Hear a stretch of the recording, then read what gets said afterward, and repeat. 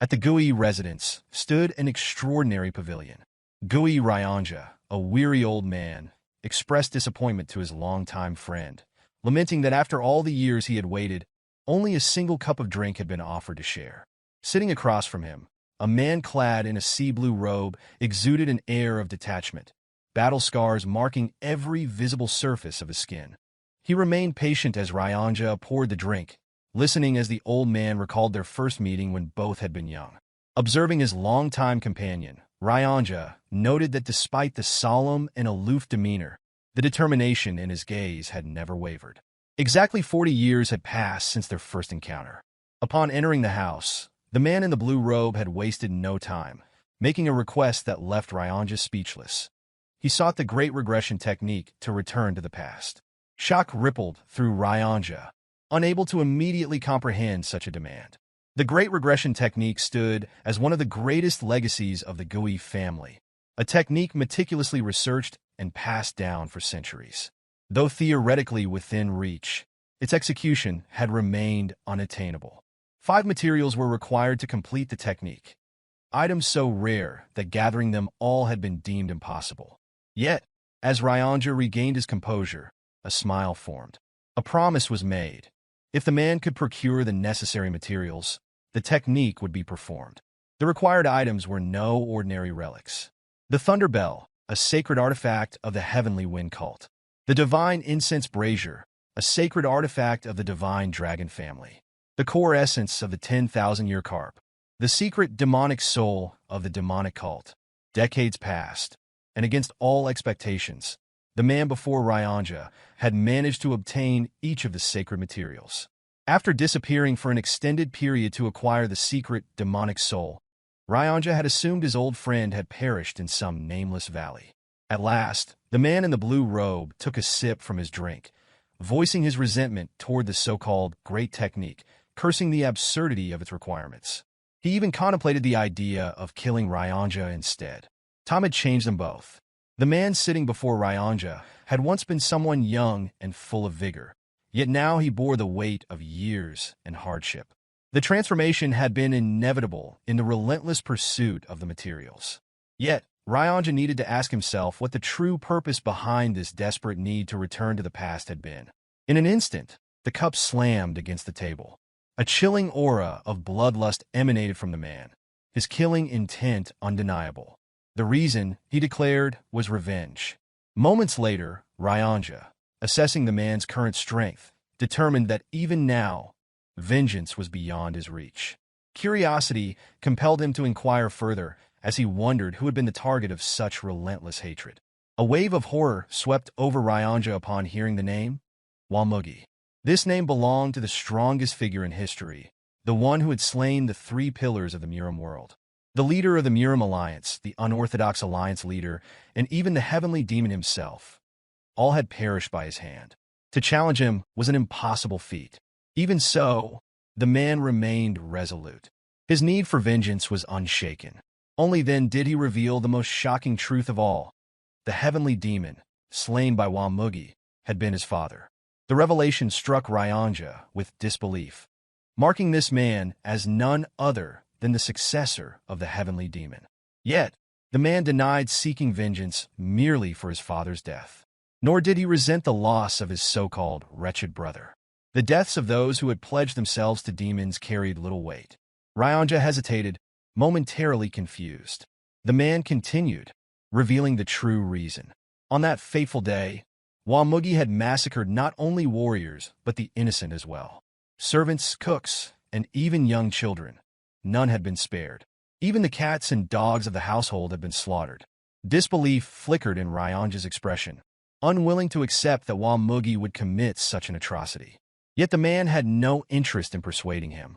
At his current age, killing Mugeuk was impossible. The only way to change fate was to return to the past. Ryanja, seeing no hope in swaying his resolve, made a request of his own. If the past were to be rewritten, he wanted the man to prevent his own marriage.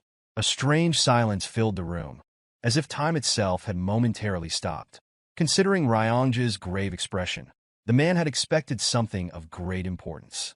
Yet upon hearing the request, laughter erupted from deep within him. unrestrained and genuine. Ryanja, however, was not jesting. He pleaded earnestly, begging to be convinced to remain alone for the rest of his life. Feeling the sincerity in Ryanja's voice, the man agreed to fulfill this request. Shortly after, as he struggled to rise, he urged Ryanja to proceed with the technique. Concern flashed across Ryanja's face, questioning the man's condition. Brushing off the worry, the man dismissed any notion of weakness. Losing an arm and an eye had been a small price to pay for obtaining the secret demonic soul. Finally, Ryanja assembled the sacred relics. As the box containing the soul was opened, Ryanja raised his hands, as if in prayer, and began the incantation for the great technique. One by one, the sacred relics radiated their power with each verse he uttered.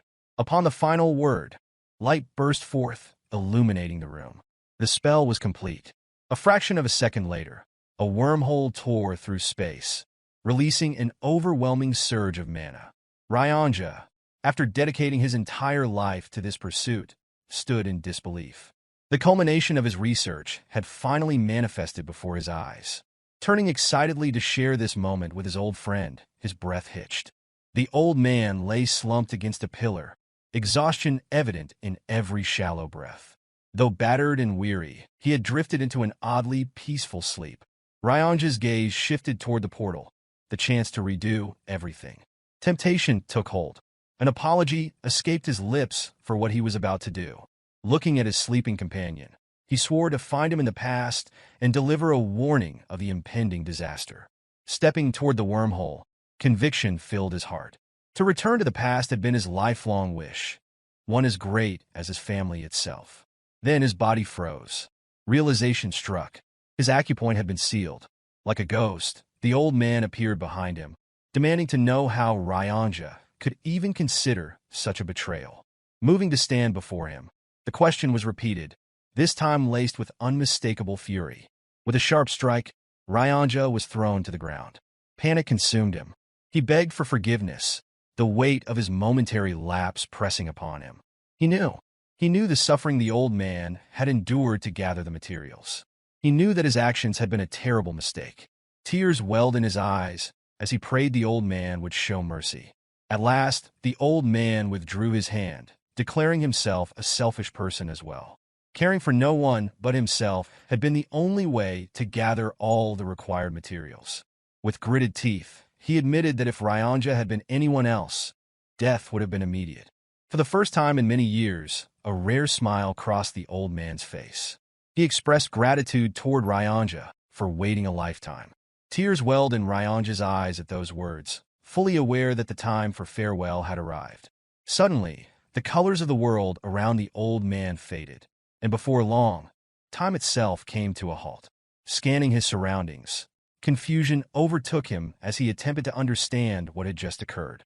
An ancient being materialized from the void, radiating an unfathomable aura. The old man demanded to know the identity of this entity. In response, the being introduced itself as the one who would send him back to the past. It explained that the logic of the heavens was beyond human comprehension. Mere mortals and some materials alone could never make time travel possible. The true catalyst for this technique was not the physical relics, but rather the immense effort it had taken to obtain them. The old man had passed the test. His entire existence had been defined by the singular goal of collecting those items, sacrificing everything to do so. Forgiving Ryanja had been the final challenge. Surprisingly, it had been the most difficult trial of all, yet he had passed it effortlessly. With no hesitation, the old man instructed the being to proceed. In return, the being posed a question, wondering what would be done once back in the past. Without a moment's doubt, the old man answered. The goal was to kill the one who deserved to die and save those who had been unjustly taken. A meaningful life was what he sought, to erase regret.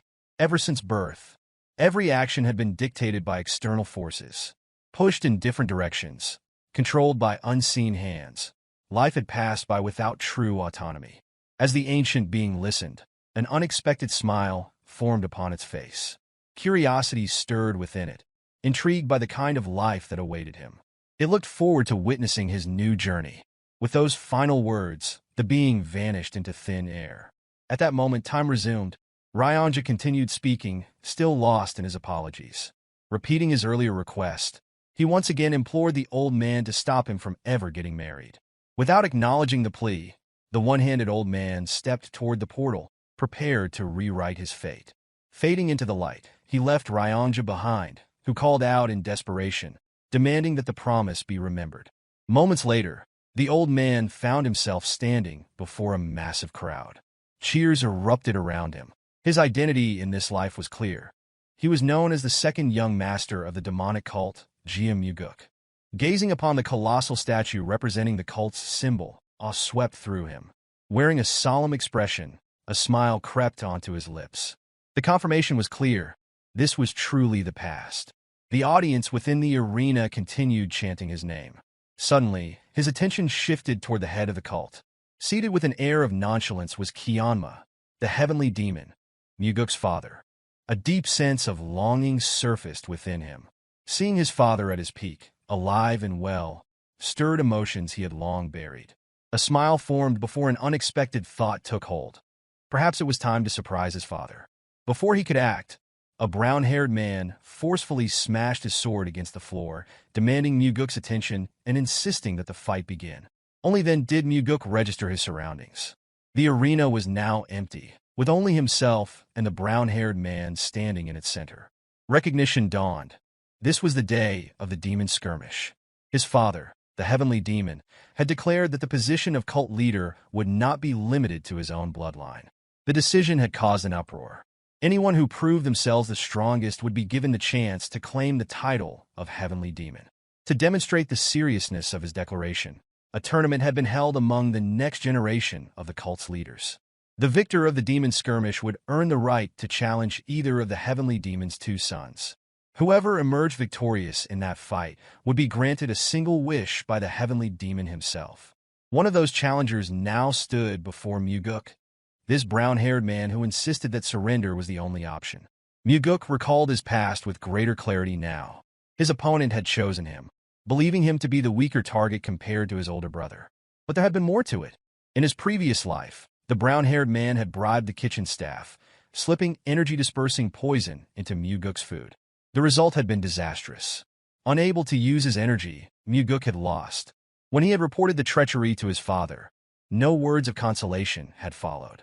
Instead, his father's gaze had held nothing but silent disappointment, blaming him for falling prey to such a petty trick. Desperation had led Mugeuk to reckless actions in the aftermath, pushing himself beyond reason in an attempt to redeem his failure. Mistakes had accumulated. Opportunities had been lost. His defeat on this very day had marked the beginning of his downfall in the Succession War. Now, standing in the same arena, the brown-haired man scoffed at his apparent distraction. Mugeuk, unfazed, inquired about his opponent's name. Outraged by the lack of recognition, the brown-haired man shouted his name, Gu Pungo, a fifth disciple of Gu Qianpa, the Blood Heaven Sword Demon, and one of the 7 disciples of the 8 Demon Supremes. In the past, Mugeuk had not known this. Now he did. Shifting his gaze toward his father, he sensed the unspoken test being placed before him. The heavenly demon had already noticed the effects of the poison. Rather than intervening, he simply observed, waiting to see how Mugeuk would handle the situation. Despite knowing he could end this fight in a single move without using his inner energy, revealing too much now would be unwise. A plan took shape. Raising his fist, he made a declaration. This fight would be conducted without the use of inner energy. The crowd fell into a state of confusion. Even Pungo seemed bewildered. Then, a roar of cheers erupted, rallying behind the young master, known as the Unrivaled Swordsman. Caught in the moment, Pungo followed suit, agreeing to the condition. Only afterward did realization dawn upon him. He had poisoned his opponent to gain an advantage, yet had now willingly neutralized that advantage himself. The audience groaned, anticipating a dull match. Meanwhile, Mugeuk assessed his own body. The sensation was foreign. Though younger, the movements felt unfamiliar. He wondered whether he would be able to control it as he had in his past life. Pungo wasted no time, swinging his sword and demanding Mugeuk draw his own weapon.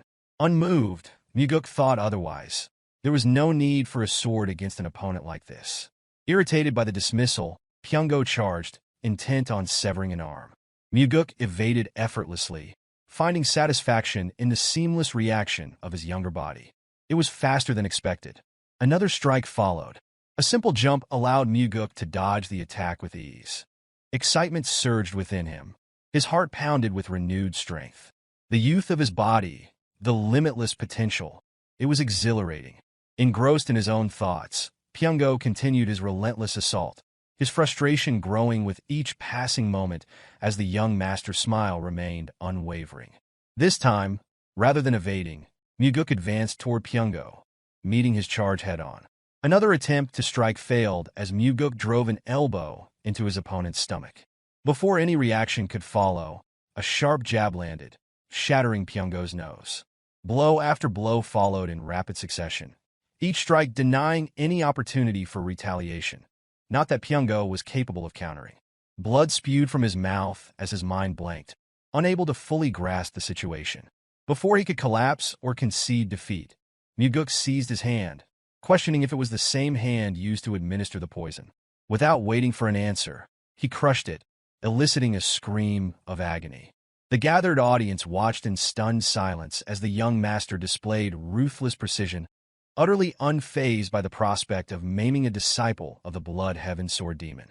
In that moment, the determination in Mugeuk's eyes was unmistakable. Having returned to the past, he resolved to live without allowing anyone to dictate his fate. A single raised hand from the heavenly demon commanded immediate silence across the arena. His gaze settled on his son as he instructed him to declare his wish for winning the duel. Traditionally, victors requested artisan weaponry or secret martial arts manuals. Such expectations lingered in the air, yet Mugeuk chose instead to follow his instincts. His request was simple. He wished to accompany his father on a hunt. Chanhua, as if ensuring clarity, questioned whether this was truly the desire being put forth. Mugeuk expressed his intent, stating that he had heard tales of his father's fondness for hunting in his youth and wished to learn from him firsthand. Rising from his seat, Chanhua agreed, announcing their departure at dawn. Without another word, he turned and walked away, signaling the official conclusion of the demonic skirmish.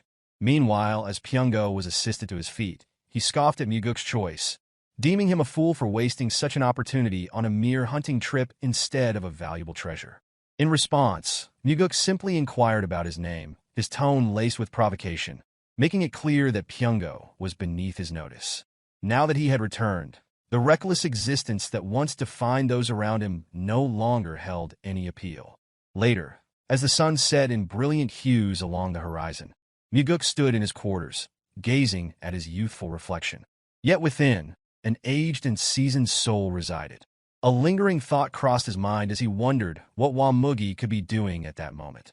If he could locate and eliminate him before he reached the peak of his power, then perhaps everything could be resolved effortlessly.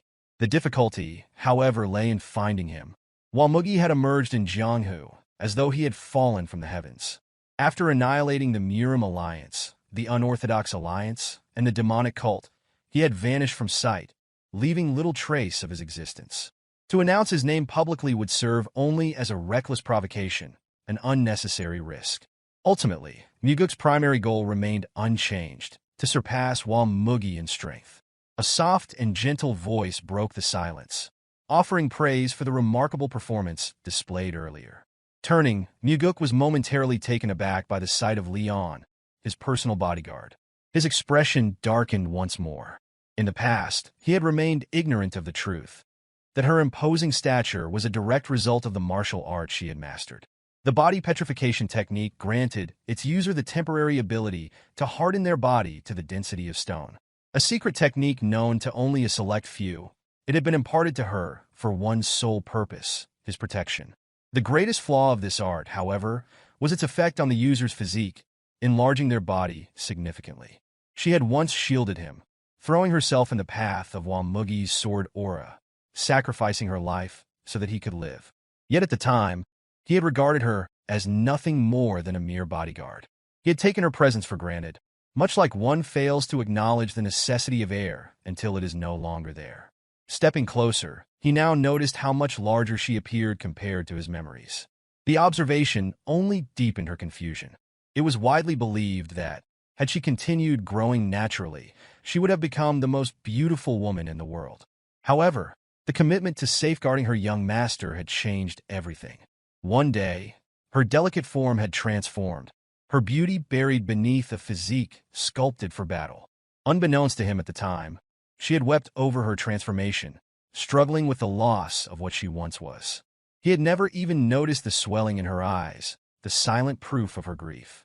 As he walked, his thoughts lingered on her. She, who devoted her existence to protecting him, had clearly sensed the changes within him. When he beckoned her to follow, she hesitated, questioning his intentions. He merely stated that he intended to show her something strange. The destination soon became clear as they arrived at the kitchen, where the cooking staff stood lined up. Without hesitation, Mugeuk posed a simple question, wondering how it had been done. Confusion flickered across the head cook's face, uncertain of the inquiry's meaning. Mugeuk, however, addressed the boy at the back, demanding an explanation for the energy-dissipating poison that had been mixed into his meal. Denial followed, though it quickly crumbled when Mugeuk revealed the boy's secret. A crippling gambling addiction had driven him into insurmountable debt, squandering not only his parents' wealth, but also the borrowed money of his friends. Desperation had led him to commit an unforgivable act. Falling to his knees, he pleaded for mercy. Through the boy's confession, Mugeuk confirmed that Pungo had personally provided the funds. The moment the truth emerged, Mugeuk ended the boy's life with a single, clean strike, shocking all who witnessed it. Shame accompanied his final moments, as Mugeuk condemned the act of poisoning another's food. The head cook, bowing low, immediately accepted full responsibility. Yet Mugeuk dismissed any need for punishment, reasoning that the crime was not his to bear. In the end, no further lives were taken, and Mugeuk simply placed an order for his dinner: shredded chicken noodles. A seemingly ordinary request, yet one that carried weight, for it had been far longer than it appeared since he last tasted it. Leon found the request odd, recalling that the young master had eaten the dish only a few days prior. Mugeuk, however, merely offered a knowing smile. For him, decades had passed since that last meal. By morning, Chanhua stood prepared for the hunt. A moment of confusion flickered across his face as he noticed the sheer number of items Mugeuk had brought along. A bag overflowing with supplies, his body adorned with layers of equipment, all seemingly unnecessary for a simple one-day hunt. With mild amusement, Chanhua remarked on the excess, yet Mugeuk suggested that an extended trip might prove enjoyable. Commending such ambition, Chanhua accepted the notion, and together they set forth. Deeper into the mountain range, their path wound through the valley, the wilderness stretching endlessly before them. It was then that Chanhua spoke, acknowledging that his son was far more capable than expected. Mugeuk, unsurprised, recognized that his father had already seen through the concealment of his true abilities. The moment for truth approached, and revealing it to his father seemed inevitable. Mugeuk acknowledged that he had deliberately concealed his true skill during the fight, yet his father had still noticed. In response, he likened himself not to a meerkat that hisses, but a beast that keeps its claws hidden. Chanhua, unfazed, posed a simple question, wondering why a beast would ever choose to hide its claws. The question caught Mugeuk off guard. He had never considered it from that perspective. His father's smirk followed, a quiet confirmation of his thoughts. That was precisely why he remained a meerkat. The soaring sword art, an advanced martial discipline passed down exclusively through the heavenly demon's bloodline, was known to rival the techniques of the demon supremes. When questioned about his proficiency, Mugeuk asserted that he had mastered it completely. In an instant, a lightning-fast energy bullet shot toward him. Instinct alone saved him. His face turned just in time, the deadly force narrowly missing him. Had he reacted even a fraction too late, his entire cheek would have been obliterated. With clear frustration, Mugeuk demanded to know why his father would attack him if he truly doubted his mastery. Chanhua's response was matter of fact. If the claim had been false, then he would have merely paid the price for lying. Yet the successful evasion proved his words to be true. Even so, Mugeuk protested, arguing that since his features resembled his father's, a scar would not be a good look. Chanhua observed his son intently, realizing that he may have been too harsh. Yet instead of reprimanding him, he simply praised him. Mastery of such a martial art at his young age was nothing short of remarkable. The hunt continued. As they ventured deeper into the dense forest, Mugeuk expressed gratitude for the acknowledgement. Soon, the first signs of their quarry appeared. As Chanhua examined the tracks, Mugeuk inquired about his father's own lessons in hunting. It was then that Chanhua revealed an unexpected truth. Mugeuk had an uncle. The revelation was brief, followed immediately by its conclusion. That uncle no longer lived.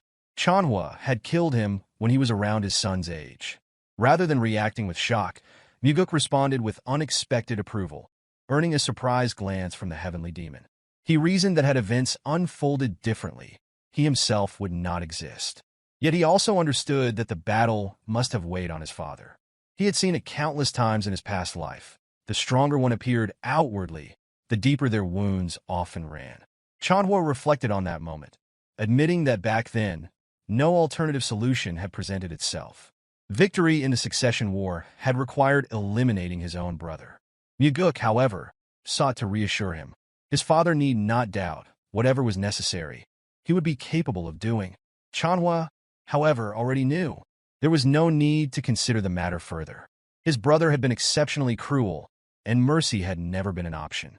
Halting abruptly, Chanhua noted the boldness of his youngest son in speaking ill of his brother when he was not present to defend himself. As noon approached, they ascended the mountain, the terrain growing steeper with every step. Mugeuk, having never married in his past life, lacked the understanding of what it truly meant to have children. That curiosity lingered as he wondered what kind of existence he had represented to his father. Upon reaching a cliffside, Chanhua stopped, prompting Mugeuk to wonder if something lay hidden within the forest before them. Instead, his father simply stated that their dinner awaited. Lowering his bag, Mugeuk prepared himself to strike, but Chanhua posed a critical question, wondering how something could be killed if it was unseen. Without waiting for a response, he proceeded to instruct his son, guiding him to close his eyes and attune himself to the world around him. Martial masters, when analyzing opponents, relied not solely on sight, but on sensing the subtle vibrations in the surrounding air. This perception was often referred to as the energy flow of a being. At present, however, Mugeuk could only sense a single presence, that of his father. Following Chanhua's instructions, he extended his energy outward in a thin, continuous line, as if unraveling a single thread from a tightly wound spool. Maintaining that flow without breaking it, he gradually refined his awareness. At first, the only shape discernible was that of a tree. Yet as the search continued, the outline of a living creature came into focus. Relaying his findings, Mugeuk noted that the figure bore stiff fur and an elongated body, suggesting either a wild boar or a bear. Chanhua, impressed, acknowledged his son's remarkable ability. Even at this distance, he admitted that during his own training, he had failed to distinguish the form so precisely. Mugeuk, in turn, attributed his success to nothing more than a naturally gifted body, one that absorbed martial arts with ease. As night fell, the scent of roasting meat filled the air. Seated near the fire, Chanhua observed how effortlessly his son handled the task, remarking that it was surprising for someone who had never done it before. In truth, countless wild boars had been hunted for survival before Mugeuk had ever returned to the past. Engaging his father in conversation, Mugeuk subtly maneuvered the situation to earn his favor.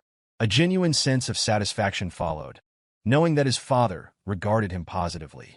Chanhua then posed a pointed question, wondering whether this hunting excursion had merely been an attempt to impress him and secure the role of successor. The notion, however, was dismissed outright. Mugeuk had no need to rely on his father's influence to attain that position. He could become the successor on his own terms. Chanhua, acknowledging the confidence in that statement, then inquired about the true motivation behind the hunt. Mugeuk offered two reasons. The first was simple. He wished to learn all that he could from his father, to grow stronger. Before divulging the second, he launched into an explanation. Strength was not something he pursued merely to become the heavenly demon. His father was still alive, healthy, and strong. Wasting his youth fixated on succession held no appeal. Instead, his true goal lay in mastering the heavenly demon's martial arts. If becoming the successor was what it took to obtain that knowledge, then so be it. Above all, there was one art in particular he needed to learn and master as quickly as possible, the Nine Calamities demonic art. Even his father, a master of the Nine Calamities demonic art, had fallen to Mugeuk. That reality left Mugeuk with no choice. He had to become stronger. Chanhua, after listening in silence, inquired about the second reason. A faint smile crossed Mugeuk's lips as he admitted that he simply wished to spend time alone with his father. It was the first time they had done something like this. At those words, Chanhua responded with a slight smirk, dismissing the sentiment as a useless emotion, one that would only lead to death. Mugeuk, however, rejected the notion outright. He saw it differently. This was a rare opportunity to spend time with the strongest person in the world. In the end, Chanhua made no further remarks, yet something in his expression suggested a quiet contentment. Even without words, it was clear he did not resent the moment they shared. For Mugeuk, recalling memories of his father had always been difficult. There were none to draw from, only the lingering sensation of fear. But fear could not be considered a memory, not truly. This time he intended to change that. However, this was not for his father's sake. It was entirely for his own.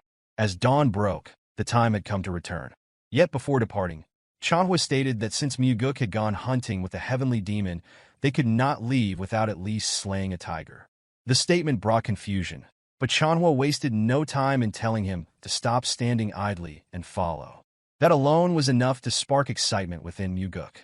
Before long, they halted, and Chanhua instructed him to close his eyes. The target lay to the right, exactly 100 yards away. Unlike the last hunt, this time he needed to feel the wind to infuse his energy into it. The concept was foreign. In all his time studying martial arts, he had never considered such an approach.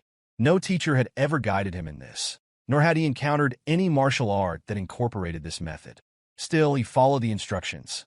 His energy discharged, but slowly, as he attempted to comprehend the unfamiliar technique. Chanhua cautioned him against excessive caution. Hesitation would yield nothing but a mere trick. If this technique was to be useful in a real battle, then the energy must reach its target with speed and precision.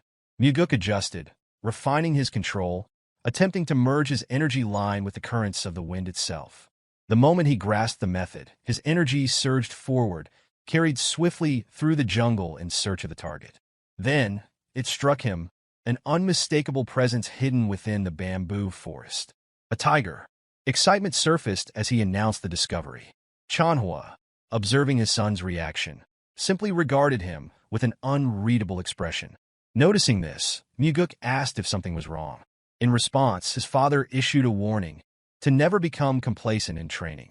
The more energy lines he could maintain simultaneously, the greater his chances of survival would be. As Mugeuk had predicted, their hunt extended for another day. With nightfall, Mugeuk presented his father with a jar containing his strongest trump card. To his surprise, Chanhua took a liking to it. Seizing the moment, Mugeuk feigned modesty, claiming it was a bit too strong for him. Chanhua dismissed the comment with a scolding remark. No demonic human would ever complain about liquor being too strong. With a small grin, Mugeuk conceded that such concerns were unnecessary. A truly vicious heart mattered far more than something as trivial as drinking. Chanhua, seizing the opportunity, posed a sudden question, wondering if his son, if he truly possessed a vicious heart, was capable of killing his own father. Without a moment's hesitation, Mugeuk answered truthfully, he was not. He wondered how a child could possibly bring himself to kill his own parent. Yet beneath those words, another truth existed. If the circumstances demanded it, if the reason was compelling enough, Mugeuk would do it, even if that parent was his father. For the first time, the conversation between them felt genuine. Chanhua, upon hearing the answer, reprimanded his son once more. If hesitation existed, then there was no right to claim a vicious heart. If nothing else, Mugeuk would at least have to learn how to drink properly. And so, the night passed. Beneath the glow of the bonfire, a father and his youngest son sat together, sharing their first true moment of unguarded companionship. Two warriors, a bottle of strong liquor between them, and an unspoken understanding in the air. Several days had passed, and Mugeuk had returned to his training room. The results were satisfactory. After dedicating the past few days to focused training since his regression, he had achieved complete control over infusing his energy into the wind. Now capable of maintaining 3 to 4 energy lines simultaneously, he had surpassed his initial expectations. Unexpectedly, his father had imparted the knowledge of discharging energy to assess his surroundings. This technique was as valuable as acquiring an additional life. By mastering it, any enemy attempting an ambush could be detected in advance. If his training continued and he developed the ability to release more than 10 energy lines at once, even the most refined stealth techniques would become ineffective against him. Despite all his father's strength and mastery of the 9 Calamities demonic art, even he had ultimately fallen to Mugeuk. That defeat had not come through direct combat, but through infiltration. The Heavenly Demon Pavilion, one of the most secure locations in existence, had been breached. The pavilion was fortified by 3 layers of barrier formations, 6 separate trap formations, and an elite force of hand-picked warriors. Its defenses were further reinforced by the 8 Supremes, stationed in all 8 directions, each commanding their own powerful subordinates. In the north, the demonic swordsmen of the Northern Heaven Sword family stood under the leadership of the 1/Sword Supreme. In the south, the demonic bladesmen of the Southern Heavens Blade followed the Blood Heaven's Sword Demon. In the east, the Iron Fists of the Eastern Fist faction trained under the undefeated Fist Demon. In the west, the demonic sorcerers of the Western Illusion Formation were led by the Soul-Stealing Demon. The northeast housed the Faceless Swordsman, who sought to inherit the title of the evil, Smiling Demon. The southeast belonged to the Drunken Swordsman, perpetually intoxicated under the guidance of the demonic drunkard. In the southwest, the Poison Fangs, alongside the Poison King, dedicated themselves to the study of all manner of toxins. Finally, in the northwest, the Crazy Monks devoted themselves to the demonic Buddha's doctrine, embracing madness as enlightenment. At the time, Mugeuk had assumed that the enemy had forcefully broken in from the outside. Only later did he come to realize that the outer defenses had remained untouched. The breach had occurred from within. A conclusion became undeniable. One among the 8 Demon Supremes had allowed Mugeuk to infiltrate the Heavenly Demon Pavilion, bringing him directly before the Heavenly Demon himself. Perhaps more than one had been involved, for no traitor had ever been discovered. At present, the identities of the betrayers mattered little. For now, all 8 Demon Supremes were regarded as traitors in Mugeuk's eyes. In the past, following his father's death, none of them had sought retribution. Instead, they had chosen to disband the demonic cult entirely. This time, things would be different.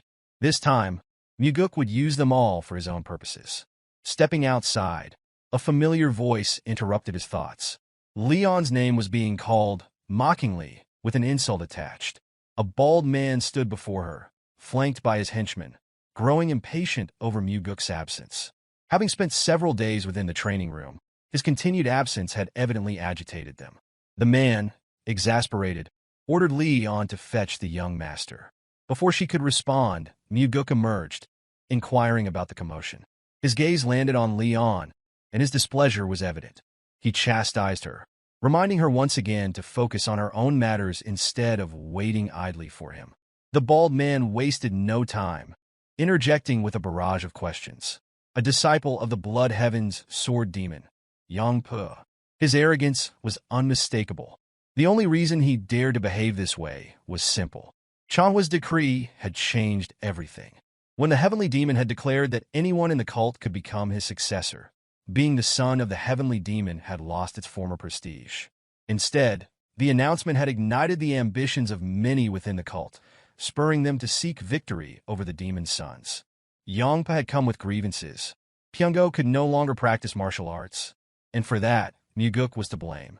His frustration stemmed from Mugeuk's apparent lack of concern for the matter. He demanded an apology, expecting a direct acknowledgement of fault. Mugeuk, however, had no interest in entertaining the conversation. Their relationship was not close enough to warrant such discussions. The true reason behind Yangpo's presence was already known. Following Pungo's downfall, the Blood Heaven's Sword Demon had yet to select another disciple to be his successor. As a result, his followers had grown desperate, eager to prove their worth. Yangpa sought an official apology, believing that earning such a concession would grant him favor with his master and salvage his reputation. A calm smile surfaced on Mugeuk's face. His next words carried no hostility, only amusement. His master would not necessarily choose him, regardless of his efforts. Yangpa bristled at the remark, his anger barely concealed as he declared that his presence was solely on Pungo's behalf. That was enough for Mugeuk. His expression sharpened, and a chilling aura settled around him. Enough insolence had already been tolerated. His killing intent surged as he issued a command. Yongpo was to apologize immediately. Confusion flickered across the bald man's face as he wondered for what purpose. Mugeuk's response was simple. He had spoken to his subordinate without permission. Leon's eyes widened at the unexpected gesture. Never before had she been treated in such a way by her young master. Yongpo, however, struggled to comprehend the situation. Leon attempted to de-escalate the confrontation, but it was already too late. Mugeuk had made his decision. Stepping forward, he issued a direct order. Yongpo was to kneel and apologize for speaking rudely to Leon. The demand was met with outright rejection. Pointing toward Leon, Yongpo sneered once more, using the same insult as before. That was the final straw. Mugeuk's fury flared at the audacity. Yongpo, still oblivious to the danger, scoffed at the reaction. He would sooner die than kneel before her. A wicked grin spread across Mugeuk's face. Then so be it. If that was his wish, it would be granted. His sword left its sheath in an instant, the gleam of steel reflecting his unwavering conviction. Yongpo hesitated, taken aback by the unexpected escalation. A choice was presented: fight or kneel. Mugeuk ensured that the weight of the decision was clear. If Yongpo chose to retreat, his master would not be pleased. For the first time, true understanding dawned upon the bald disciple. Mugeuk was serious. To him, Leon was not just a subordinate. She was someone who mattered. The veins in Yongpo's forehead throbbed as rage consumed him. He found it absurd to have fought over someone he had seen as nothing more than a pig. And yet, Mugeuk remained unmoved. The demand had been made. That instant, Yongpo's blade was drawn, the fight inevitable. His henchmen tried in vain to stop him. Leon reached out, hoping to restrain her young master. But the battle had already begun. As Yongpo took his stance, his voice rang with arrogance. Since his opponent was the son of the heavenly demon, he would settle for taking an arm instead of his life. But in Mugeuk's eyes, that choice had never been his to make. Yongpo positioned himself for an immediate attack, his movements sharp and decisive, while Mugeuk observed him with an impassive gaze. Yongpo swiftly swung his sword, aiming to sever the young master's hand, but the strike was effortlessly avoided. Before another move could be made, Mugeuk's blade had already pierced through his opponent's mouth. It was an instant kill, executed without hesitation. The sudden and brutal end left the surrounding henchmen, along with Leon, in shock. Mugeuk regarded the scene with detached finality, stating that the cause of death was the man's own mouth. That same mouth had been used to insult a subordinate and had refused to offer an apology. Withdrawing his sword, he allowed Yongpo's lifeless body to collapse. His eyes remained devoid of emotion, as if he had merely crushed an insect beneath his heel. The two remaining henchmen rushed forward in a panic. One of them, his voice trembling, questioned whether the young master was prepared to face the consequences of such an act. Fear seized their expressions as Mugeuk remarked on the striking similarity between their mouths and Yongpo's. Without pause, he issued a demand, instructing them to deliver his words precisely as spoken. Understanding the unspoken threat, they retreated to their own pavilion. Leon, her voice laced with unease, hesitated before asking why such an action was taken on her behalf. Mugeuk responded with a smile, noting the irony of her concern for his well-being despite the emotional wound she bore. Locking eyes with her, he clarified that the act had not been solely for her sake. Justice had simply been served to one who deserved death. Even so, her concern was valid. The Blood Heaven Sword Demon would not have overlooked such an event. Her fear was justified. The 8 martial masters of the demonic cult wielded both immense influence and unparalleled martial prowess. Commanding subordinates, even the heavenly demon himself, could not easily disregard. Among them, the Blood Heaven Sword Demon stood as one of the 8 demon supremes. Mugeuk had crippled one of his disciples and slain another. Despite this, he maintained a warm smile, assuring Leon that no real consequences would follow. At most, the Blood Heaven Sword Demon would be chastised for failing to properly teach his disciples. Stepping closer, Mugeuk placed a reassuring hand on her shoulder, urging her not to waste worry on his behalf. In reality, Yongpo's death held an advantage for him. Moments later, gratitude filled Leon's expression as she thanked the young master for taking her side. In return, Mugeuk instructed her to never forget this moment. He wished for her to live a life adorned with that very smile. Time passed, and Mugeuk found himself reclining in his backyard, his thoughts drifting. Memories of fleeing in the wake of the demonic cult's disbandment resurfaced, each one laced with a bitter taste of defeat. The weight of despair had been unbearable, leaving no will to live had it not been for the pursuit of a singular goal. Suddenly, the presence of a sword manifested beside him, its steel an unspoken threat resting against his neck. Without a word, an old man materialized, exuding a suffocating killing intent. The Blood Heaven's sword demon, one of the pillars supporting the demonic cult, had arrived. Mugeuk tensed, unprepared for such swift retribution. Despite the knowledge accumulated from a past life, his lack of inner energy left him vulnerable. There would be no evading this attack. Yet, as abruptly as it had appeared, the oppressive aura dissipated. The old man settled beside him, a wicked grin tugging at his lips. Nudging the pommel of his sword toward the young master, he inquired about the reasoning behind recent events. Mugeuk, suppressing any visible signs of unease, admitted that Yongpa had been nothing more than a fool. As though provoking a reaction, he questioned why the old man concerned himself with such insignificance when fools mattered to no one. Without hesitation, the sword once more rested against Mugeuk's throat. The old man posed a simple question, wondering whether the heavenly demon would care if his son's severed head were delivered into his hands. Mugeuk considered the possibility, but concluded that the old man would hesitate if he truly feared the heavenly demon's gaze. In response, a line was drawn into the earth, illustrating the perceived ratio of the heavenly demon's concern, an overwhelming portion for the Blood Heaven's sword demon, with a mere fraction allotted to his son. Mugeuk disagreed, confidently asserting the ratio to be 7-3 in his favor, for he was the son of the heavenly demon. Challenging him further, the old man suggested that true certainty could be achieved by testing it, by presenting Mugeuk's severed head firsthand. Mugeuk countered, suggesting that the old man vastly underestimated a father's love. At those words, the oppressive energy returned, the old man's intent shifting toward action. But before the situation could escalate, Mugeuk conceded that such measures were unnecessary. After all, the heavenly demon had 2 sons, but there was only one Blood Heaven's sword demon. Understanding settled over the old man, amusement flickering in his gaze. Mugeuk was no fool, unlike his disciple. In turn, Mugeuk silently mused that had the disciple possessed even a fraction of his master's cunning, he might still be alive. With a final remark, the old man declared that his life had been plagued by misfortune and expressed a hope that their paths would seldom cross. Mugeuk nodded, committing those words to memory as the old man vanished into the sky with a single leap. The instant he was gone, Mugeuk allowed his facade to drop. Lifting the hem of his night robe, he examined the bruises left by the old man's seemingly effortless nudge. Despite his erratic demeanor, the Blood Heaven's sword demon never acted without purpose. Every move was calculated, every word deliberate.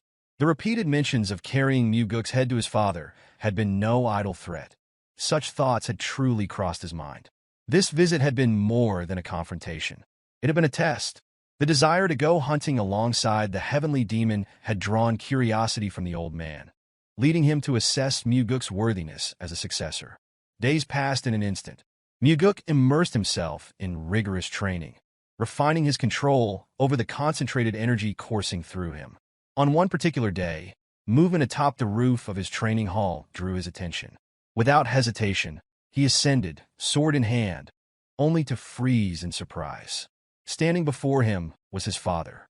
Chanhua, his presence commanding, had come after hearing of Yongpo's death at his son's hands.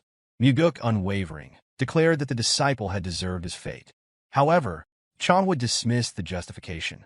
Whether Yongpo had been deserving or not was irrelevant. The consequences remained unchanged. The Blood Heaven sword demon had already sought out Chanhua. A demand had been made. Mugeuk was to receive punishment. Mugeuk considered the unspoken intentions behind the Blood Heaven's sword demon's actions. Beneath the surface, the old man appeared to be testing the depth of the relationship between father and son. At the same time, he seemed to be probing whether the cult leader regarded Mugeuk as a viable candidate for succession.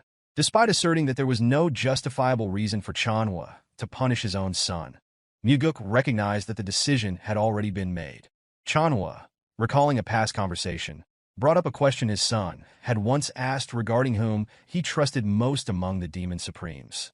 That night, while drinking together after a hunt, no answer had been given. Now, at last, Chanhua revealed the truth. He trusted no one, not even the demon supremes.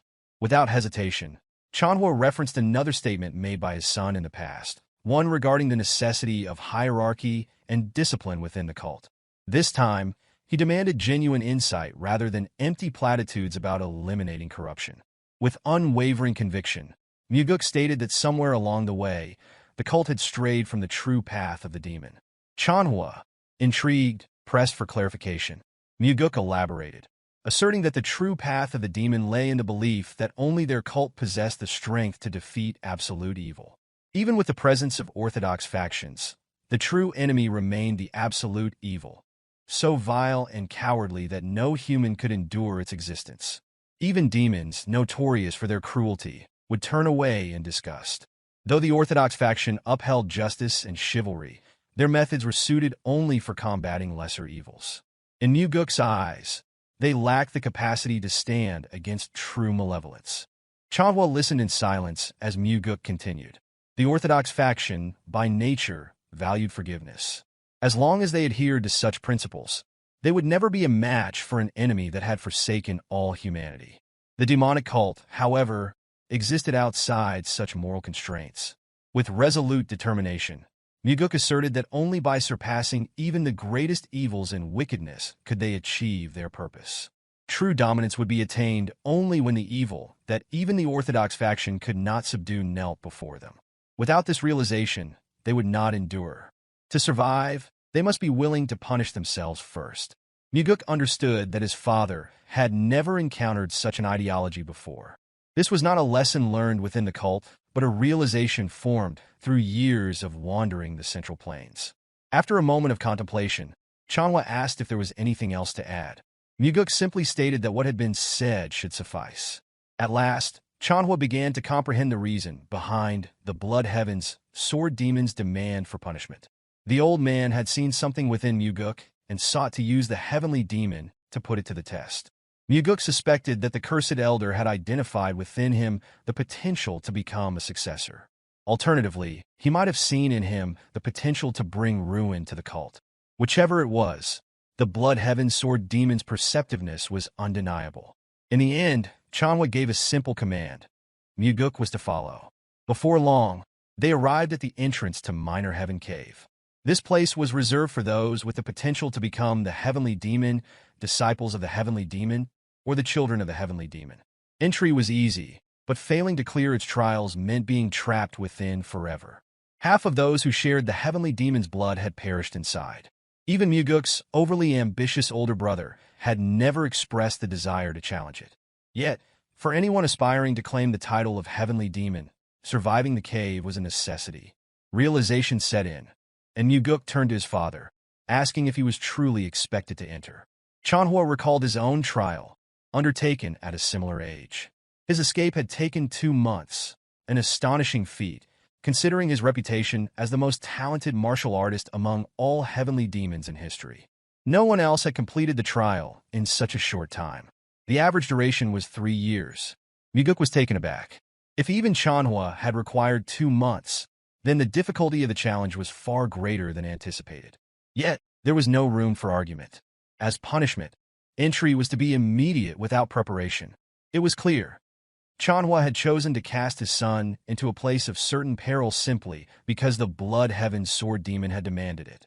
Studying his father's unreadable expression, Mugeuk wondered whether this decision stemmed from indifference or a desire to see his son grow stronger and return alive. With a smile, he accepted the decree, vowing to emerge even sooner than expected. Chanhua, mirroring the expression, displayed no trace of worry. Instead, there was only anticipation, an eagerness to see his son's attempt. In the end, Mugeuk stepped into the cave, curiosity filling his mind. The thought lingered as he wondered what kind of horrors lay within for so many to have perished there. Reaching the first chamber, his gaze settled on a pedestal bearing instructions for the initial trial. The task was simple in theory. cut down every opponent without the use of sword aura or enhanced sword aura. Failure meant waiting 10 days before another attempt could be made.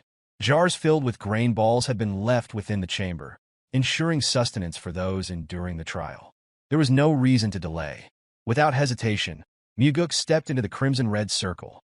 The moment he did, mannequins emerged from a gaping hole in the floor.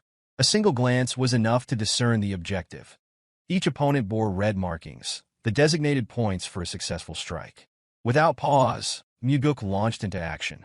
His movements were fluid, striking with deadly precision as he transitioned seamlessly from one target to the next. Like an unrelenting tidal wave, he carved through the endless sea of mannequins within the allotted time. Despite his skill, the challenge proved more arduous than expected. As the trial progressed, fatigue weighed upon him, and a handful of targets remained standing. A single failure would mean repeating the trial. Reacting instantly, he surged forward, cutting down another foe. Only 4 remained. Mugeuk surged forward, his blade flashing as he swiftly cut down 3 more targets. Turning back, his gaze locked onto the final opponent, its red-marked neck presenting the designated strike zone. Without hesitation, he planted his foot firmly and launched himself forward. In the last possible moment, his sword met its mark, and the final mannequin collapsed. Regulating his breath, he steadied himself, acknowledging how dangerously close he had come to spending another 10 days trapped in the trial. A single lapse in focus had nearly cost him. Given his current abilities, he knew that passing this test before his regression would have been impossible. With the completion of the first trial, the path to the second was revealed. Moving forward, his eyes fell upon a stone slab filled with inscriptions, messages left behind by previous challengers. Some had recorded the number of attempts required to succeed, while others had boasted of their superiority. Among them were those who had admitted defeat, despairing over their inability to escape once they had entered. Leaning in to examine the markings, a smirk formed as his gaze landed on a familiar inscription. Chanhua had left his own words, a blunt statement ridiculing those who had failed even once. Though his father was not wrong, Mugeuk found it amusing that he had taken the time to berate their ancestors. Continuing through the hall, he entered a new chamber, where an array of weapons lay meticulously arranged. The variety suggested that the upcoming trial required their usage. Approaching the instruction pedestal, he took in the next challenge. The sword mounted on the wall had to be used to split a stone in half within 2 hours. Unlike the first trial, this one permitted the use of both ordinary and enhanced sword aura. Failure to complete the task within the allotted time meant waiting 20 days before another attempt. Stepping onto the red circle, another pedestal emerged, presenting a single, polished stone ball. 2 hours had been given for a task that, at first glance, seemed laughably simple. Cutting a single ball in half with enhanced sword aura should have been effortless. Hundreds could be cut in that time. Yet something about the instructions seemed off. Mugeuk hesitated, pondering the reasoning behind the task. A simple solution often concealed a deeper complexity. Testing his theory, he swung his chosen sword at the ball. The instant his strength connected with the stone, the blade snapped in two. Observing the result, he quickly deduced that an ordinary strike would not suffice. Sword aura was essential. His first instinct was to channel enhanced sword aura, finish the trial swiftly, and move forward. However, a lingering doubt held him back. If the solution had been so straightforward, he wondered why this trial had been designed at all. Seeking further insight, he examined the inscriptions left by those who had faced this challenge before. One record claimed the task had been completed in a single attempt using enhanced sword aura. Another detailed repeated failures. 89 attempts without aura before ultimately resorting to it. What truly caught his attention, however, was his father's inscription. Unlike the previous trial, where Chanhua had merely ridiculed others, this time, his words carried a deeper implication. If there's heat, they lose. Mugeuk momentarily froze, recognizing the deviation from his father's usual bluntness. Chanhua's statement was not a mere insult, but a warning. Contemplating it further, the meaning became clear. The only true way to pass this trial was to avoid using aura altogether. Armed with this revelation, Mugeuk began attempting to break the ball using sheer physical strength. One by one, the weapons he wielded shattered upon impact. Even the force of an axe failed to leave so much as a scratch. Grasping a hammer, he swung with all his might. Yet again, the ball remained intact. Time dwindled, Breath shallow, muscles fatigued, frustration threatened to consume him. Despite his skill, he had failed repeatedly to overcome this obstacle without aura. Then, with a deep inhale, he forced himself to regain composure. Chanhua had succeeded in splitting this stone without aura. That fact alone was undeniable. A sudden thought crossed his mind. Focusing his inner energy, he directed it in a fine line toward the ball. As the energy spread, something unexpected occurred. A faint, nearly imperceptible line appeared along the ball's surface, a perfect circle invisible to the naked eye. A realization struck. This was no illusion. The key to success had always been embedded within the stone itself. With renewed determination, he raised his sword once more. This time, he aimed precisely along the line. The blade sliced cleanly through, severing the ball in half in a single, flawless stroke. As the two halves fell apart, a bright smile spread across his face. But his victory was quickly met with surprise. Within the hollowed-out core of the split stone, an unexpected sight greeted him. A concealed cavity containing a demonic essence pill. A practitioner of demonic martial arts who consumes the pill would gain an immense surge of energy. It becomes evident that if the ball had been cut using any form of sword aura, the pill inside would have detonated due to the generated heat. With a deep sense of gratitude toward his father, the instructions engraved on the stone slab are heated, ensuring no heat is produced during the process. After securing the pill, Mugeuk immediately begins meditation to absorb its power. The energy from the pill is guided through his meridians, channeling directly into the core of his inner energy. The moment the process is complete, a powerful surge erupts from within. Upon opening his eyes, an unfamiliar, yet formidable strength courses through his body. The deficiency in energy that plagued him upon his return has now been rectified. During the third trial, Mugeuk meticulously analyzes the instruction slab. The engraved guidance demands the ability to distinguish between life and death. Should failure occur, another opportunity would be granted 5 days later. Standing on the red circle, a stone pedestal emerges, presenting a grid filled with various herbs. Recognizing the nature of the trial, it becomes clear that identifying medicinal herbs from poisonous plants is the key to success. Memories of past efforts surface. Extensive searches undertaken to procure the ingredients requested by Ryanja. The ability to differentiate between a multitude of herbs and toxic flora, along with an understanding of their effects, renders this challenge exceedingly simple. The single, non-poisonous herb is selected without hesitation. Moments after the first choice is made, the pedestal descends and rises again, presenting another herb in its place. The trial is designed to prevent reliance on mere luck, ensuring a second round of selections. Those unfamiliar with herbs would be forced to consume them, discerning their nature through experience. Mugeuk swiftly evaluates each herb, making rapid selections as the pedestal continues its cycle. After a brief pause, the mechanism ceases, and the door to the next trial opens. Before proceeding, the stone slab is examined once more. Complaints from ancestors regarding the necessity of such trials are evident. His father's reprimands toward their predecessors stand as a firm warning. No one should depend on luck. This revelation confirms that recalling every consumed substance from the initial test is crucial. The following trial demands survival within the illusory life-and-death trap formation. The stone slab explicitly warns that perishing within the formation would result in actual death. Seeking further insights, Mugeuk scrutinizes the inscriptions, but little information is provided beyond his father's words, a directive to never rest. Though indirect, the advice appears more aligned with a philosophy for life rather than the immediate trial ahead. As he steps onto the red circle, the surroundings shift. The air distorts, revealing an expansive desert landscape. The wind howls, carrying the weight of dry heat, while sand and creatures appear as tangible as reality itself. Rising to his feet, a sudden emergence of ghouls encircles him. Though illusions, their presence is unmistakably genuine, exuding a palpable intent to kill. A surge of exhilaration takes hold. This is an opportunity unlike any other. Unsheathing his sword, readiness is signified as the mindless creatures close in. They charge without hesitation, converging upon the lone warrior at the center. With a deft motion, an attack from behind is evaded, followed by a swift stab that eliminates the threat.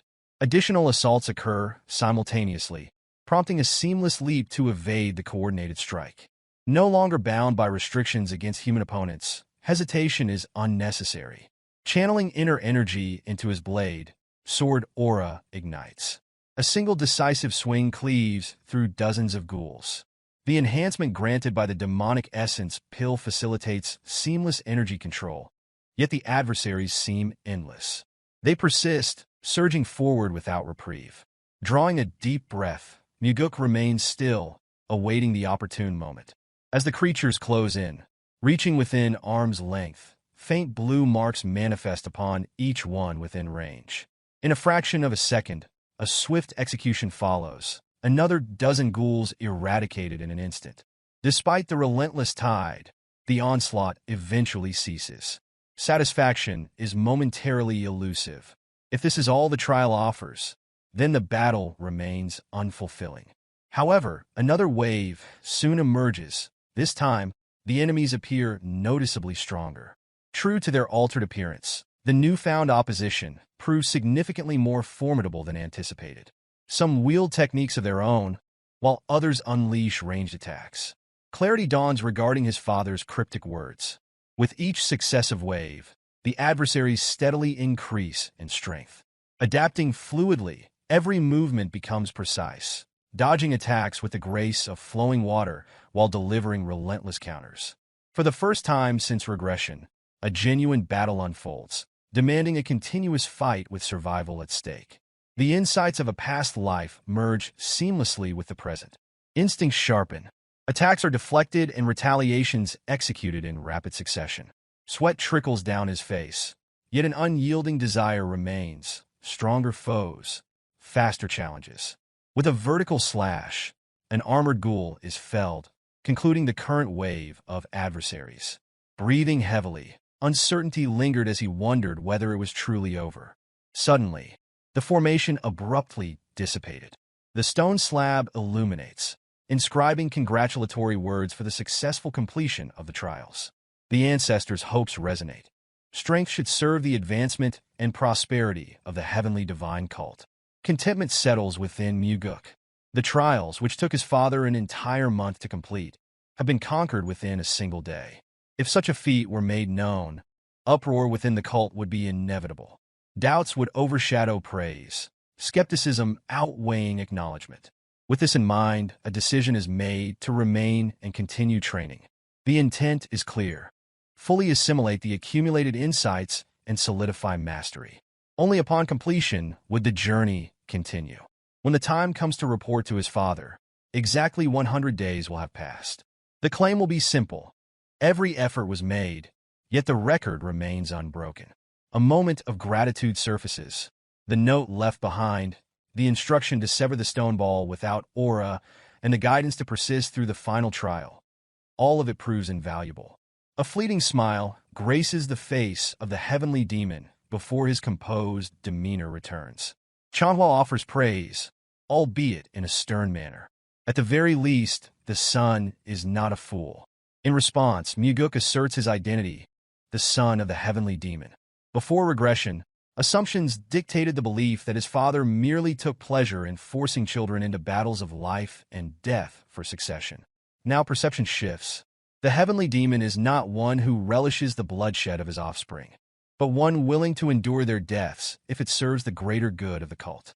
Shortly after, the second-in-command of the cult, the individual whom the heavenly demon trusts the most, the chief advisor, Sima Myung, arrives to acknowledge the young master's remarkable feat of completing the Minor Heaven Caves trial in only 100 days.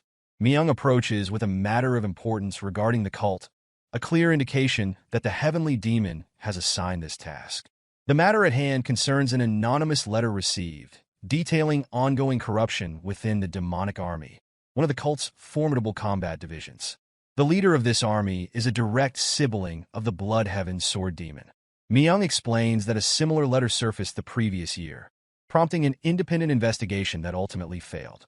To address the issue more effectively, Myung proposes that Mugeuk take on the role of Special Investigation Officer and personally oversee the matter. Understanding the gravity of the situation, Mugeuk acknowledges the peril involved.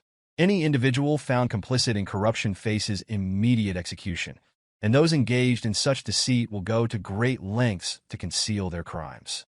Even as the son of the heavenly demon, there would be no leniency.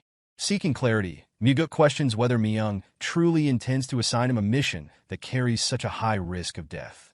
Myung does not refute the notion, reinforcing the suspicion that this is yet another trial orchestrated by his father. The silence is soon broken as Chanhua speaks, referencing his son's conviction regarding the principles of the demonic cult. Mugeuk requests that this discussion take place only once he officially becomes part of the demonic cult, but Chanhua's response is a direct inquiry, whether fear dictates this reluctance. With the challenge framed in such a manner, refusal is not an option. A playful, almost childish smile forms as the mission is accepted, full understanding of his father's intentions settling in. Though the true extent of Chanhua's plans remains uncertain, Mugeuk resolves to approach this task with unwavering resolve, ensuring a performance worthy of his father's expectations. Believing this may be his last opportunity, a request is made to share a drink with his father before departure. Without a word, Chanhua turns away, dismissing the request entirely. A quiet frown forms on Mugeuk's face, recognizing the act for what it is. Though the heavenly demon presents an unyielding exterior, his care for his children remains evident beneath the surface. Immediately following, a meeting is arranged with the special investigation officer assigned to the case, Co. Daryong from the Nirvana Pavilion. Annoyance flickers across Mugeuk's expression upon seeing the investigator, frustration evident as the request had been for the most beautiful woman from the Nirvana Pavilion. Daryong, unbothered, speculates that in the eyes of his superiors, he must indeed be the most beautiful. Setting the matter aside, Mugeuk orders the investigation to commence without further delay. Daryong hesitates, questioning whether departure is truly immediate. Providing essential background information, he details the demonic army commander, Gu Gianyang, who has served in his role for 8 years. The demonic army, known for undertaking perilous missions, has earned its status as an elite force, demonstrating both skill and efficiency. Mugeuk shifts the discussion to the corruption allegations, noting the investigators' apparent lack of enthusiasm. Daryong, appearing resigned, suggests that exposing corruption within the demonic army would change little in the grand scheme. The implication is clear. Without reform among the cult's leadership, systemic corruption will persist. Probing further, Mugeuk questions whether hesitation stems from fear, given that the previous special investigation officer perished while conducting the same inquiry. Daryong dismisses the concern, revealing that the fallen officer had been his direct superior and mentor. Before long, arrival at the demonic dragon court is met with immediate resistance. 2 imposing guards stationed at the entrance exude hostility, refusing passage without authorization from higher authorities, an expected display of hazing. Without hesitation, Daryong produces the official order document, demanding compliance. Yet, defiance persists, the guards mocking the fearless yet diminutive investigator before them. One even suggests that beyond the title of special investigator, Daryong holds no real power. Interrupting the exchange, Mugeuk calmly questions whether the guards recognize his identity. Even with full awareness of his status, they persist in obstructing the investigation, compounding their insubordination with blatant disrespect. Without warning, Mugeuk delivers swift, calculated kicks, striking his targets with precise force. Writhing in pain, the guards are rendered incapable of further interference. Turning to Daryong, Mugeuk reprimands him for standing idle, instructing him to proceed. Inside, a greater obstacle presents itself. Not mere guards, but an entire squadron intent on obstructing progress. Raising his voice, Daryong brandishes the official document, accusing those present of actively impeding an investigation sanctioned by the cult's leadership. From the rear of the formation, an accusation is hurled, alleging that the investigators seek only to cause disruption. In response, Daryong demands the identity of the speaker.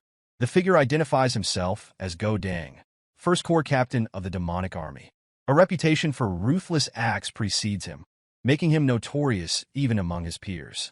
Undeterred, Daryong asserts authority, warning that interference will result in formal charges for disrupting an investigation conducted by the Nirvana Pavilion.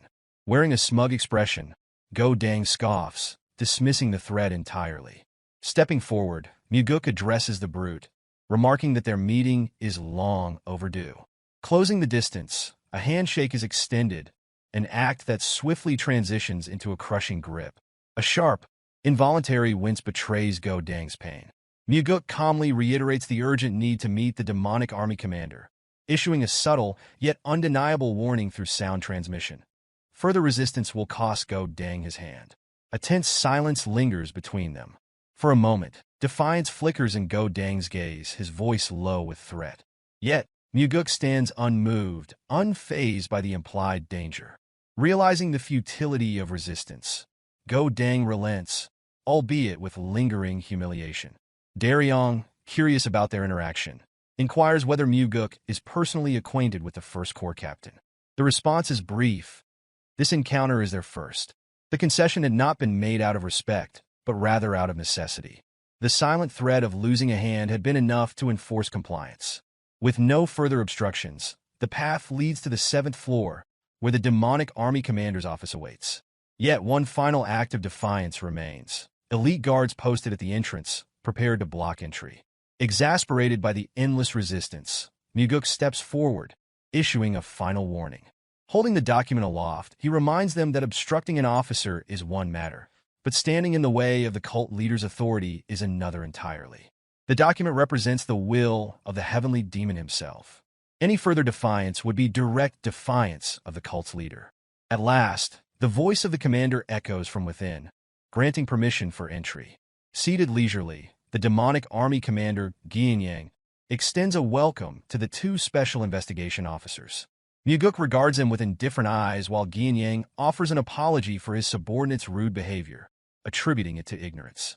Despite appearing ordinary and composed, Geom exudes an immeasurable strength, one that Mugeuk can clearly perceive. This overwhelming energy causes Daryong to tremble, struggling to maintain composure. Observing their confrontational stance, Mugeuk remarks on their apparent eagerness to provoke conflict, suggesting that they must have an excess of free time. Rather than engaging in such disputes, he advises them to occupy themselves with reading instead. Geom, unfazed by the remark, casually references an old saying, stating that ignorance often breeds courage. In response, Mugeuk counters with a modern perspective, asserting that in this era, true courage stems from knowledge. Those who possess it not only develop superior strategies, but also gain clarity on what must be done. Geom remains composed despite the provocation, instead remarking that perhaps age has caused him to fall behind. His curiosity leads him to question how Mugeuk became involved in the investigation. Without much concern, Mugeuk responds, suggesting that it may be a form of punishment from his father, a consequence of a minor misstep during a previous hunt. A knowing smile spreads across Geom's face, as if finally piecing together the situation. Mugeuk recognizes that they must have deliberated extensively over the reasons behind his appointment as an investigator. Geom then inquires further, asking whether another anonymous letter had been sent, similar to the previous incident. While Daryong hesitates, insisting that such information cannot be disclosed, Mugeuk openly confirms it, surprising his companion with this revelation. Geom expresses frustration, explaining that as the leader of the demonic army, which consists of unruly and unrefined individuals, he frequently becomes the target of various slanders. Mugeuk assures him that the investigation will be concluded swiftly, though it may cause some inconvenience. In return, Geom dismisses the concern, stating that their relationship is close enough that such matters do not trouble him. Acknowledging this, Mugeuk reveals a widely known fact, that the Blood Heaven Sword Demon supports Mugeuk's brother as the rightful successor. In response, Geom asserts that his brother and he are separate individuals, declaring his support for the second son instead. Mugeuk acknowledges these words with a bright smile, expressing his anticipation for Geom's cooperation in the coming days. As the conversation concludes and Mugeuk prepares to depart, Geom reminds him to be cautious. Mugeuk, without hesitation, asks if this warning pertains to the previous incident in which the former investigator met a grim fate. A vicious smile forms on Geom's face as he suggests that the cult leader would not have sent his son merely to perish. Mugeuk offers his gratitude for the concern before departing with Daryong. Turning away from the commander, a quiet smile forms on Mugeuk's lips as realization dawns. His father's true intention in sending him here was to ensure that either he or Ginyang would not leave this place alive. Elsewhere, Myung contemplates the situation, questioning why Chanhua would send his son into such a grave matter. In Myung's view, this is a burden that should fall upon his own shoulders. However, shock overtakes him when Chanhua reveals the reasoning. His son believes that the demonic path has been lost. For this reason, Chanhua reasons, if his son dares to speak so boldly, he must now prove his words through action. The following morning, a rotting crow carcass emits a foul stench throughout the hall, unsettling members of the army. Many immediately assume that the investigator is responsible for the disturbance. With a single glance, Mugeuk identifies the individual who had initially barred their entry, now the loudest in protest. Moments later, a massive figure emerges from the side of the hall, demanding to know the cause of the commotion. The booming voice belongs to Jang Ho, the Third Corps commander of the demonic army. Recognizing him instantly, Daryong recalls his reputation, an individual known not only for his overwhelming martial prowess, but also for his notoriously volatile temper. A faint smile appears on Mugeuk's face as he inquires whether the commander has any grievances. Jang Ho, seething with rage, accuses the investigators of being responsible for the carcass and demands an explanation. In response, Mugeuk discloses that someone within the demonic army had placed it in his bed, leading him to assume it was a cultural practice. Jang Ho suggests a more direct approach, stating that the culprit should simply be punished instead. Mugeuk, however, turns his attention toward the towering commander before him, deciding that the investigation should begin with him. This declaration immediately puts Jang Ho on edge. Without hesitation, Mugeuk demands access to all records related to Jang Ho, including financial transactions and movement logs. In defiance, Jang Ho argues that neither as a special investigation officer nor as the son of the heavenly cult does Mugeuk hold such authority. Unbothered by the protest, Mugeuk calmly asserts otherwise. Enraged, Jang Ho slams his foot against the ground, causing the floor to fracture. Undeterred, Mugeuk explains that such displays of anger are meaningless, cautioning the commander that obstructing an official investigation could be considered treason. Members of the Third Army rush to restrain their commander as Mugeuk repeats his demand to begin the investigation with him. Sometime later, Jang Ho composes himself and sits within the designated office for interrogation. Mugeuk's first words cut straight to the point, questioning how long Jang Ho intends to test him. Though the commander still attempts to feign ignorance, Mugeuk has already discerned the truth. Jang Ho was the one who sent the anonymous letter. Daryong remains perplexed by how Mugeuk arrived at this conclusion. In the end, Jang Ho concedes, admitting to his actions while demanding to know how Mugeuk uncovered the truth. Mugeuk explains that Jang Ho's involvement in the carcass incident was unnecessary, leading to suspicion that he sought to divert attention from himself. Additionally, the members of the Third Corps had reacted with conspicuous restraint when Mugeuk displayed the crow, neither laughing nor expressing outrage. This, combined with the fact that Jang Ho's subordinates exhibited genuine concern for their commander, suggested that someone with such strict discipline would struggle to tolerate corruption within his ranks. However, this was not the sole reason behind Mugeuk's conclusion. When Daryong relayed information through sound transmission, Mugeuk recalled a significant event from his past life, an incident in which the strongest commander within the demonic army met his demise. It was likely that Jang Ho had been killed after sending the anonymous letter in an effort to resolve the internal issues plaguing the army. Jang Ho admits that the letter was a desperate attempt, left vague due to his belief that no action would be taken. Never had he anticipated that the second young master himself would arrive to investigate. Mugeuk presses him further, asking what his thoughts are now that the investigation is underway. Jang Ho, resigned, can only apologize, certain that the situation is beyond saving. Amused, Mugeuk laughs, pondering whether the current generation has adopted a trend of such pessimism. Daryong, however, reminds him that among them, Mugeuk is actually the youngest.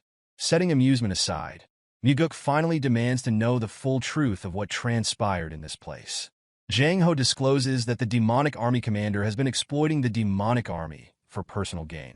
Rather than serving its intended purpose, he has been accepting payments for assassination requests and coercing subordinates into carrying out the killings. Initially, Mugeuk had assumed Ginyang was merely accepting bribes from a martial arts faction, but the reality far exceeded his expectations. Contemplating the structure of the demonic army, he deduces that the First Corps is likely responsible for carrying out these assassinations. His reasoning stems from their reaction during the investigation. Just as the Third Corps displayed noticeable restraint, the First Corps had been the first to obstruct the inquiry.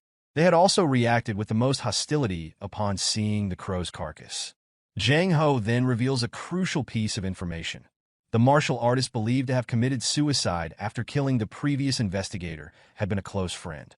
That individual had also been the first to send an anonymous letter exposing the corruption.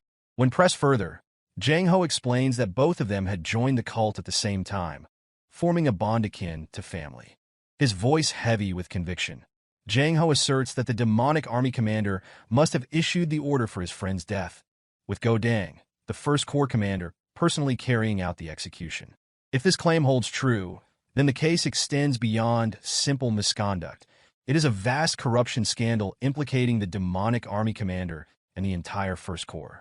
Mugeuk remains certain that both his father and Sima Myung have already grasped the enormity of the situation. His father, it seems, is testing him, gauging whether he can resolve this crisis, even when pitted against the formidable demonic army commander. Turning to Jang Ho, Mugeuk acknowledges the depth of his loyalty, stating that he had chosen his friend well. Without hesitation, he expresses gratitude for the Third Army commander's courage. Overcome with emotion, Jang Ho sheds tears upon hearing those words.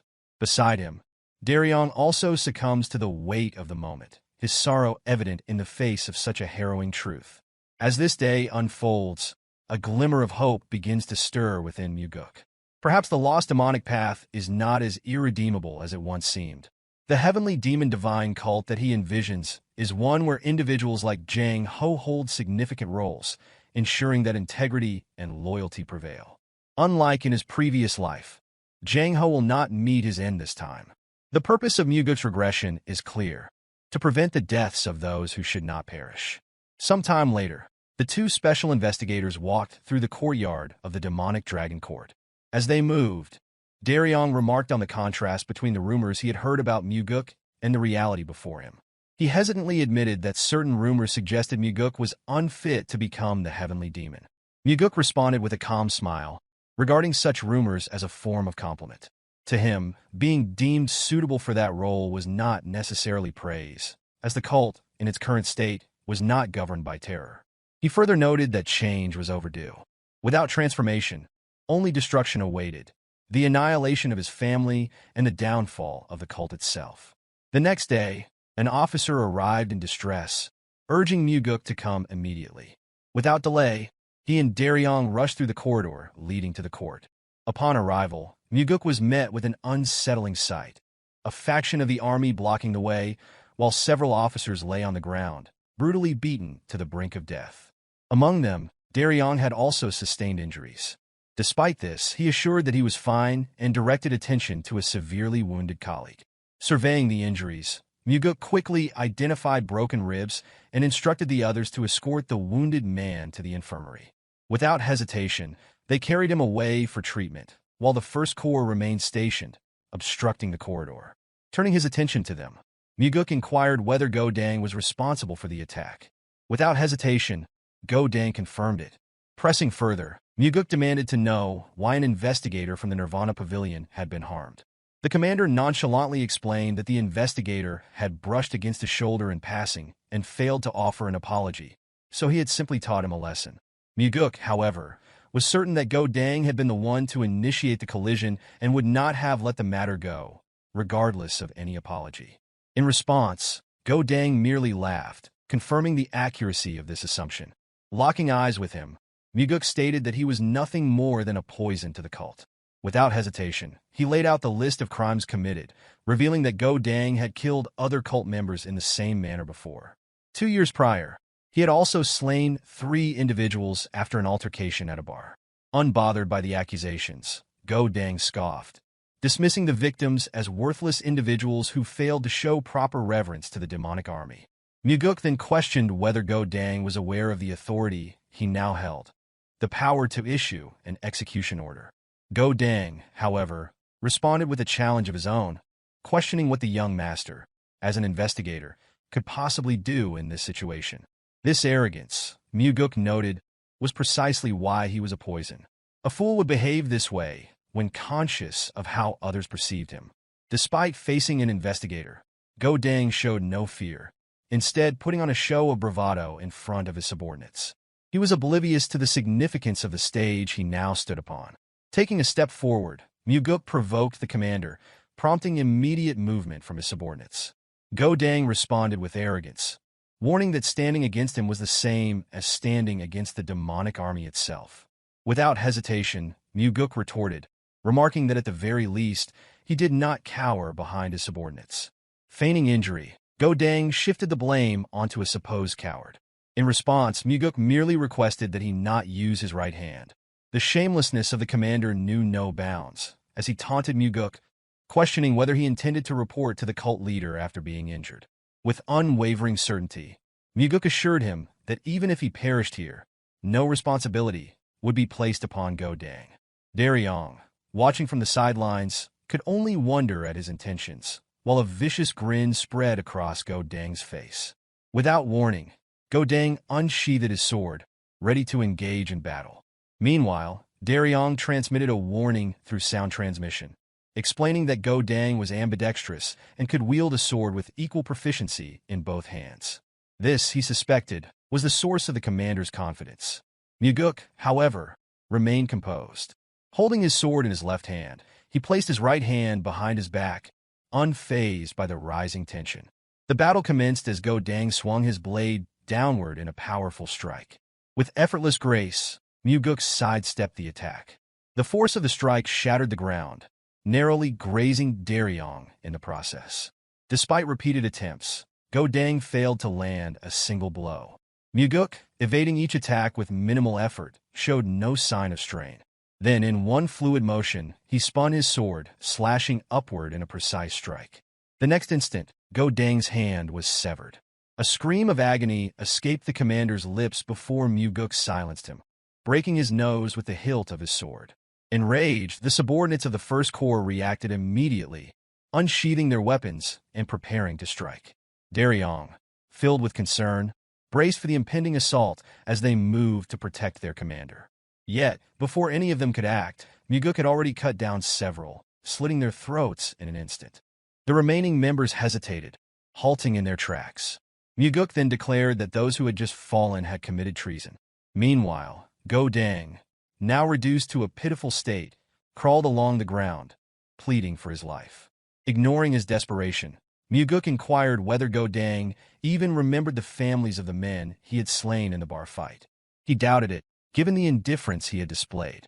Those families had lost their fathers, sons, and husbands, lives forever altered. Only at this moment did Go Dang finally admit his wrongdoing. But it was too late. Without hesitation, Mugeuk executed him. The remaining Corps members and Daryong could only watch in silence as their commander met his end. Turning his gaze toward the fallen man, Mugeuk reflected on the arrogance of one who had dared to kill fellow cult members without consequence. Not long after, Mugeuk found himself seated with the demonic army commander, Geom, in the midst of music and dance.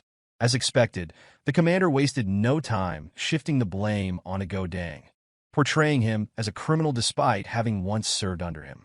Feigning regret, Geom lamented the difficult position he now found himself in, stating that the execution of a demonic army commander during an official investigation placed undue pressure on him. He then urged for the investigation to be concluded immediately. Mugeuk, appearing agreeable, acknowledged that he too wished to resolve matters smoothly. However, without evidence, the situation remained problematic. He had arrived to conduct an investigation, yet as things stood, he had nothing to report to his father or superiors. Bringing up the letter that had been sent, Mugeuk referenced the external assassination requests accepted in exchange for money. Without concrete proof, fabricating evidence would be impossible. His words carried an unspoken implication. Geom himself would need to provide the necessary fabricated evidence in order to officially close the case. Some time later, Daryong pondered the reason behind the young master's unexpected visit to the infirmary. Mugeuk arrived at the infirmary to check on the injured investigator. Daryong expressed gratitude, acknowledging that it was an unexpected kindness for the young master to bring the demonic physician for someone of such low standing. Mugeuk dismissed the notion, stating that it was only natural. Regardless of their ranks, they had been working together, even if only temporarily. Before long, the demonic physician emerged, searching for Mugeuk. Known as the most skilled healer in the cult, he was selective in his treatments, only tending to individuals of significant status. He explained that while the injured officer's life was no longer in danger, a period of rest would be required before he could return to duty. Understanding the gravity of the situation, Mugeuk insisted that the best medicine be used, emphasizing that the officer had suffered these injuries while faithfully serving the cult. Observing this, the surrounding officers displayed expressions of deep gratitude toward their young master. Soon after, Mugeuk returned and informed Daryong that Geom had requested the investigation be concluded, attributing all responsibility to the First Corps commander. Daryong speculated that Go Dang had been Geom's most valued subordinate, but Mugeuk knew better. Go Dang had not been the most important, merely the most useful. Someone else would inevitably take his place. Recognizing the situation as bait, Mugeuk understood that all that remained was to wait for the enemy to take the next step. With that in mind, he invited Daryong to share a drink. For the first time, Daryong revealed a genuine smile as he offered the drinks. The following day, the Dragon Court submitted numerous records, including logs of assassination requests and financial documents worth thousands of niangs, all allegedly discovered in the First Corps commander's residence. Mugeuk, seeing through the deception, smiled. Geom had taken the bait. Without even reading the contents, he instructed Daryong to find the most intelligent individual within the First Corps, assuming that this person was responsible for forging the records. Meanwhile, Mugeuk planned to meet Geom once again to stall for time. Shortly after, Mugeuk presented the evidence allegedly found in Go Dang's residence. Geom appeared pleased and, now that the matter seemed resolved, proposed another round of drinks at their previous gathering place. However, Mugeuk pointed out an issue. The evidence had been provided by the demonic army itself, whereas proper investigative protocol required it to be discovered independently. Brushing off the concern, Geom dismissed the importance of the detail. Mugeuk, however, remained firm. The chief advisor was no fool. If he discovered that the evidence had been handed over rather than uncovered through proper channels, he would question the legitimacy of the investigation and its results. With this in mind, Mugeuk proposed a temporary large-scale investigation, a mere formality to create the illusion of proper procedure. He assured Geom that he had no real desire to investigate further and only required some standard official documents. Eventually, Geom agreed, promising to instruct his subordinates to cooperate. What Mugeuk truly sought was not classified information, but the earliest documents used to hire the demonic army, as well as wills left behind by those sent on high-risk missions. By analyzing the handwriting, he could identify who had forged the records in the request logs. Before long, Mugeuk confronted Yonggu, the individual he suspected of fabricating the assassination request logs. Yonggu immediately denied the accusation, but Mugeuk had already determined that this man likely knew very little. Instead of pressing him, he merely encouraged Yonggu to be honest. Still, Yonggu feigned ignorance, insisting that he had never received direct orders from the commander. Mugeuk, understanding his fear, realized that the man was more concerned about Geom eliminating him. Seeing no reason to continue the interrogation, Mugeuk dismissed him. Since Yonggu refused to answer, nothing could be done. Mugeuk admitted that he disliked the idea of torturing a subordinate who had merely followed orders. However, he also knew that while the investigator would eventually leave this place, the demonic army commander would not allow Yonggu to survive for long. By now, Geom had likely heard of the investigator questioning Yonggu. Even if nothing had been revealed, suspicion alone would be enough to seal Yonggu's fate. Horror dawned on the man's face as he realized the extent of his predicament. More than anyone else, he understood what happened to those whom Geom no longer trusted. Reflecting on the earlier findings, Mugeuk reviewed Jang Ho's claim. Go Dang had likely been responsible for executing both the Nirvana Pavilion investigator and Jang Ho's close peer. Countless other heinous acts had also been committed under Geom's command. As Daryong reported on these past atrocities, he noted that the demonic army commander would never allow himself to be captured. Mugeuk calmly confirmed this, stating that there were no plans to arrest him. Daryong, taken aback, struggled to comprehend the young master's intentions. Mugeuk had already made his decision. Geom would be executed. Daryong, stunned, instinctively recoiled in surprise. Mugeuk understood the larger implications. If Gianyang were arrested, the Blood Heaven's Sword Demon would inevitably intervene. There was no chance he would allow his own brother to be executed. If that happened, the situation would spiral out of control. Furthermore, with Gianyang alive, forged evidence would soon surface, shifting all responsibility onto a scapegoat. Rumors, schemes, and counterclaims would cloud the truth. Zhang Ho, the one who had sent the anonymous letter, would likely be eliminated, along with any warriors from the Third Corps who sought to protect him. Even Darion would be targeted. The only way to prevent this was to ensure that Gianyang died during the process of his so-called arrest. If the commander perished, then only his crimes would remain to be proven. Not everyone sought revenge over a fallen ally, and the Blood Heaven Sword Demon was not the type to waste his life on personal vendettas. Without hesitation, Mugeuk departed. His goal now was the execution of the demonic army commander. Before long, Mugeuk sat across from Gianyang, feigning ease as he expressed relief at the conclusion of the investigation. Casually, he mentioned his succession and inquired about Gianyang's support. In response, Gianyang assured him that he would not forget the goodwill Mugeuk had shown. Mugeuk smiled, agreeing that this incident should be forgotten. However, he also knew that a man as greedy as Gianyang would never forget a loss of this magnitude. Raising his jar, Mugeuk proposed a toast to mark the end of the investigation. As he poured the drink, he pondered why Gianyang had done it. Given his vast wealth, he should have had enough resources to live comfortably for the rest of his life. He wondered, then, why he had gone to such extremes, even manipulating the demonic army for profit. Dismissing the accusation, Gianyang deflected, suggesting that such questions be directed at the First Corps commander instead. Mugeuk responded with a taunting remark, questioning how a mere puppet could possibly understand anything.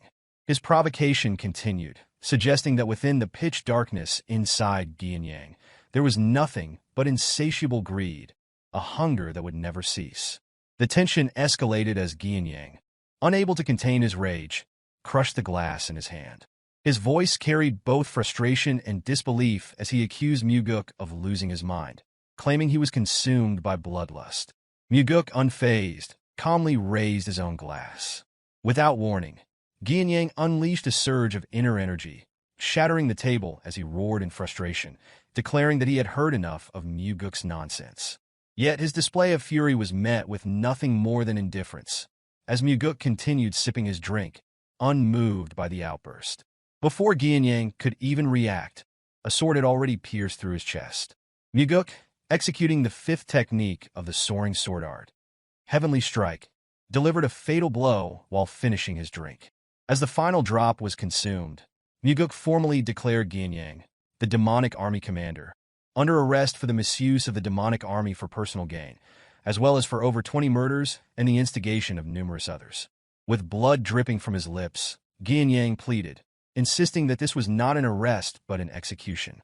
Mugeuk responded with a cold smile, remarking that the outcome would have been the same regardless. Without hesitation, he urged Gianyang to depart from this world, allowing those who remained to carry on. His expression devoid of emotion, Mugeuk pulled the sword from Gianyang's body. The former commander had only a fleeting moment left to cough up blood before drawing his final breath. Soon after, members of the army gathered in the office, accompanied by several officers. Mugeuk addressed them with authority, announcing that the demonic army commander had died while resisting arrest for his grievous crimes. Without hesitation, he instructed Darion to detain all members of the First Corps and imprison them, ensuring that a formal investigation into the matter would proceed. He then commanded Zhang Ho, the Third Corps commander, to mobilize his forces, excluding any First Corps members, to act as investigators and carry out the arrests. With full authority over the situation, Mugeuk's orders now held the weight of the cult leader himself. Compliance was immediate.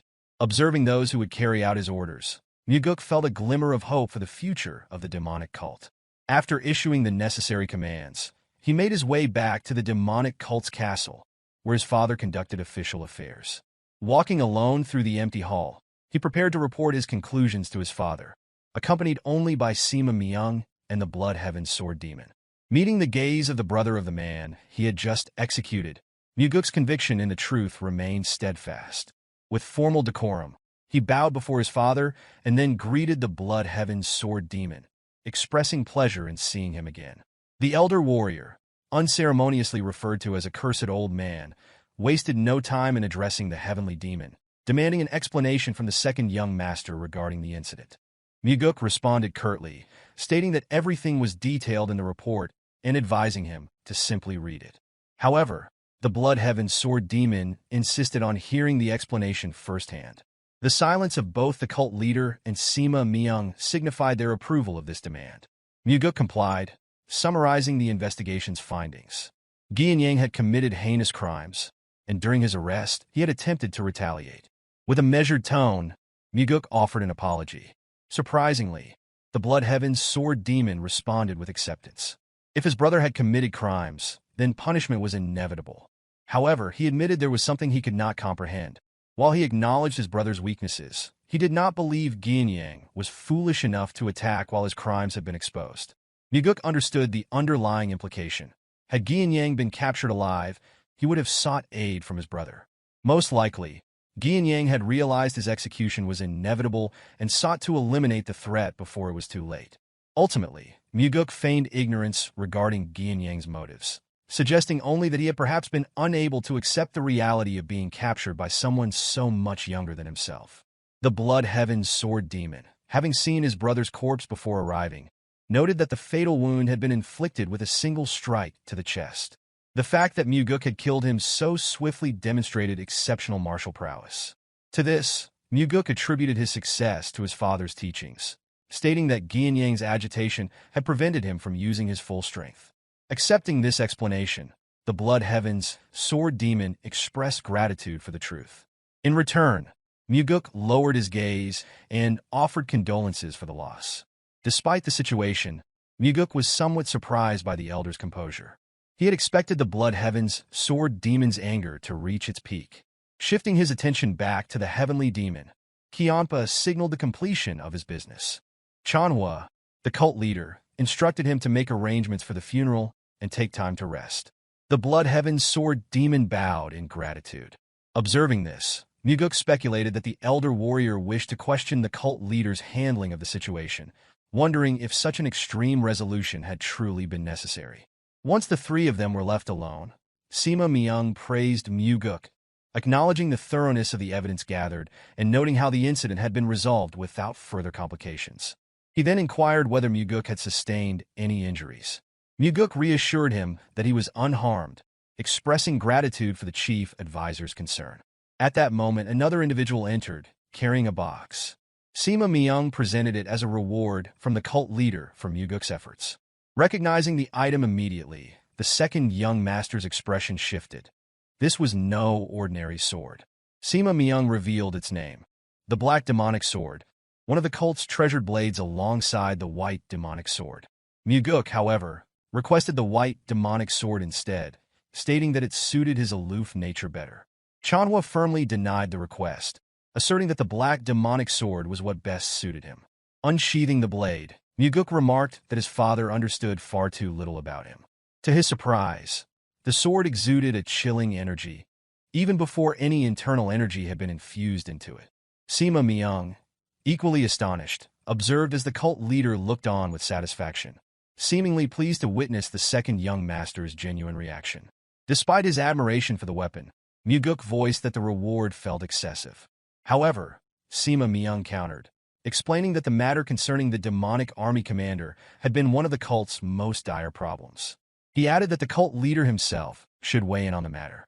Chanhua remarked that Mugeuk was fortunate to have survived while navigating such perilous circumstances. Yet, Mugeuk knew better. His father had sent him there not out of mere formality, but out of confidence. Chanhua had known that Mugeuk had mastered the soaring sword art. He had also been aware that Mugeuk had consumed the demonic essence pill, ensuring that he would not fall so easily. However, he likely had not anticipated Yang's death. Still, Mugeuk understood the deeper reason behind his father's decision to bestow this exceptional sword upon him. Chanhua addressed the Blood Heaven's Sword Demon with a firm statement, acknowledging the contributions he had made to the cult, but making it clear that he would not tolerate any attempt to tarnish his son's reputation over this incident. In response, Mugeuk expressed gratitude to his father for bestowing the sword upon him and for the meaning behind it. This unexpected reaction caused Chanhua a moment of surprise. With the matter settled, the cult leader granted his son permission to leave. As Mugeuk stepped out of the pavilion, he was immediately greeted by the Blood Heaven's sword demon, who requested that he take a short break before departing. Mugeuk, aware of the elder's persistent nature, understood that he would not have simply left without another discussion. As the young master approached, the old man's gaze shifted toward the sword, immediately recognizing its significance. Mugeuk casually remarked on the summer's unusual heat before taking a seat beside him. Without warning, the Blood Heaven's sword demon erupted in rage, his voice booming as he hurled curses at Mugeuk. His accusations were seething. He demanded to know how Mugeuk had dared to ambush and kill his brother. His fury escalated as he declared his intent to tear Mugeuk limb from limb and offer his remains at his brother's grave. Even the mere release of his inner aura carried enough force to wither the surrounding flowers, his energy surging without restraint. Then, just as suddenly he stopped, a wide grin spread across his face as he stated that such words were exactly what he should have said. Matching the intensity of the moment, Mugeuk immediately retaliated, shouting back with equal vigor. He ridiculed the elder's immaturity despite his age and challenged his audacity, questioning how he had dared to disrupt the order within the cult for his own selfish desires. Without hesitation, he issued a warning, declaring that if the Blood Heaven's sword demon dared to act in retribution for his corrupt brother, then Mugeuk would personally dismember his body and grind him into dust. The moment his words ended, a smile swiftly returned to Mugeuk's face as he concluded that this was how he would respond. The Blood Heaven's sword demon, taken aback, silently observed the young man. He had not anticipated the sheer depth of inner energy radiating from Mugeuk. A moment later, laughter erupted from him, echoing through half of the inner courtyard. Once his laughter subsided, he expressed hope that the young master would go easy on an old man like himself. Mugeuk, maintaining his composure, reassured him that efforts had been made to conclude matters as amicably as possible. However, Geom had crossed far beyond any reasonable boundary, to the point where it could be argued that, for him, such a boundary had never even existed. Turning the conversation, Mugeuk voiced a realization. This elder had always been aware of the corruption within the demonic army. If that was the case, he wondered why he had chosen to ignore it. With solemn honesty, the Blood Heaven's sword demon revealed the truth. His brother had never listened to him. Furthermore, he himself was not entirely free of blame in this matter. Now, upon hearing of his brother's death, an unexpected emotion surfaced: relief. A thought settled in his mind. Geom would no longer stand in his way. Mugeuk, listening intently, found himself astonished by such an open admission. The honesty in the elder's words was unexpected. A quiet moment passed before Mugeuk spoke again, acknowledging that he understood the feeling. If he were to hear of his own brother's death, he, too, would feel relieved. After all, it would mean he would no longer have to bear the burden of killing his own brother with his own hands. Gu Qianpa, known as the Blood Heaven's sword demon, sought to discern the true nature of the second young master. On the other hand, Mugeuk pondered what the old warrior perceived when looking at him. In the end, Qianpa did nothing more than remark that the year would be particularly hot before departing, the heavy broadsword resting on his small, aging shoulders. As he walked away, he solemnly noted that, fortunately, he was not weak against heat. Despite observing the exchange, Mugeuk remained uncertain about Qianpa's true intentions. Though the elder had claimed to feel relief, he was still the brother of the man Mugeuk had killed. It was entirely possible that he was already plotting revenge. Alternatively, he might choose to let the incident drift away, much like the passing clouds in the sky. Whatever the case, Mugeuk had no regrets about his actions. Returning to his training room, he prepared to test his newly acquired sword. The initial moments after receiving a weapon held great significance. A sword and its wielder were meant to commune, and a supreme blade such as the black demonic sword operated on an even deeper level than most. If the bond between them was not properly established, the weapon's true potential could never be realized. Holding the sword, Mugeuk acknowledged its presence as cold energy emanated from the blade in a seemingly joyful response. Taking a deep breath, he infused it with inner energy. At that moment, the sword reacted, releasing an even stronger surge of icy power. A sense of astonishment overtook him as he observed its sheer robustness, noting how vastly different it was from his previous weapon. The strength of this blade was undeniable, and he found himself taking a liking to it. With steady movements, he practiced several sword techniques, allowing his inner energy to flow through the weapon. His purpose was twofold: to familiarize himself with the blade and to convey to it that they would rely on his current techniques for the time being. A silent promise followed. He would display far greater martial prowess in the future, but until then, he sought the sword's cooperation. From that day onward, Mugeuk devoted himself entirely to training within the confines of his room. Day and night, he cultivated his abilities, pushing his sword techniques to the absolute limits of his youthful body, something he had never been able to do in his previous life. By his side, Leon faithfully provided support as his personal bodyguard. Once satisfied with his progress, he finally stepped out of the training room. Awaiting him was an overwhelming crowd. Members of the Sword Demon faction had gathered in great numbers. Whether they had come of their own volition or had been sent by the Bloodheaven's Sword Demon remained unclear. However, one thing was certain: hostility radiated from them. They refrained from drawing their swords, but instead unleashed waves of demonic energy in his direction, expending their power without hesitation. If Mugeuk miscalculated, the sheer force could cause internal injuries. This was not a direct assault, but a battle of attrition. Their aim was intimidation, to turn him into a coward who would not dare step outside. Then, in an instant, an insight dawned upon him. If such an overwhelming amount of demonic energy was being directed toward him, he could turn the situation to his advantage. Recalling the meridian strengthening technique, a secret method designed to fortify the meridians by allowing multiple martial artists to discharge energy at a single target, he realized the greater the number of opponents, the more effective the technique would be. As the surrounding warriors began to reach their limits, Mugeuk seized the opportunity. While others faltered, he pressed forward, absorbing their energy to temper his meridians. Step by step, the concentrated energy grew more intense, but this was exactly what he had intended. The meridian strengthening technique, having already surpassed the second stage, now progressed into the third. Advancing further, Mugeuk continued his steady march, reaching the fourth stage in a remarkably short time.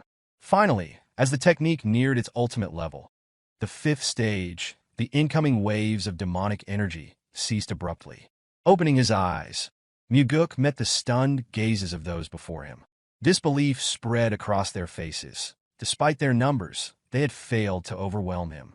A particular brood among them, once defiant, now trembled under Mugeuk's gaze. In the end, he stepped aside, followed by those behind him, allowing the young master to pass. A weary yet satisfied smile formed on Mugeuk's face. It was clear that the sword demons had now acknowledged his strength. Upon arriving at the hall of the demonic castle, he found his father's seat empty. Chanhua appeared suddenly behind him, inquiring whether he wished to test sitting in the heavenly demon's throne. As his father made his way toward his seat, Mugeuk dismissed the idea, stating that he had no desire to be confined by that position.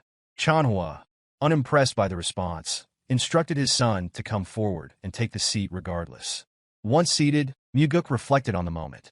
Though he had expected to feel some excitement, he realized he felt nothing at all. Only then did his father express a similar sentiment. Recalling how his father had slaughtered countless individuals, including his own brother, to ascend to this throne, Mugeuk silently wondered what his father must have felt in that moment if there had been no sense of excitement. Chanhua then revealed that the sword demons had sought out Mugeuk of their own accord. The Bloodheaven sword demon had not ordered them to do so.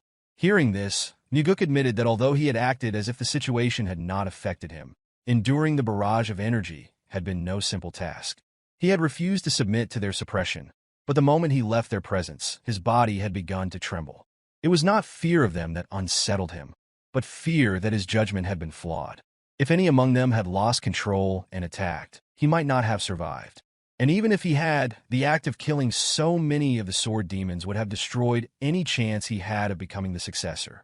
His father listened intently as Mugeuk explained the true source of his fear: the possibility of facing another moment where a single decision could determine everything.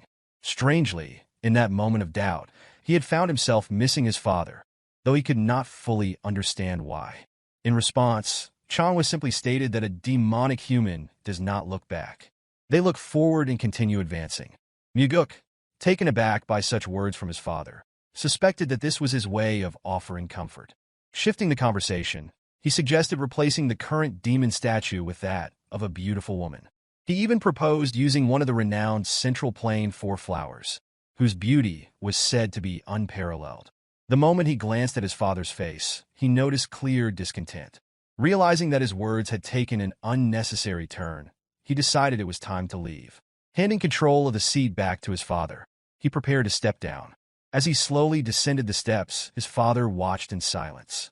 Before departing, however, Mugeuk posed a final question: whether it was possible for him to kill the Blood Heaven's sword demon. The instant the request was made, a vein bulged on Chanwa's forehead as he locked his gaze on his son, his expression unreadable. In the end, a dismissive laugh escapes from Chanwa as he acknowledges that while Mugeuk may possess the ability to defeat the demonic army commander, he stands no chance against the Blood Heaven's sword demon. In response, Mugeuk questions the reason behind his father's actions, wondering why conflict was created between them in the first place. He then demands that Chanwa take responsibility. Chanwa affirms his responsibility by declaring that Mugeuk will assume leadership of the Nirvana Pavilion, an inspector bureau within the cult. With a calculated tone, he provokes his son by echoing his own words about maintaining discipline and order within the cult. Mugeuk cannot help but speculate whether his father is merely using him to resolve long-delayed matters, indifferent to whether he survives or perishes in the process. Eventually, he abandons any further attempts to decipher his father's true intentions, choosing instead to focus on decisions based on what he directly perceives. Chanwa is known for leaving cryptic messages on walls for his children. Yet he is also a man who will not hesitate to place them in peril if they prove useful to his plans. Mugeuk then expresses his thoughts, likening his father's expectations to sending a man to slaughter a cow without so much as a sword in hand. His words hint at a deeper intent. Surprise flickers across Chanwa's face upon realizing that Mugeuk seeks entry into the Heavenly Demon Archives, a repository of rare and secret Murim manuals. Only a select few, including the Heavenly Demon, are granted access. With a skeptical tone, Chanwa warns that simply entering the archives will not guarantee the discovery of supreme martial arts. The sheer number of manuals housed within would be overwhelming, making it unlikely for Mugeuk to find anything more formidable than the soaring sword art he already possesses. Despite this, Mugeuk expresses a desire to test his luck. Chanwa, while still harboring suspicions regarding his son's true intentions, ultimately grants Mugeuk 7 days within the archives. Accepting this, Mugeuk subtly implies that his leadership of the Nirvana Pavilion is a price for this opportunity. In another life, Mugeuk was meant to be dead. Years had passed since his departure, and with his disfigured face, none could recognize him. Back then, it had taken him an arduous journey to rise from an ordinary warrior to a position where he could converse privately with the cult leader. During one such meeting, he had learned of a certain martial art. The Strides of the Wind God was regarded as the greatest mobility technique, consisting of only 4 steps.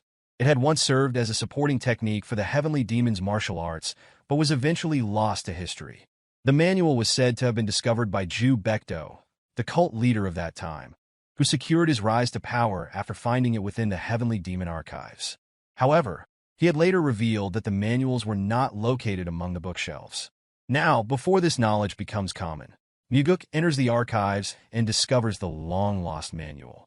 From the one who was supposed to be the future cult leader, the treasured text had been repurposed to prop up the 19th bookshelf.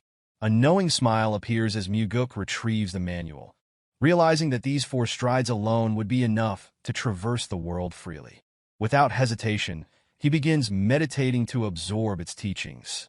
The first step, Shadow Step, is designed for infiltration, initially allowing evasion from a single individual.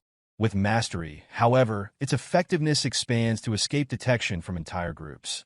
The second, Flicker Step, functions as a defensive maneuver, ensuring an escape route even when confronted with an unavoidable attack.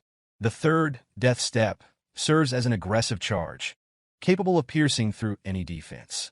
The final, Swift Step, is a mobility technique so fast that the word itself fails to encapsulate its true speed.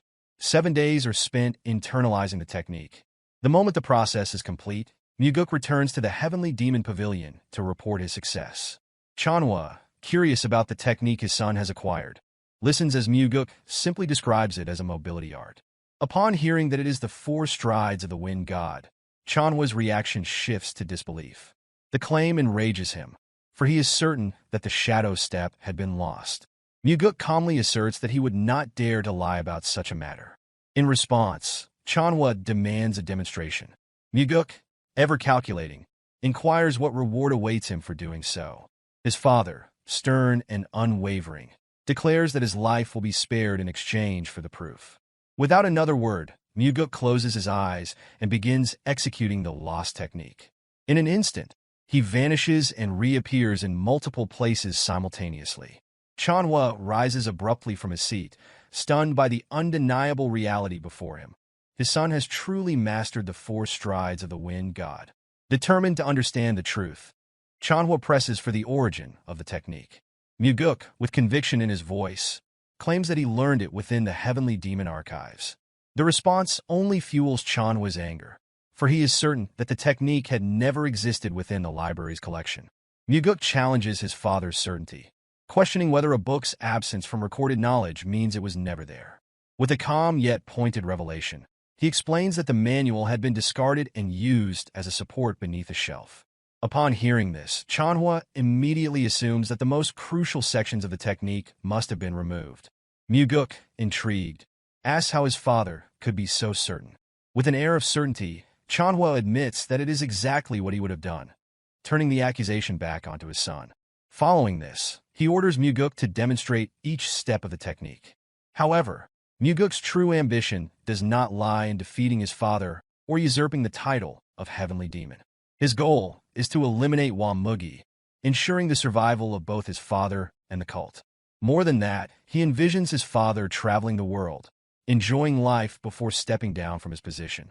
As a result, there is no hesitation in passing the 4 strides of the wind god to Chanhwa. Before doing so, however, Mugeuk playfully refuses, boldly stating that nothing in this world is given freely. Amused yet mildly exasperated, Chanhwa reminds his son that he once taught him a technique at the hunting grounds without demanding anything in return. In a cheeky rebuttal, Mugeuk claims that the lesson had merely been the price of the liquor consumed on that day. Chanhwa, struggling to contain his frustration, observes his son with an exasperated expression. Mugeuk then confidently declares that he had held back until reaching this level. Recognizing this, Chanhwa finally asks if there is something his son desires. Without hesitation, Mugeuk addresses his father, expressing his desire to learn the Heavenly Demon defense art. This technique, known for its ability to fortify the body, remains an exclusive martial art reserved solely for the Heavenly Demon. If he were to master it, it would be tantamount to gaining an extra life. Chanhwa swiftly dismisses the request, stating that the Heavenly Demon defense art can only be inherited by the Heavenly Demon or the chosen successor. In response, Mugeuk suggests an alternative. He asks for the technique to be taught in secret. He explains that since the art's effects remain invisible to the outside world, its clandestine transmission would go unnoticed. Before any further discussion, Mugeuk requests permission to leave. However, before he can exit, Chanhwa unexpectedly agrees, but with one condition. His son must first teach him the 4 strides of the wind god. Mugeuk is momentarily taken aback by his father's willingness to impart the Heavenly Demon defense art in secrecy. Accepting the terms, he begins to recite the technique manual. As Mugeuk speaks, Chanhwa closes his eyes, his body emanating a powerful energy as he absorbs the teachings relayed through his son's voice. Once the recitation concludes, Mugeuk offers to repeat the manual. But before he can do so, Chanhwa immediately executes the technique. The steps mirror what Mugeuk had demonstrated earlier, yet there is a distinct difference. Chanhwa interprets the technique in his own way. Observing this, Mugeuk is left astounded by his father's ability to instantly grasp and refine the martial art.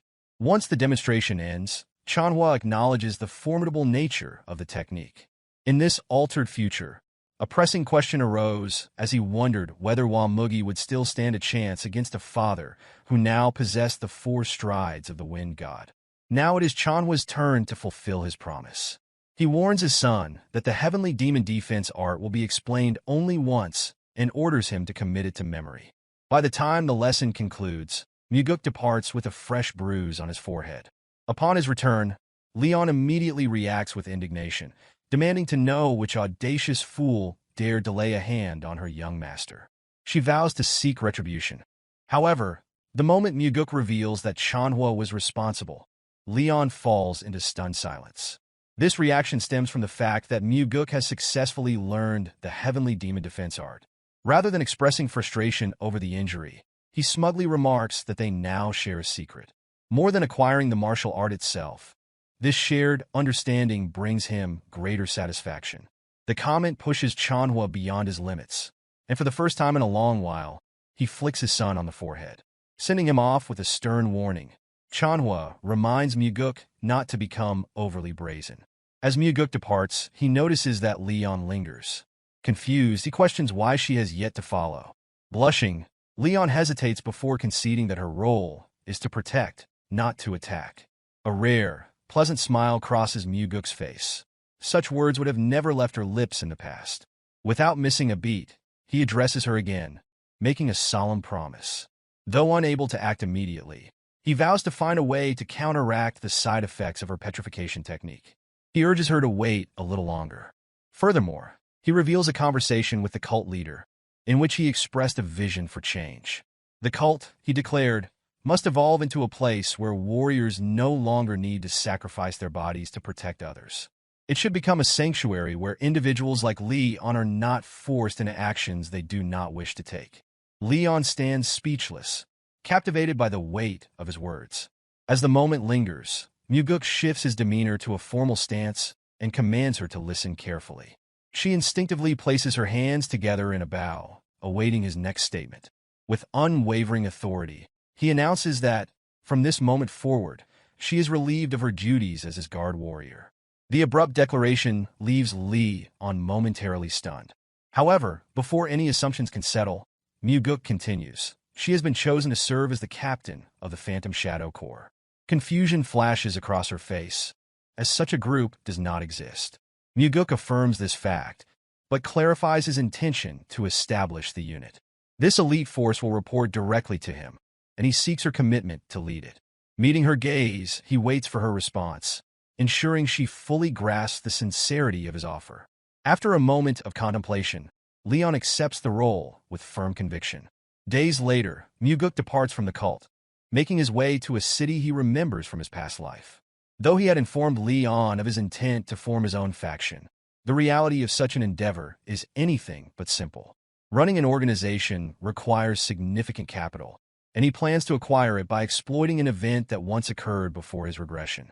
A man named Yang Dang announces himself as the appointed leader of an upcoming mission. Recognizing the high pay, he also acknowledges the dangers involved, cautioning all participants to remain vigilant. Issuing a warning, he threatens that anyone who acts foolishly will meet death by his hand.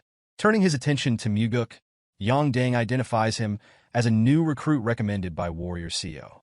For now, Mugeuk intends to follow orders without drawing unnecessary attention. Yang Dang, however, makes it clear that he will be watching him closely. The mission is to escort a woman and her daughter, both clad in yellow robes, to Namping safely. As they prepare for departure, Mugeuk waves at the child, recalling their tragic fate in his past life. This time, he resolves to intervene. Before long, the group sets out, forming a protective formation around the carriage carrying the two passengers. As night approaches, they make camp for the evening. Yang Dang distributes portions of dried beef to the mercenaries, emphasizing the uncertainty of when they will next have a proper meal. Urging them to eat their fill, he unknowingly initiates a deadly trap. As the fire crackles and weary warriors consume their rations, dissatisfaction murmurs through the group. Mugeuk, seated leisurely atop a boulder, refrains from partaking in the meal. Moments later, chaos erupts. Members of the party begin coughing up blood. Confusion flickers through Mugeuk's mind. Poison has taken hold of the others, yet his own body remains unaffected. The realization dawns as Yang Dang steps forward, perfectly unscathed. His expression betrays no remorse, revealing his role in the treachery. Mugeuk's suspicions are confirmed. The leader himself poisoned the food. Disgusted, he wonders what kind of wretched man would betray his own comrades for mere profit. The answer is as pathetic as expected. Yang Dang seeks only wealth and indulgence. As Dang draw his sword, Mugeuk taunts the traitor, remarking that death by his own poison would have been a fitting punishment. Unfazed, Dang sneers, urging Mugeuk to focus on his own survival. Before retribution can be exacted, another party arrives. A single glance is enough for Mugeuk to discern their strength. Rather than act hastily, he allows events to unfold. The true orchestrator of the ambush steps forward, directing his wrath toward the carriage. With a menacing shout, he orders the occupants to emerge, threatening to set the carriage ablaze if they refuse. The woman and her daughter step out, fear evident in their eyes. Frustration laces the ringleader's voice. He had been reprimanded for failing to locate them sooner. As the tension in the air thickens, Mugeuk remains still, carefully observing the unfolding scene. The woman recognizes the ringleader as Warrior Quan. Tears well up in her eyes as she pleads with him to spare her child.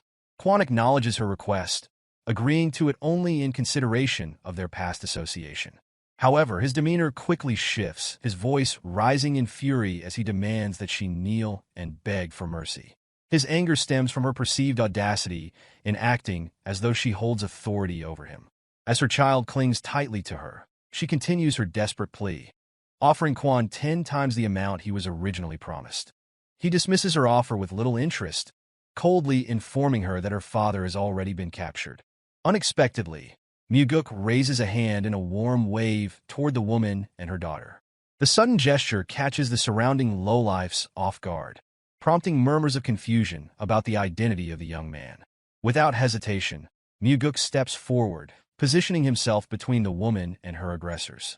With a calm demeanor, he states that he is merely someone who has been paid to ensure the safe passage of the two travelers. When questioned, Dang can only respond with reluctant acknowledgement, admitting that Mugeuk is simply a vagrant he has yet to deal with. Seizing the moment, Dang immediately moves to attack. Unfazed, Mugeuk responds with provocation, labeling them nothing more than common street thugs. He further remarks that once he is finished dealing with the situation, Dang himself will likely be next to die. Enraged, Quan's face flushes red as he vehemently denies betraying his master. Meanwhile, Mugeuk maintains a composed tone, his speech deliberately polite out of consideration for the presence of the child. Irritated beyond restraint, Quan issues a command to his men. He orders them to kill the young man on the spot. Mugeuk remains undeterred, pointing directly at Dang and reiterating that his death will come next. Before the traitor has a chance to fully process the words, an attack strikes from behind, severing his neck in an instant. Quan, having deemed Dang too careless, eliminates him first. Mugeuk watches the lifeless body fall to the ground, his gaze cold as he regards the corpse of the man who traded loyalty for greed. With a quiet farewell, he remarks that such is the fate of those who betray others for money. Enraged by Mugeuk's defiance, Quan orders his henchmen to strike him down immediately. As the attackers close in, Mugeuk turns toward the woman and calmly instructs her to shield the child's eyes and ears. Without hesitation, she follows his command. Meanwhile, Mugeuk remains still, awaiting the incoming attacks. He waits until the very last possible moment, allowing the strikes to approach dangerously close. Just as a blade reaches his head, he executes the death step, one of the 4 strides of the wind god, evading all attacks in an instant and reappearing directly in front of Quan. A flicker of confusion crosses Quan's face as he wonders how Mugeuk closed the distance so effortlessly. In the brief moment it takes to process what happened, Mugeuk has already beheaded 3 of Quan's men, their bodies collapsing behind him. Stunned, Quan demands to know who Mugeuk truly is, refusing to believe that a mere vagrant could possess such abilities. Mugeuk responds with a question of his own, mocking Quan by asking who this pathetic excuse of a man could be. The woman interjects, revealing that Quan is one of the vassals assigned to protect her household. Introducing herself as Geom, she identifies herself as the daughter of the Golden Manor Master. Mugeuk, already aware of this from his past life, had deliberately concealed his identity by joining as a vagrant warrior. Her father, Geom, stands among the 10 most powerful merchants in the Central Plains. As the wealthiest man in Feuds and the master of the Golden Manor, his influence is significant. However, Mugeuk recalls a tragedy from his previous life. Geom had been betrayed by his most trusted vassal, and lost his life, with his daughter perishing soon after. Now, by interfering in this event, Mugeuk has the chance to change their fate. As the conversation unfolds, Quan sees an opportunity and lunges forward, sword aimed at Mugeuk's neck. Yet before the strike can land, Mugeuk's blade has already moved. In an instant, Quan's head rolls to the side, severed cleanly. Mugeuk remarks on how those who resort to underhanded tactics always attempt to strike when his attention is elsewhere. With the immediate threat eliminated, he turns back to Seiyun. She wastes no time in making an offer, pleading for his aid. Since the situation has shifted from what was originally agreed upon, Mugeuk demands a far greater payment for his services. Without hesitation, Seiyun agrees. Regardless of the cost, she remains determined to secure his help in saving her father. At the Golden Manor, the true orchestrator of the betrayal revels in his success. Years of meticulous planning have led to this moment, and with his underlings, he finally believes he has ensnared both Seiyun and her daughter. However, as the carriage arrives, he is met with an unexpected sight. They have returned unharmed, accompanied by an unfamiliar young man. Suspicion sets in as he demands to know Quan's whereabouts. Mugeuk responds with a cold, unyielding gaze, informing him that everyone except for himself has perished. The betrayer, puzzled, demands to know who is responsible for their deaths. With a slight smirk, Mugeuk offers an answer, an elusive martial master, both young and striking in appearance. The remark sends the lowlife into a fit of rage, unable to comprehend why his enemy would be praised. Mugeuk chooses silence, watching as realization dawns. Recognition flickers across the traitor's face as he finally understands that the person standing before him is the very same young and skilled warrior he was just questioning. The instant that truth settles, the henchmen draw their weapons, swiftly surrounding Mugeuk. Their leader sneers, mocking Mugeuk for his decision to return. In his eyes, escaping after saving the woman and child would have been the wiser choice, rather than stepping back into danger. Mugeuk, unshaken, meets his gaze and dismisses his words with ease. What stands before him are not tigers, but mere dogs barking loudly. For the first time, the ringleader acknowledges the reality before him. The young man who eliminated Quan and arrived unscathed is not ordinary. Mugeuk exudes confidence, appearing entirely at ease despite being encircled by enemies. Suddenly, the betrayer adopts a more cordial tone, placing his hands together in a gesture of peace. He extends an invitation, suggesting they discuss matters over a drink. Mugeuk, unimpressed, refuses outright. No amount of forced hospitality will change the inevitable outcome. Realizing that diplomacy has failed, the ringleader issues the command to kill him. The moment the order is given, Mugeuk vanishes from sight, reappearing before one of the henchmen with lethal precision. With a single decisive strike, the man collapses lifelessly. The remaining henchmen quickly realize the truth. Mugeuk is far too fast for them to handle. Before any of them can retaliate meaningfully, they fall one after another. The massacre unfolds before their very eyes, each betrayal answered with swift execution. Despite their overwhelming numbers, they stand no chance. Their bodies drop like flies, paying the price for their treachery. The betrayer stands frozen in shock, forced to watch as his underlings are slaughtered by a single man. Horror grips him as he struggles to comprehend the force before him. He could only ask himself who exactly this young warrior was. Mugeuk, unbothered by the disbelief, offers only a simple reply. He is no one, just a hired swordsman who saw an opportunity for great profit. Seizing on this, the ringleader hurriedly offers Mugeuk money in exchange for walking away. Yet Mugeuk remains unmoved. He has already been hired, and he has no interest in the wealth stolen from Geom. Suddenly, a remaining henchman emerges, gripping a sword against Geom's neck. A demand is made. Mugeuk must lower his weapon, or the Golden Manor Master will die. Seiyun, helpless and desperate, pleads for her father's safety. The ringleader, emboldened, reinforces the threat, warning Mugeuk to comply or face the consequences. Instead of obeying, Mugeuk moves swiftly. His sword arcs upward, slicing through the air in a flash. Confusion spreads across the ringleader's face as he fails to grasp what just happened. Within a blink, the blade held against Geom shatters where it was struck. Mugeuk had executed the soaring sword art's fourth form, Flaming Heaven. The technique travels through its target, splitting the henchman cleanly in two. A scream erupts from the ringleader as he witnesses his final ally fall to ruin. Mugeuk turns toward him, expression cold, and mockingly asks him to repeat what he had just said about dropping his sword. Panic overtakes the betrayer, who now pleads for his life, urging Mugeuk to listen. But Mugeuk shows no interest in idle discussions. He tells the traitor to come at him if he wishes to live. Believing Mugeuk has exhausted his energy, the ringleader grips his sword tightly and lunges forward in an all-or-nothing attack. Feigning struggle, Mugeuk pretends to falter, giving the illusion of difficulty. Sensing an advantage, the ringleader pours all of his strength into his assault, convinced that victory is within reach. One after another, his frenzied attacks are deflected. Confusion clouds his mind as he wonders how such a young man can maintain both overwhelming offense and unbreakable defense.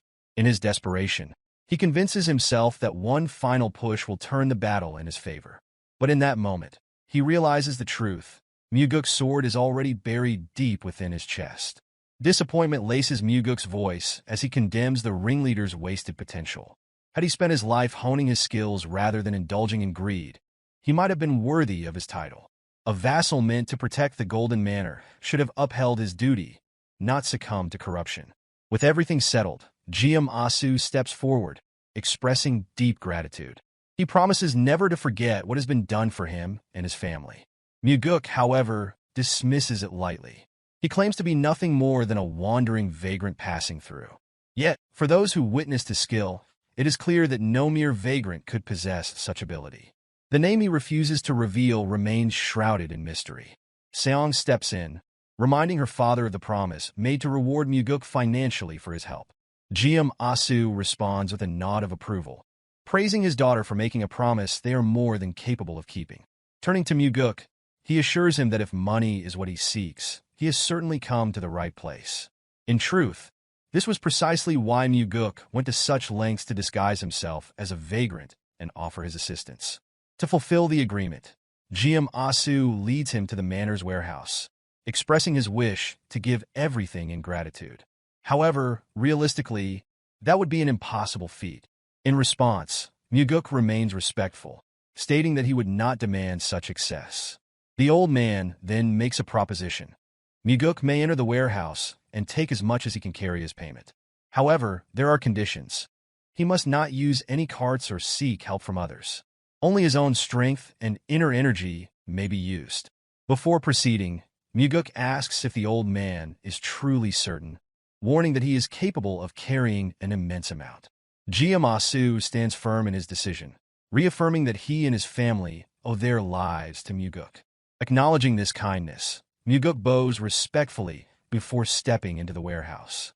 Meanwhile, Seong turns to her father with concern, questioning whether he has considered just how much a skilled martial artist like Mugeuk might be able to take. Geom, however, remains unconcerned.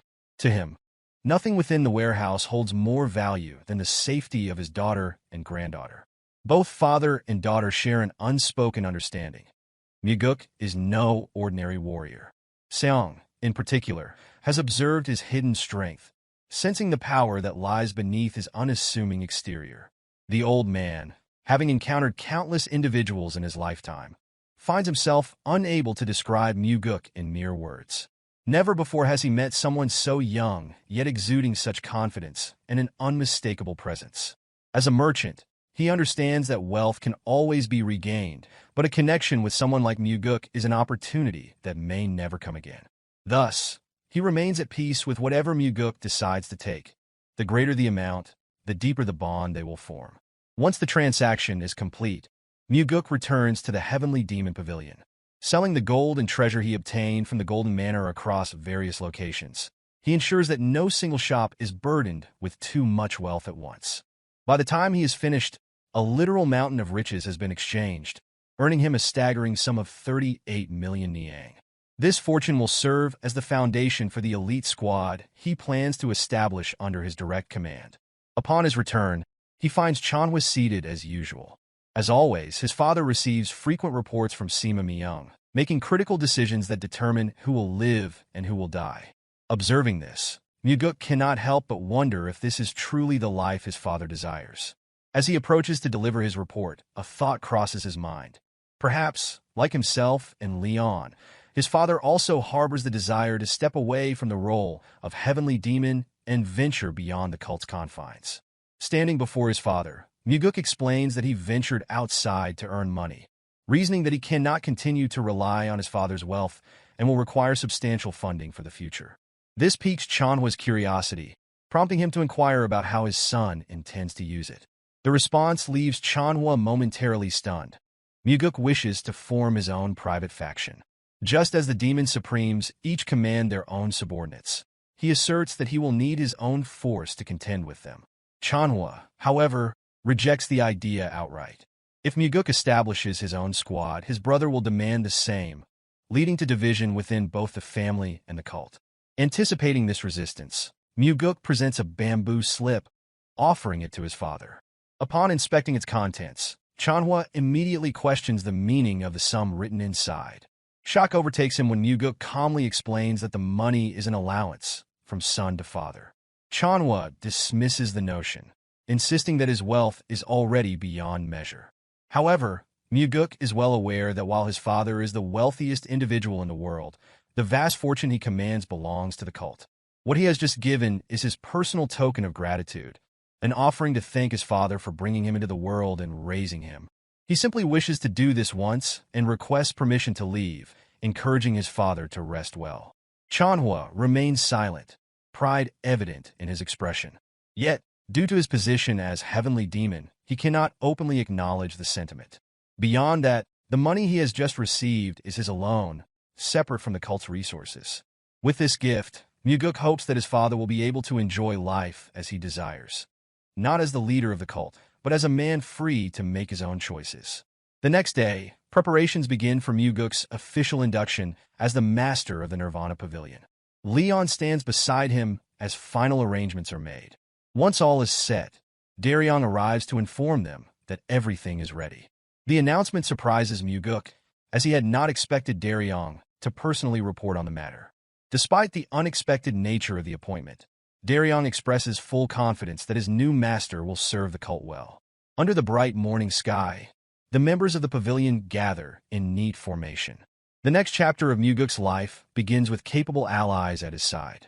Stepping outside, he is met with enthusiastic greetings from the pavilion members.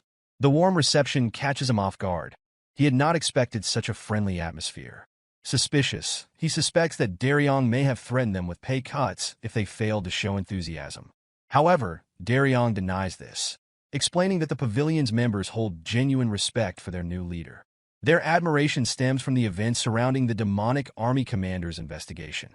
Previously, Go Dang, the first corps commander, had killed the investigator assigned to the case. Yet when Mugeuk conducted his own inquiry, only one investigator was injured. In that moment, Mugeuk personally ensured the man received medical attention from the demonic physician. Beyond that, he had personally avenged them by crushing Go Dang's skull. With the gathered members awaiting his address, Daryong prompts him to speak. Mugeuk steps forward and begins. He admits that even he does not know whether their lives will improve or worsen under his leadership. However, there is one certainty. Under his command, their hearts will race faster than ever before. The ceremony concludes with resounding cheers from the pavilion members, a clear signal of the unity and direction they will move toward. Once fully immersed in his duties, Mugeuk quickly discovers troubling information. Upon requesting reports of past cases where justice had been obstructed, he finds multiple instances involving the heaven demons. Daryong shares in his frustration, but acknowledges that the timing of this discovery is particularly unfortunate. It coincides with the involvement of a subordinate of the Blood Heaven Sword Demon. Leon, sensing the gravity of the situation, advises caution, urging her young master to restrain himself. She knows all too well that the cursed old man's wrath is about to erupt. Mugeuk, however, merely hands her the report and instructs her to read it. The injustice detailed within the pages is too egregious to be ignored. As her eyes scan the document, her expression shifts. Any hesitation vanishes. Rather than advising restraint, she now insists that something must be done. At the entertainment pavilion, a middle-aged man sat alone, drinking in silence. The barkeeper, observing his pitiful state, urged him to stop, concerned by how helpless he appeared. However, the man, drowning in despair, continued, unable to suppress his misery. He muttered bitterly about the scum from the heaven demons, the ones who had left his child in a coma for 10 days, yet were acquitted as innocent. The barkeeper, attempting to console him, reminded him that the Nirvana Pavilion was investigating the case. But the man had already lost faith, revealing that the investigator concluded his child had merely been sparring with a friend and was injured in the process. Seething with anger, he cursed the father of the child who led the attack. 100-Sword Demon, a subordinate of the Blood Heaven Sword Demon and the leader of the 100-Sword Demons. Hopelessness filled his voice as he lamented that the Nirvana Pavilion investigator was no different from the rest. The barkeeper, worried for his safety, repeatedly urged him to stop speaking in such a manner, fearing that an investigator might overhear and take his life. But the man no longer cared. Having lost everything, he had already given up on life. If his son did not wake, his wife would not be able to endure either. When that happened, he resolved that he would kill the one responsible himself. Before another word could be spoken, an arrogant figure entered the establishment, flanked by 2 henchmen. The smug-faced man approached abruptly, claiming responsibility for what had happened to the middle-aged man's child. The father immediately rose from his seat, his eyes burning with rage as he demanded the return of his son and an apology. To his surprise, the smug-faced man bowed, acknowledging his wrongdoing and admitting to committing a terrible crime. But before any relief could be felt, the smirk returned to his face as he lifted his head, mockingly declaring that his bow was the extent of his apology. Laughter erupted from his companions, turning the scene into a cruel spectacle. Unable to restrain himself, the drunken father reached for his sword in fury. Yet before he could unsheath it, the smug-faced man delivered a brutal punch to his face, sending him sprawling across the floor. Turning to the onlookers, the attacker falsely proclaimed that the man had drawn his sword first, prompting his henchmen to nod in agreement, supporting his lie. With renewed aggression, he continued to pummel the fallen man, venting his anger over the audacity of a mere storage keeper who dared to report him to the Nirvana Pavilion. His resentment stemmed from the fact that the storage keeper's son had refused to steal money from his own home, an act that had defied his orders. As he struck him again and again, he unwittingly confessed to the crime in his drunken arrogance. The storage keeper, though beaten and weakened, seized the opportunity and cried out, ensuring that everyone heard the admission. But the smug-faced man only laughed, delivering another punch before turning to the crowd and mockingly asking if anyone had heard a thing. The tavern fell into silence. No one dared to challenge him. Faced with such injustice, the storage keeper could do nothing but weep. The sight amused his tormentor, who sneered at him, ridiculing a grown man for crying so pitifully. He insulted both father and son in the same breath, drawing further laughter from his henchmen.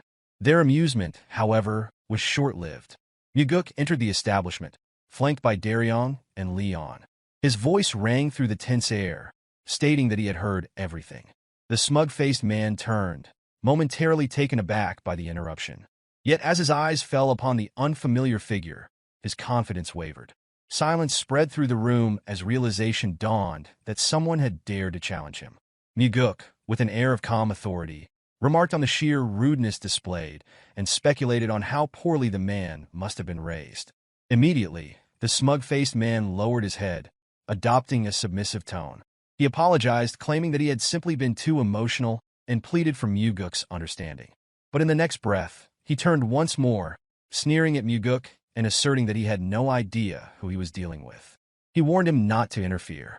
A serene smile appeared on Mugeuk's face as he pondered the arrogance displayed by a man whose only claim to power was being the son of the 100-Sword Demon.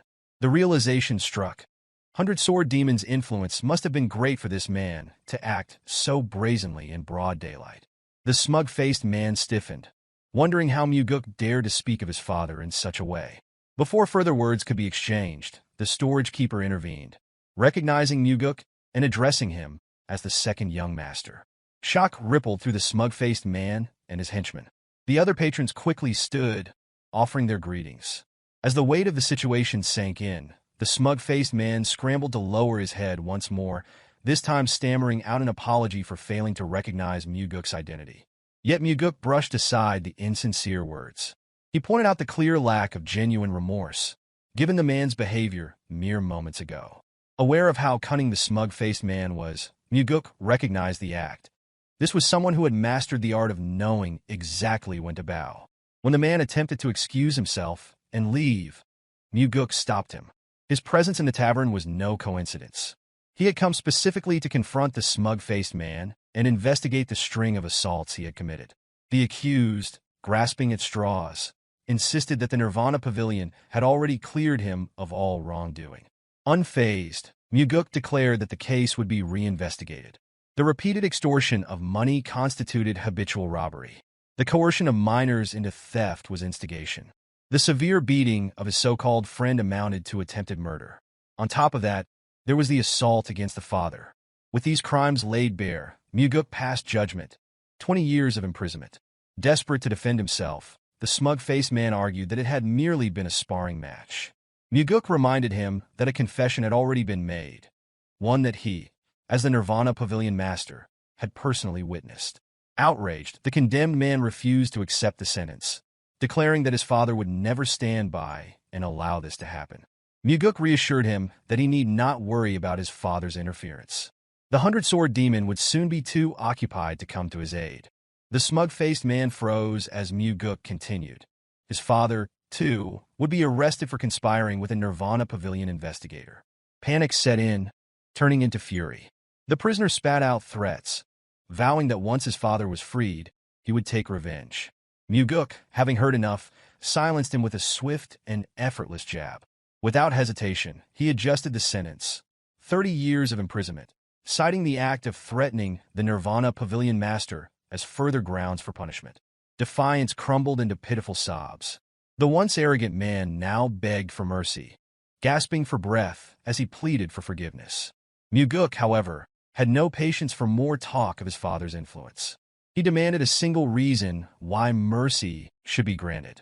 He wondered whether this man had ever spared another, whether he had ever shown kindness, or whether he had ever done anything good, even if only once. Even with the chance to fabricate an answer, the smug-faced man found himself unable to respond. His life had been void of any such actions. Desperate, he swore that he had changed, vowing to live righteously from that moment forward. Mugeuk, unamused, delivered a firm slap across his face. With a satisfying finality, the smug-faced man lay unconscious, felled by a single decisive strike. Mugeuk, standing over him, remarked that he should remember to live with kindness once his sentence was served. Turning his attention to the henchmen, Mugeuk addressed them with a stark warning. If they wished to avoid becoming scapegoats, they would do well to reveal everything. The weight of the threat hung in the air, leaving them with little choice but to comply. Without further delay, Mugeuk instructed Daryong to escort them to the Nirvana Pavilion. For the first time in far too long, justice had been served, not for the powerful, but for the common people of the cult who had long suffered under oppression. With the matter settled, Mugeuk turned to the gathered crowd and urged them to report any future injustices. As long as he remained the Nirvana Pavilion master, he assured them that no amount of external influence would be allowed to interfere with the pavilion's decisions. Furthermore, he added a final warning. If anyone attempted to invoke their father's name to intimidate others as the smug-faced man had, then he would not hesitate to call upon his own father in response. The tension that had gripped the room dissipated in an instant. A wave of relief swept over the onlookers as murmurs of approval turned into open expressions of gratitude. The sight of their young master standing firmly on the side of fairness was met with heartfelt joy. Amid the renewed atmosphere, Leon turned to the storage keeper, informing him that before arriving at the tavern, the demonic physician had been sent to examine his son under Mugeuk's orders. Disbelief flickered across the father's face. The idea that his son was important enough to warrant such attention seemed almost impossible to grasp. Mugeuk met his gaze and dismissed the man's doubts with quiet certainty. His son mattered. Without prolonging the moment, he revealed that the boy had already regained consciousness before their arrival and urged the father to go to him without delay. The storage keeper collapsed to his knees, overcome with emotion. Tears of relief streamed down his face as he expressed his gratitude, swearing never to forget the kindness shown to him. A faint smile crossed Mugeuk's face. The man before him had dedicated his entire life to the cult. It was only right that the cult should, in turn, protect him. The father continued to offer his heartfelt thanks, but Mugeuk knew the truth. It was not the storage keeper who owed a debt of gratitude. It was he who was thankful for the unwavering devotion of men like this, who had long given everything to the cult, asking for nothing in return. Mugeuk had anticipated that his actions would provoke backlash. However, he had not expected the opposition to emerge from within the Nirvana Pavilion itself. Approximately 30 investigators gathered in protest against Yang Ho's arrest. Leading them was Gok Myung, the most senior special investigator. With measured words, he expressed that he should have sought out Mugeuk in his office, but given the number of people involved, they had chosen to assemble in front of the pavilion instead. When questioned about their intent, Gok Myung explained that they had come to discuss Mugeuk's decision to reopen an investigation that had already been ruled upon. The primary concern among the investigators was that such an action would undermine both their authority and morale. Turning his gaze to those standing behind Gok Myung, Mugeuk asked whether they all shared the same belief. In unison, they responded with a resounding affirmation. Standing firm, Mugeuk declared that his perspective differed entirely. In his view, it was not the reinvestigation that would weaken the Nirvana Pavilion's authority, but rather the original mishandling of the Yang Ho case itself. His words, sharp and deliberate, caused Gok Myung to pause, uncertain of the full meaning behind them. Without hesitation, Mugeuk elaborated. Yang Ho had publicly confessed to his crimes before his arrest. Gok Myung acknowledged that he was already aware of this fact. Mugeuk, unimpressed, questioned why they were gathered there at all. Gok Myung clarified that their concern was not about Yang Ho's guilt, but rather the implications of reopening a closed case. Mugeuk quickly understood. This was a matter of principle. With unwavering conviction, he reminded them that an innocent child had been beaten to the brink of death, and a confession had already been secured from the perpetrator. Such a case demanded reinvestigation. Sighing, Gok Myung admitted that there was little that could be done. He considered himself old-fashioned, valuing the importance of adhering to principles within an organization. Mugeuk silently observed the man, questioning whether he was merely stubborn or actively attempting to pressure him. Without further delay, he instructed all those in favor of reinvestigating the case to step to one side of the court. If their gathering was truly meant as a collective statement, then surely someone would be willing to break formation. A brief silence followed before one individual stepped forward. Co Daryong was the first to move, voicing his agreement that a reinvestigation was necessary. When prompted for his reasoning, he stated that the initial inquiry had been insufficient and could not rule out the possibility of external influence. Mugeuk agreed with his assessment and turned his attention to the rest of the investigators, asking for their thoughts. Another figure came forward, accompanied by his colleagues. Echhi, the investigator injured during the demonic dragon court case, now stood in support of the reinvestigation. Before making his stance known, he took a moment to express gratitude to his young leader for ensuring that medical aid was sent to him. Despite these defections, the majority of the investigators remained aligned with Gok Myung. Mugeuk then turned his attention to Zhang Hua, the investigator originally responsible for handling the case. Looking directly at him, Mugeuk asked for his assessment of the situation. Without hesitation, Zhang Hua maintained that he had conducted the investigation properly. Fixing his gaze on him, Mugeuk bluntly questioned whether he had accepted a bribe from the 100-sword demon. For a fleeting moment, Zhang Hua's expression hardened, though before he could respond, Gok Myung reacted with immediate outrage. In that instant, Mugeuk unleashed his inner energy, silencing him. A wave of killing intent radiated from his entire being, serving as a warning for Gok Myung to remain silent unless given permission to speak. Beads of sweat formed on the senior investigator's forehead as the weight of fear settled over him. Turning back to Zhang Hua, Mugeuk demanded an answer. In that moment, Zhang Hua swore upon his life that he had never accepted any money. If there was any doubt, he invited Mugeuk to investigate him thoroughly. A brief smile crossed Mugeuk's face as he revealed that such an investigation had already been conducted. No evidence of bribery had been found. The revelation sparked protests among the other investigators, but Mugeuk quickly silenced them with another revelation. This special investigation had been carried out under direct orders from the cult leader. Gok Myung's expression shifted to one of shock upon hearing that the cult leader himself had been involved. Curious, Mugeuk then questioned why Zhang Hua had covered up the case if he had not been bribed. Zhang Hua, unwavering, insisted that he had not engaged in a cover-up and attempted to defend himself further. Mugeuk cut him off, pointedly questioning whether he had been threatened with harm to his sister. A brief moment of silence followed before Zhang Hua's expression betrayed him. Without directly answering, his reaction confirmed the truth. Mugeuk, in a roundabout way, commended him. The reports had described Zhang Hua as an incorruptible investigator, and this proved it. But then, he wondered why someone with such integrity had handled the case so poorly. The answer became clear. Zhang Hua had a singular weakness. His younger sister, the only family he had been used as leverage against him. Gok Myung, still processing the situation, demanded confirmation. He repeated the question, pressing for an answer, wondering whether Zhang Hua had truly been threatened by the 100-sword demon. Zhang Hua remained silent. Meanwhile, Mugeuk understood why Gok Myung had gathered so many people in protest. Zhang Hua was a junior investigator he cared for deeply. The entire demonstration had been orchestrated to ensure that Zhang Hua's reputation remained untarnished. After allowing the weight of the moment to settle, Mugeuk reassured Zhang Hua that there was no longer any reason to fear. Warriors had already been sent to his house to guard his sister. Until the matter was resolved, she would be kept safe. At those words, visible relief washed over Zhang Hua's face. A burden that had weighed heavily upon him was finally lifted. Without hesitation, he dropped to his knees before Mugeuk, acknowledging his failure and admitting to his grave offense. Gok Myung, unable to process the moment, stammered, questioning whether the junior investigator he had tried so hard to protect had truly covered up an investigation. Mugeuk, unyielding, reminded Zhang Hua that his duty remained unchanged, regardless of the threats he faced. Without resistance, Zhang Hua submitted himself and accepted whatever punishment would be given.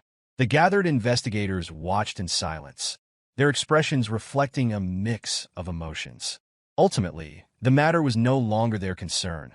The decision now rested solely in their young leader's hands. Mugeuk instructed Zhang Hua to stand. Calmly, he explained that had this incident occurred after he had assumed his position as pavilion master, the consequences would have been far graver. Tears welled in Zhang Hua's eyes as he struggled to process the words. Hesitantly, he asked whether Mugeuk truly intended to forgive him.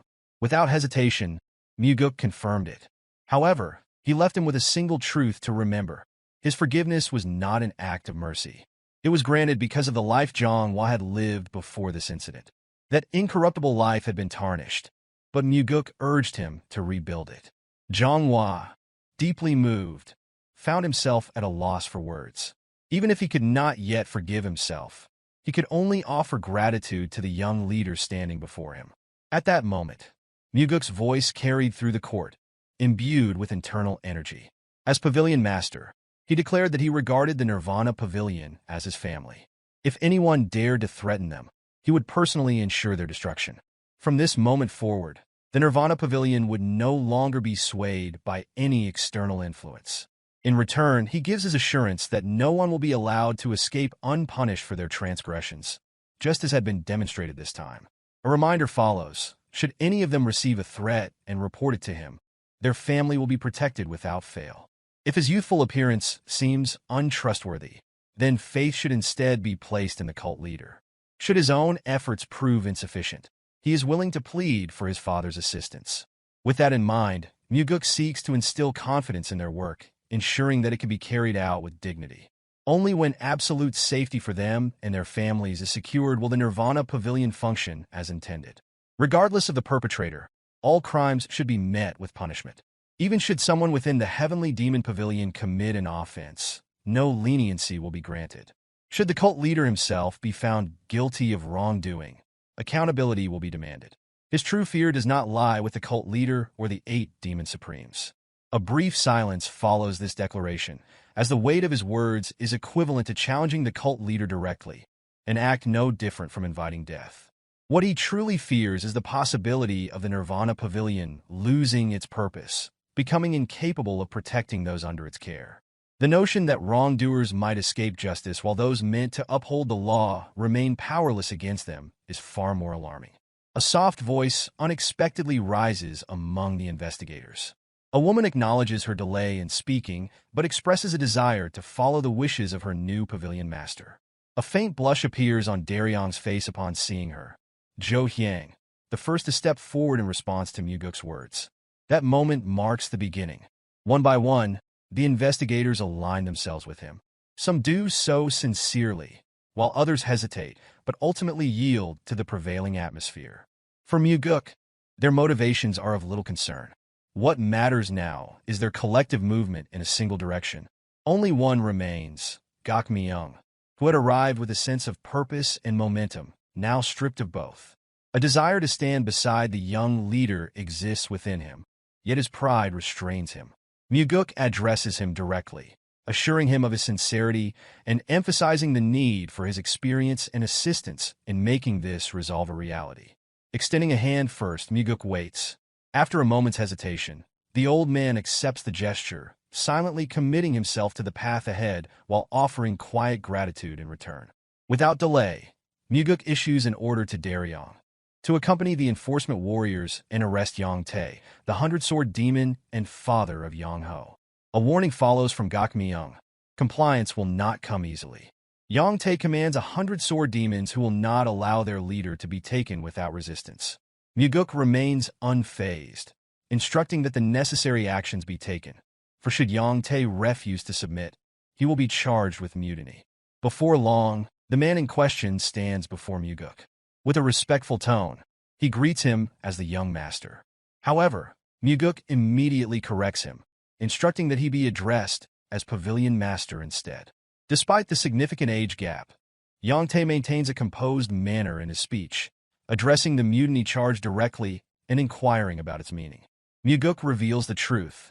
It had been the only means of ensuring his presence. An apology follows from Yang Tae, citing the complexities involved in managing an organization. He explains that maintaining pride before one's subordinates is essential. The incident, he insists, was never intended to escalate. It had begun as nothing more than children at play. For the sake of appearances, Mugeuk acknowledges the statement without dispute. Yang Tae then shifts the conversation, alluding to the necessity of external support for the continued operation of the Nirvana Pavilion, emphasizing the significant financial resources required. The underlying intent is evident, an offer of bribery, veiled within the discussion. A reminder is given. Those in power have already placed their support behind the first young master. Before further persuasion can be attempted, Mugeuk interrupts, offering what appears to be an expression of gratitude. Yang Tae interprets this as acceptance, assuming a favorable outcome. He eagerly pledges allegiance and even promises a grand meal in celebration. Rising to leave, he is abruptly stopped, startled by the suddenness of the action. The expectation of escaping unscathed vanishes in an instant. Mugeuk clarifies his statement. When he had spoken of accepting assistance, he had meant after Yang Tae's release from prison. A request follows for the matter to be treated as a joke. With unwavering conviction, Mugeuk denies any jest. The crime at hand concerns a direct threat against the family of a Nirvana Pavilion investigator. A denial follows from Yang Tae, an insistence that no such threat had been made.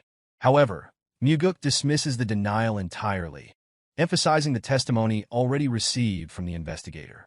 The laws of the cult dictate that the word of a Nirvana Pavilion warrior carries greater weight than that of others, a provision designed to protect the authority of the investigators. It is suggested that Yang Tae's ignorance of this clause is unsurprising, as its very necessity arises from individuals like him. Many others before him had believed they could escape accountability with mere words. A plea bargain is offered, 10 years in exchange for a confession. A refusal will result in a 20-year sentence. No further negotiations will be entertained. The response was disbelief as he wondered whether the pavilion master had lost his mind. Mugeuk, unbothered, expresses a willingness to be seen as mad if that is what it takes. Dealing with men like Yang Tae requires such an approach, for rational discourse holds no value to those who believe absolute power determines all outcomes. A question followed as he wondered why such a stance had been taken. Mugeuk provides his answer. Yang Tae's son had nearly beaten his own friend to death. This was not a single incident. It had been years of torment. As his father, Yang Tae had sought to conceal the crime by issuing a death threat to the investigator's family. And yet, a question is asked as if the reasoning is unclear. The audacity of it enrages Mugeuk. Yang Tae, too, grows angry. As a sword demon, he declares that his status should afford superiority over those beneath him. The Nirvana Pavilion, after all, had always turned a blind eye to such matters. To Mugeuk, these words are both infuriating and deeply unsettling. With him in command, such practices will cease. A warning follows from Yang Te. Interference will not go unnoticed. The Demon Supreme himself will not stand idly by. Mugeuk, unfazed, reminds him that even in the past, nothing had been done when his own brother had been cut down. There is no reason to expect action on his behalf now. Fury overtakes Yang Te, a fist slamming against the table. A provocation follows from Mugeuk, questioning whether another threat will be made against his family. But there is awareness of exactly who his father is. A final ultimatum is given. Confession must come within minutes. With that, Mugeuk departs, leaving behind a man consumed by his own rage. As he walks through the hall, a single thought lingers. Perhaps the downfall of the demonic cult had never been due to Mugeuk after all. A mere 100-sword demon had already dared to threaten a Nirvana Pavilion investigator. The order within the cult had deteriorated to the point where such a figure would even think to threaten the second young master, who was also the pavilion master. Upon returning to his residence, Mugeuk found the Blood Heaven's sword demon, Guqianpa, already waiting in the yard. His sword was embedded in the ground, supporting his weight as he leaned against it, a bottle of liquor in hand. A greeting followed, accompanied by a question, whether he should now address this young master as the Nirvana Pavilion. Mugeuk approached as the cursed old man offered a drink. Seated now, Mugeuk was reminded of the frequent warnings that nothing good would come from their repeated meetings. Yet, as he pointed out, it was this very old man who kept seeking him out. A thought crossed Kiampa's mind. Recently, there had been a moment when something new was felt toward Mugeuk. When the wish was made to the cult leader after victory in the fight, there had been an unspoken acknowledgement. Yes, that was it. If one possessed true intelligence, such a wish would be the only logical choice. Mugeuk agreed with the assessment, for what had been gained then was of immeasurable importance. However, Kiampa believed that moment had marked the beginning of something else, the moment when Mugeuk had begun making his blade cry. A correction followed. The blade was not crying, it was lamenting. Poison had been used by one disciple against him in combat, while another had arrived only to shame a subordinate. A brother had manipulated the demonic army for personal gain. A subordinate had threatened to kill an investigator's family. Of course, the blade would lament, for those surrounding it failed to meet its expectations. Kiampa silently acknowledged the skill behind such words, though he found them incorrect. When prompted to explain, he dismissed the notion that those around Kiampa failed to meet his standards. Instead, he insisted that they were precisely the kind of people he deserved because that was the extent of his worth. A difficult man, Mugeuk thought. Prideful individuals seeking fame were usually easier to break. Without delay, Kiampa made his demand. The immediate release of the imprisoned 100-sword demon, Yang Te. Morale among his people had plummeted to its lowest point. Mugeuk stood firm. Release would only come if the investigation proved innocence. In response, a surge of demonic energy filled the space. The sheer intensity of it allowed Mugeuk to understand why his father had once said that handling the Blood Heaven sword demon was still beyond his capabilities.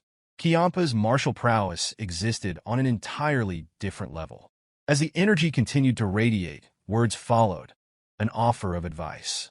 Mugeuk, undeterred, interrupted. If a favor was being requested, it should be done plainly. A request should not be made while simultaneously offering unsolicited counsel. The oppressive aura vanished in an instant. A rare admission followed. Mugeuk was right. Few had ever spoken so directly to him. A warning was given in return. Stagnant water was bound to rot. No one remained stagnant by choice. Yet, over time, as familiarity settled in, the chance to escape was lost. This was an opportunity to release that stagnant water. Yang Te was not someone worthy of the cursed old man's protection. A drink was poured, and an agreement was reached. The route would be cleansed. A wise decision, Mugeuk noted. However, surprise struck as Kiampa took the matter further. Mugeuk was to become his water. The condition was simple. Drink, and in doing so, accept the role of the next heavenly demon, with Kiampa as his backer. It was unexpected. Everyone knew where the Blood Heaven's sword demon's allegiance lay. Yet now the decision had shifted. A question formed as he wondered why the first young master was being abandoned now.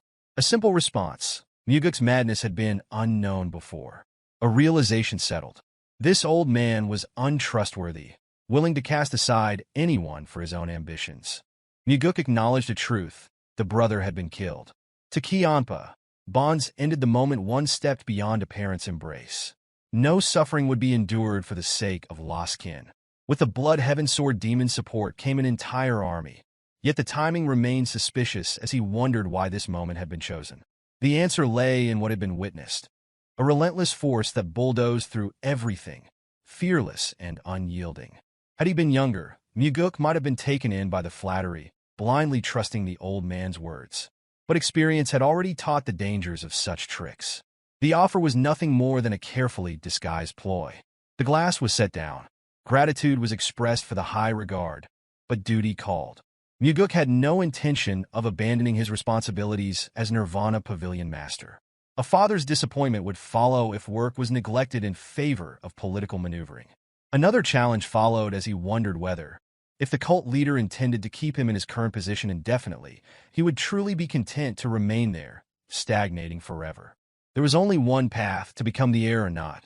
Collaboration would only draw the cult leader's attention further. The reasoning was sound, but a crucial detail had been overlooked. Mugeuk was not the only one seeking to restore order within the cult. His father shared the same objective. A decision would require time. The drink would be taken only once that choice was made. Kianpa rose, retrieving the immortal blade from where it had been embedded in the ground. Without hesitation, the blade was swung at full force toward the second young master. No attempt was made to evade. The black sword at Mugeuk's waist was drawn, clashing against the attack. The resulting impact sent a resounding explosion of metal through the air. From behind the crossed blades, a demand was made. An answer would be given by tomorrow. A bead of sweat formed on Mugeuk's face. 5 days would be needed. The brief but intense confrontation ended. Kianpa accepted the counteroffer: 3 days. No response was awaited. In an instant, he soared into the sky, vanishing beyond the walls. As the sword returned to its scabbard, Mugeuk rotated his wrist.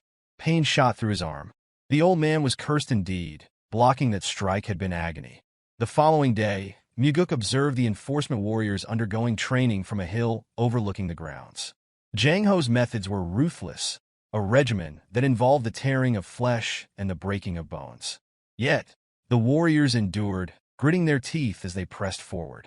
This, Jang Ho declared, was the true nature of demonic army training. A resounding cry followed. Loyalty could not be placed in a wife, a child, or a friend, for all could betray. Only the sweat shed in training would remain steadfast. Daryong chuckled at the remark, well aware that Jang Ho had never once mentioned having a wife or child.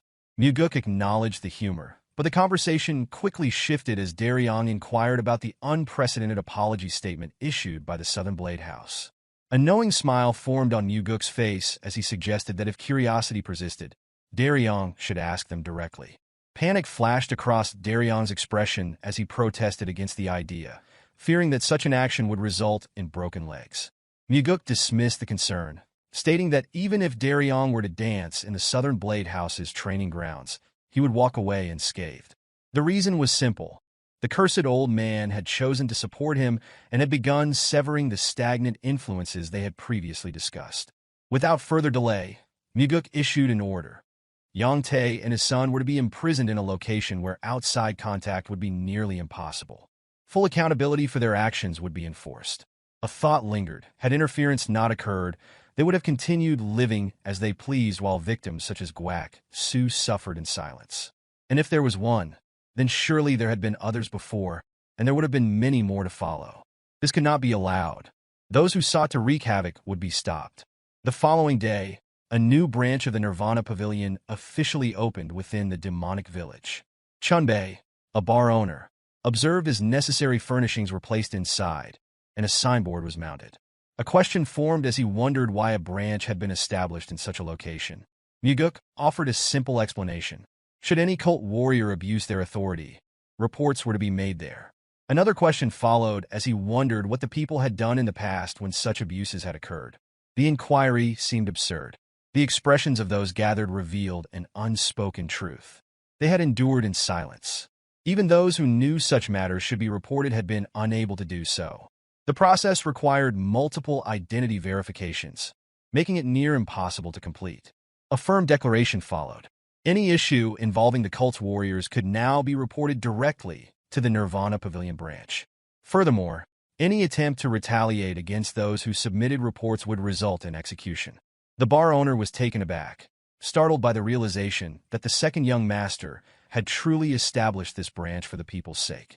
A bow of gratitude followed, along with a promise to ensure that the message spread. A pleased smile formed on Mugeuk's face. This was the beginning. With the Nirvana Pavilion at the center, protection would extend to the villagers, low-ranking warriors, and all those who suffered injustice simply for lacking power. Through this, a fundamental principle would be taught. Every life held equal worth. And with this principle, Mugeuk intended to move forward. That night, upon stepping into the yard, Mugeuk found the old man waiting. The promised decision was due. Seated now, Mugeuk listened as Kiampa questioned whether the drink would finally be accepted. Though his expression remained unreadable, the old man's heart brimmed with satisfaction as he poured the liquor. An expectation followed. Mugeuk was to drink. The glass remained untouched. The tension thickened as their gazes met. Silence stretched until Mugeuk broke it with a single statement, a request for snacks. An inquiry followed as he wondered what kind of snack was desired. Within the strained atmosphere, an answer came: the demonic army. A request was made, respectfully yet boldly, for the Blood Heaven Sword Demon to feed the demonic army into his grasp. The demand was met with incredulity. As if dealing with a spoiled child, Kiampa stated that such things did not work that way. Mugeuk remained undeterred, reasoning that having snacks with a drink was perfectly normal. A sigh of exasperation followed, a finger pressed against a throbbing temple. 3 days had been spent awaiting this decision. Frustration reached its peak, and finally, anger erupted. The audacity of the request was declared absurd.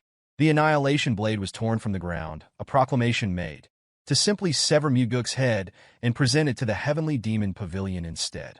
In a fit of rage, the blade swung, sending a sharp arc of energy hurtling forward. There was no true intent to kill, but the attack was fueled by impulse and irritation. With a swift reaction, Mugeuk raised his sword in defense. The clash of metal sent a resounding shockwave through the air. Observing the reaction, Kiampa noted the skillful use of inner energy. Considerable demonic energy had been imbued into the strike, yet Mugeuk had blocked it with apparent ease.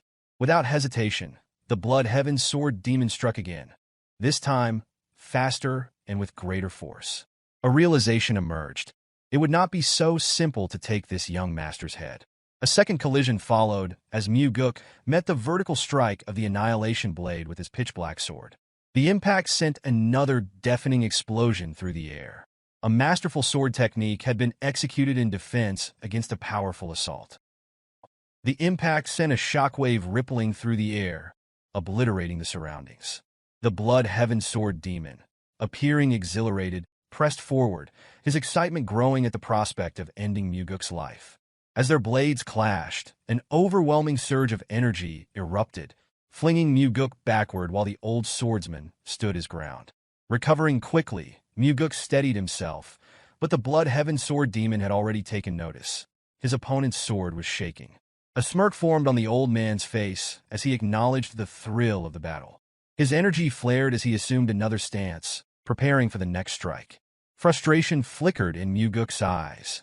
Clenching his teeth, he considered using the 4 strides of the Wind God technique against his formidable opponent. Curiosity gnawed at him as he wondered whether Kiampa had the ability to counter the death step. However, the technique remained beyond his full mastery. The realization settled in. Engaging in such a high-risk confrontation without sufficient inner energy would be reckless. With a defiant shout, he demanded that Kiampa hand over control of the demonic army. The Blood Heaven Sword Demon, unfazed, inquired about Mugeuk's choice for demonic commander. There was no expectation that Mugeuk would assume the role himself, given his position as the Nirvana Pavilion Master. In response, Mugeuk declared his choice. Jang Ho, the 3rd Corps Captain. A pointed reminder followed. The Blood Heaven Sword Demon cautioned him. emphasizing that Jang Ho belonged to his faction, and warned of the dangers of overstepping. Mugeuk, unfazed, countered with a sharp remark. It was not greed, but an intentional pursuit of chaos that drove his actions. He reminded the old man that their collaboration had been his suggestion in the first place. A path walked only by madmen could never be ordinary. For a brief moment, there was visible shock on the old swordsman's face. Being called a lunatic struck a chord. Mugeuk, unwavering, pressed further, questioning whether it had been madness to seek an alliance in the first place. The words seemed to resonate in a way Mugeuk did not fully understand. In a past life, Kiampa's ambitions had never been realized. He had died before unveiling his true goal to the world. Strangely, among the 8 demon supremes, he was the first to perish. How such a ruthless and calculating individual had met an early demise remained an enigma. The blood heaven sword demon's gaze darkened. Fury smoldered beneath the surface as he accused Mugeuk of letting greed ruin their negotiation. Frustration boiled over. His foot came down, shattering a cup in a sharp display of anger. Without another word, he leapt from Mugeuk's residence. Watching him disappear into the night, Mugeuk's lips curled into a knowing smile. Rejecting the proposal was never an option. Kiampa understood better than anyone that there were still 7 other demon supremes Mugeuk could turn to. 2 days passed. Jang Ho stood before Mugeuk, a look of confusion on his face. His voice carried uncertainty as he questioned the situation. The Blood Heaven Sword Demon had recommended him for the position of Demonic Army Commander, and Jang Ho wanted to know if Mugeuk was behind it. The confirmation came swiftly. Mugeuk's judgment had been correct. Jang Ho was perceptive enough to recognize the maneuver. Without hesitation, Mugeuk admitted to orchestrating the decision. Gratitude flickered across Jang Ho's face, but hesitation followed. He did not believe himself worthy of the role. Mugeuk dismissed the humility, insisting that Jang Ho simply lead the demonic army as he had led the Third Corps. If he succeeded, he would go down in history as the greatest demonic commander to ever live. The weight of those words left Jang Ho momentarily speechless. A hint of doubt crept into his voice as he questioned whether Mugeuk was overestimating him. Mugeuk acknowledged the possibility, reminding him that other candidates remained under consideration. Nothing had been finalized and the situation could still change. Jang Ho accepted this explanation, though he remained unsettled. However, despite what was said, Mugeuk had already set his plans in motion. He intended to ensure Jang Ho became the next demonic army commander. The scene shifted. Shock flickered across Mugeuk's face as he stood before his father. The heavenly demon's appearance was unusual. His long hair fell loosely, and his robe was adorned with floral patterns. It was an unfamiliar sight, one that left Mugeuk uncertain of how to react. After a moment, he inquired whether this was a new garment. The response was unexpected.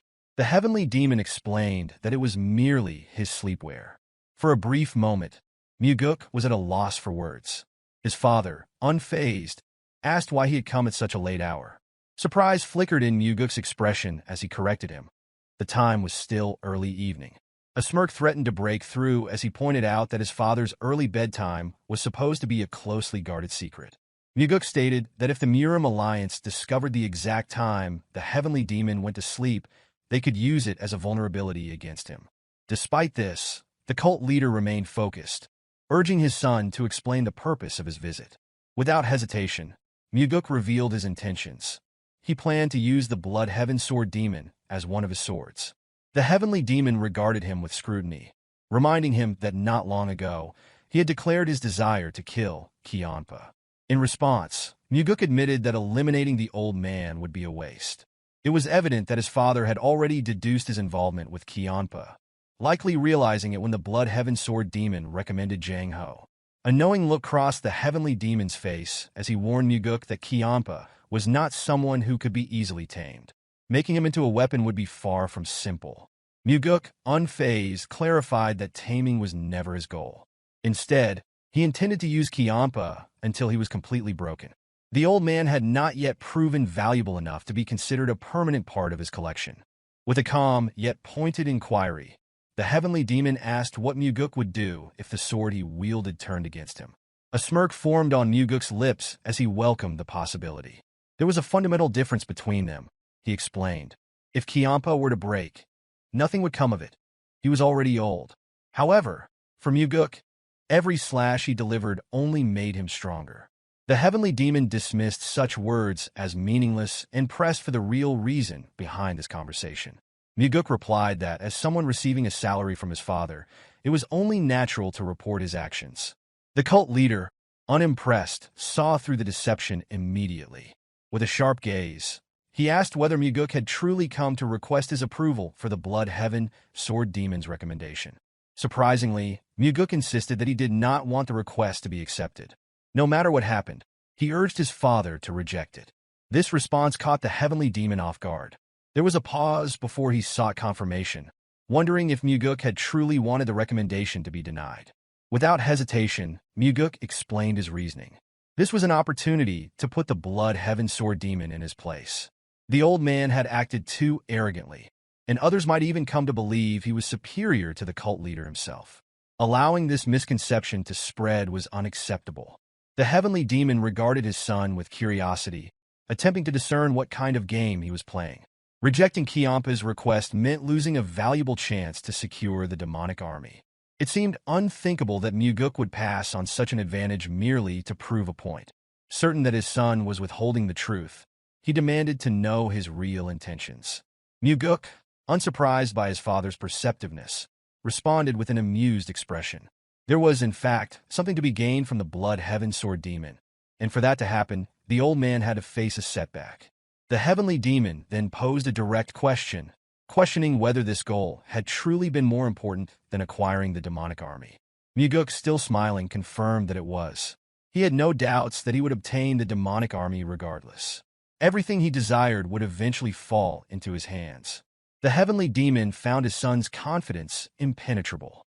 With a dismissive turn, he advised him not to be ridiculous. To Mugeuk, however, nothing in that moment seemed more absurd than his father's floral-patterned pajamas. The scene shifted to a conversation between the Blood Heaven Sword Demon and the heavenly demon. Kiampa acknowledged Mugeuk's recent rise within the cult, his voice carrying an air of calculated observation. The heavenly demon, unaffected by the remark, reminded him that it was only due to his own permission that Mugeuk had been able to distinguish himself in the first place. In a rare show of deference, Kiampa bowed his head and offered gratitude.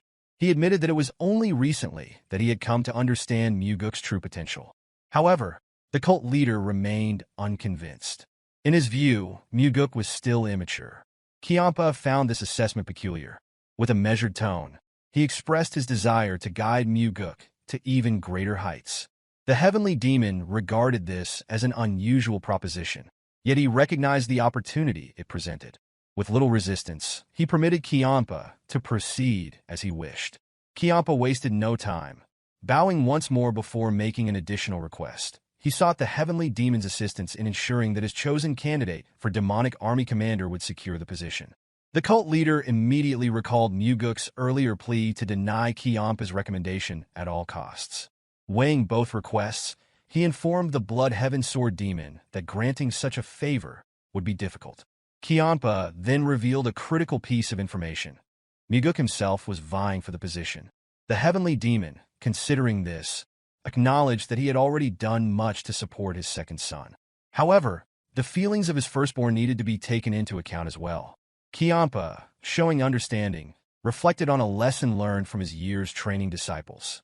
He had often been criticized for failing to commit fully to a single candidate. True support, he believed, required unwavering loyalty to one individual. The heavenly demon, unmoved, dismissed such concerns. With a cold, unyielding stare, he declared that unlike Kiampa, he did not concern himself with the opinions of others. Rather than tolerating criticism, he simply eliminated anyone who dared to voice it. The Blood Heaven Sword Demon found himself at a loss for words.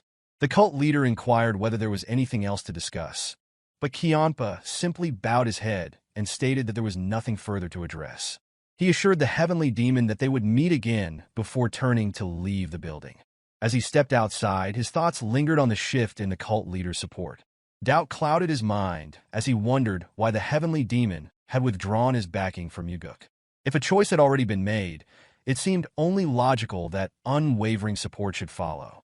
The scene shifted to Mugeuk's residence, where Kiampa sat with a cup of liquor in hand. He remarked that Mugeuk's father placed greater value on his older brother. Mugeuk, unfazed, questioned whether that was truly Kiampa's belief. With a serious tone, he explained that their alliance had never been destined to work, for Kiampa should have been able to compensate for the shortcomings Mugeuk lacked. The remark visibly unsettled the blood heaven sword demon. A flash of anger crossed his face as he demanded clarification, asking if he was being deemed inadequate. Mugeuk responded with nothing but disappointment. Placing his cup down, Kiampa asserted that Jang Ho had never been a viable candidate for the position of demonic army commander. Mugeuk, however, challenged his resolve, questioning whether he had already abandoned the notion. With a measured motion, the older man poured himself another drink and cautioned against pursuing something unattainable. Mugeuk dismissed the advice, pointing out that Kiampa spoke with authority despite having failed to accomplish even a single task for him. The pouring of the liquor ceased as Kiampa's grip tightened around the bottle. His expression darkened as he demanded that Mugeuk repeat himself. Without hesitation, Mugeuk reminded him of the promise made to support him and act as his backer. The blood heaven sword demon countered, insisting that it was Mugeuk who had persistently urged him, like a stubborn child, to accomplish something impossible. In response, Mugeuk argued that if the task was unattainable, the proposal should have been rejected from the start. He accused Kiampa of making a mistake by recommending Jang Ho for the position in the first place. Kiampa found himself unable to formulate a response. Mugeuk drew his sword from his hip, using the sheath to carve a line in the dirt before them. He reminded the older man of a similar line drawn in the past, a representation of the heavenly demon's regard for them. At that time, a mere fraction of the line had belonged to Mugeuk, while the majority had been reserved for another. Now, however, a second line was etched into the earth, this time with Kiampa on the smaller side. A quiet understanding passed between them as the blood heaven sword demon found himself unable to refute the implied message. Mugeuk's lips curled into a knowing smile. He recognized the silence for what it was: acknowledgement. If their roles had been reversed, he claimed, Jang Ho would have secured the position no matter what.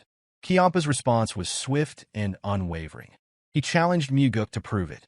The unexpected provocation left Mugeuk momentarily stunned. With a serious expression, Kiampa reminded him that he had mocked his supposed incompetence, implying that the task should be effortless for someone like Mugeuk. Curiosity flickered in Mugeuk's eyes as he questioned what would happen if his father granted the request. Unshaken, Kiampa encouraged him to attempt it, assuring him that the endeavor would inevitably fail. The blood heaven sword demon's certainty stemmed from his own rejection, and he believed Mugeuk's fate would be no different. Sensing an opportunity, Mugeuk proposed a wager. Amusement danced in Kiampa's gaze as he accepted, laying out the terms. Should Mugeuk fail, he would align himself fully with Kiampa's side and cease all talk of wanting more from him. Mugeuk, however, was not finished. He pressed further, demanding to know what Kiampa would offer if the bet was won. The older man's eyes narrowed as he issued a simple promise. He would comply with whatever was asked of him. Seizing the opportunity, Mugeuk revealed his demand: an elixir more powerful than the demonic essence pill. The request visibly unsettled Kiampa, who immediately questioned whether Mugeuk understood the rarity of such an item. With unwavering confidence, Mugeuk assured him that he was well aware. He reminded Kiampa that their fortunes were tied together, for as Mugeuk grew stronger, so too would his supporter. The weight of Mugeuk's argument settled over Kiampa. He knew the younger man was correct. The request was not without reason. Mugeuk had surmised that Kiampa possessed the elusive heavenly divine pill, an elixir surpassing the power of the demonic essence pill. With that knowledge, Mugeuk saw little value in an alliance if neither the commander's position nor the elixir could be secured. Left with no alternative, Kiampa conceded. He agreed to the terms, promising to hand over the elixir should Mugeuk succeed in securing Jang Ho's promotion. With the agreement sealed, Mugeuk raised his sword, demanding a final vow. Kiampa responded by striking his massive weapon against Mugeuk's own, solidifying the promise in a show of unwavering commitment. Without another word, he turned and leaped from Mugeuk's residence, leaving the wager hanging between them. Mugeuk understood that consuming the heavenly divine pill in addition to the demonic essence pill would ensure that energy would never be a limiting factor in any confrontation with the Demon Supremes. Fortunately, a perfect strategy had already formed in his mind. In the following scene, Mugeuk sought an audience with the chief advisor, Myung. Without hesitation, he inquired about the probability of Jang Ho securing the position of demonic army commander. He insisted that the advisor be completely honest. Myung, after a brief moment of contemplation, stated that the chances were below 10%. Finding this response peculiar, Mugeuk reminded him that the Blood Heaven Sword Demon had personally recommended Jang Ho. However, Myung revealed that the cult leader had rejected the recommendation outright. He further explained that the Heavenly Demon was not the kind of ruler who would reverse a decision unless provided with a compelling reason. Mugeuk acknowledged this, demonstrating his understanding of his father's unwavering nature. He then pondered another question, considering what would happen if a second Demon Supreme had recommended Jang Ho. Myung found the remark unusual, repeating it back to Mugeuk with a faint smile. A particular Demon Supreme came to Mugeuk's mind, a woman clad in blue robes. The scene transitioned to Myung seated at his desk, reviewing several documents. He recalled Mugeuk's words regarding the influence of two Demon Supremes endorsing the same candidate. Contemplating this, he admitted that such an occurrence was unprecedented. However, if it were to happen, it would provide the cult leader with the justification needed to reconsider his stance. With evident curiosity, Myung asked whether this was a realistic possibility. In response, Mugeuk merely smiled and assured him that he intended to give it a try. He remarked that, at times, it was easier to fight two tigers than one. A lingering sense of unease settled over Myung, who silently hoped that the second tiger in question was not the Sword Supreme. The scene shifted once again, this time introducing a martial artist from the Northern Heaven Sword clan. The man, Bae Jongtak, stood before Mugeuk clad in blue garments. His face betrayed his distress. He had been accused of rape. Desperate to clear his name, he insisted that the servant was attempting to frame him.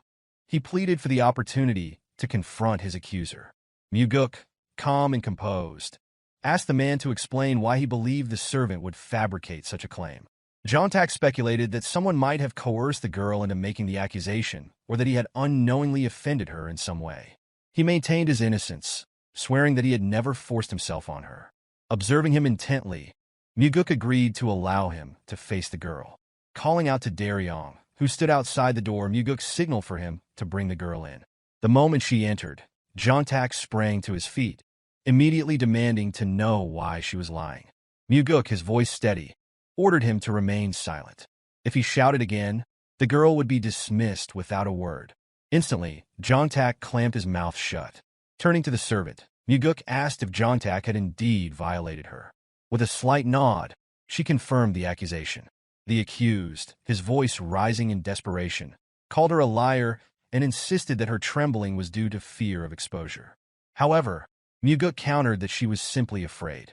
Jongtak, disbelief evident in his expression, questioned whether Mugeuk truly believed the girl's words. Without another word, Mugeuk gestured to Daryong, who immediately understood the command. Moments later, two additional young women were ushered into the room. Upon seeing them, a wave of sheer terror washed over Jongtak's face. Mugeuk calmly reminded him that these women had once served under him. With a trembling voice, Jongtak acknowledged them, noting how much they had grown. However, the fiery glares they directed at him left no room for doubt. Dropping all pretenses, Mugeuk declared that there was no point in feigning ignorance any longer. The two women had already testified against him. They had suffered the same abuse, endured the same threats, and had been discarded in the same cruel manner. Jongtak had treated his servants as disposable, exploiting them for years before replacing them with younger victims. Realization dawned upon the accused. His crimes had been laid bare. In a final attempt to save himself, he muttered that he had merely made a mistake after drinking too much. He begged Mugeuk for mercy, claiming that no one had ever been imprisoned for touching their own servants. Mugeuk acknowledged that this was indeed the case. Thorough research had confirmed as much. Jongtak, sensing an opportunity, swore never to repeat his actions. If necessary, he would even put it in writing. However, Mugeuk reassured him that there was no need for concern. He would not be sent to prison. Jongtak's face lit up with gratitude. Smiling, he promised to repay the favor. Yet before another word could escape his lips, Mugeuk's sword flashed through the air, severing his head in a single, merciless stroke. Coldly, Mugeuk informed the lifeless corpse that he was going somewhere else instead. The room fell in a stunned silence. No one had anticipated such an abrupt and decisive action. Turning to the girls, Mugeuk met their uncertain gazes. With quiet resolve, he assured them that the one who had tormented them was dead. Their families would no longer be in danger. They were free to live without fear. He acknowledged that the pain of their experiences would likely linger for the rest of their lives. However, if those memories could not be erased, then they should at least remember what had happened on this day. He hoped that witnessing Jongtak's downfall would provide them with some measure of solace. Mugeuk instructed the girls to remember the final expression on the bastard's face. Unfortunately, this was all he could do for them. His words left them momentarily stunned before the eldest among them stepped forward, expressing her gratitude for the justice he had granted them. The moment she spoke, emotions overwhelmed her, and she, along with the others, broke down in tears. Their sorrow and relief intermingled, creating a bittersweet moment. Between sobs, they thanked Mugeuk once more. Both Mugeuk and Daryong remained silent, merely watching as the girls cried. After a pause, Mugeuk gently told them not to express gratitude toward him. The only reason the bastard had been punished was because they had displayed the courage to testify against him. Without their bravery, justice would not have been served. He urged them to continue living with the same strength they had shown today. With deep respect, the girls bowed their heads and promised they would. Once their conversation ended, Daryong led them out of the building. Left alone, Mugeuk turned toward the window, gazing at the world beyond. A somber realization settled over him. The cult had failed these girls. Under the rule that only the strong survived, there had been no protection for them. If the cult continued down this path, fate would one day allow his father to be cut down by the very orthodox martial arts he despised. That future seemed inevitable. Quietly, Mugeuk acknowledged to himself that his father needed to be removed. His thoughts were interrupted by the sound of footsteps. Leon stepped into his office, her gaze falling upon the lifeless body on the floor. Without hesitation, she informed him that the deceased man had once served the Northern Heaven Swordsman. She warned that the Flower Sword Supreme would not let this matter slide easily. Fixing her master with a piercing stare, she asked if he was not afraid. Mugeuk responded without hesitation. He admitted that he was indeed afraid, but his fear was not of reprisal. With a serious expression, he confessed that his true concern was dying before he had finished dealing with all the filth that plagued their world. Leon regarded him carefully before offering a different perspective. She noted that, over time, their cult had begun to change for the better. If things continued this way, soon they might even have more honorable individuals among them than the Murim alliance itself. Mugeuk smiled at her words, but his response was firm. Avoiding the crime of raping a servant was not an act of goodness. It was the bare minimum expected of any decent person. No one should be permitted to commit such atrocities. What she perceived as progress was nothing more than their cult finally doing what should have been natural all along. As he finished speaking, Mugeuk called out to Daryong. Without delay, he instructed him to notify the Sword Supreme immediately. A problem had arisen during the course of an investigation, and he intended to explain the matter personally. The scene shifted to the Northern Heaven Sword clan. A man dressed in blue led Mugeuk and Daryong through a vast bamboo forest. The surroundings were serene, the thick canopy of bamboo casting elongated shadows across the narrow path. Deep within the forest stood a refined yet imposing building. Upon their arrival, an announcement rang out. The Nirvana Pavilion Master had arrived. Stepping out of the building to receive them was a woman of striking beauty. Her composed demeanor radiated both grace and authority. This was the Flower Sword Supreme, so Yeonrang. Yeonrang gestured for the two to enter. As Mugeuk's thoughts drifted, observations about the Flower Sword Supreme surfaced. Despite appearing to be in her 20s, reality dictated otherwise. Her true age doubled that assumption. This peculiarity birthed a saying within the sect. The world may change, but the Sword Master does not. Strangely, she even seemed to grow younger with each passing year. Once inside, Mugeuk pressed his hands together in a formal greeting, acknowledging the time that had passed since their last meeting. The remark prompted Yeonrang's response, noting how the title of senior still felt unfamiliar. A preference was expressed, being addressed as mentor instead. Mugeuk, however, dismissed that suggestion, explaining that their difference in status made such familiarity inappropriate. In response, Yeonrang questioned whether respect should be dictated by age alone. True reverence, she argued, belonged to those who earned it, regardless of youth or seniority. With the point made, Mugeuk relented, agreeing to address her as mentor. In return, a request was put forth. He wished to be called Young Master. Attention then shifted to another matter. Mugeuk subtly turned his head, revealing the reason for Daryong's presence. The special investigator had been brought in to explain the details of a case. A brief introduction followed as Daryong identified himself. Yeonrang, however, swiftly interrupted, raising a hand to halt further explanation. In her view, the Nirvana Pavilion's verdict rendered any discussion unnecessary.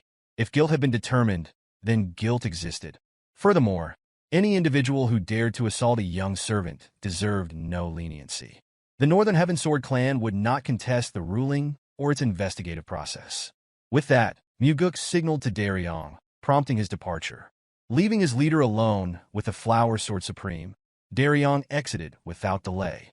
The conversation took on a lighter tone as Yeonrang acknowledged recent shifts within the sect, attributing them to Mugeuk's efforts. A soft smile accompanied the words, expressing appreciation for the changes he had brought. Mugeuk, however, redirected the praise, crediting her unwavering presence as the true foundation of stability. Yeonrang, seemingly amused, dismissed the compliment, jesting about unnecessary flattery directed at an aging face. Mugeuk countered immediately, insisting that she still appeared as youthful as ever. In response, Yeonrang scoffed at the notion, finding it absurd. Her gaze lowered to the back of her hand, as if searching for the passage of time etched upon her skin. A quiet remark followed. Perhaps it was time to step back and immerse fully in the essence of martial enlightenment. Mugeuk's mind drifted to the past. Yeonrang, despite her words, had lived a life steeped in battle. After the sect's gates closed following Mugi's defeat of the heavenly demon, chaos erupted. The 8 demon supremes and the sect's renowned masters clashed for supremacy. In the end, the Flower Sword Supreme stood victorious, ascending as the sect leader after leaving a trail of corpses in her wake. Her reign, however, remained turbulent, marked by unrelenting bloodshed. Had governance been her strength, her ambitions might have flourished. Instead, she faltered, failing to maintain power beyond 3 years. Eventually, her life was claimed by her successor, bringing himself back to the present.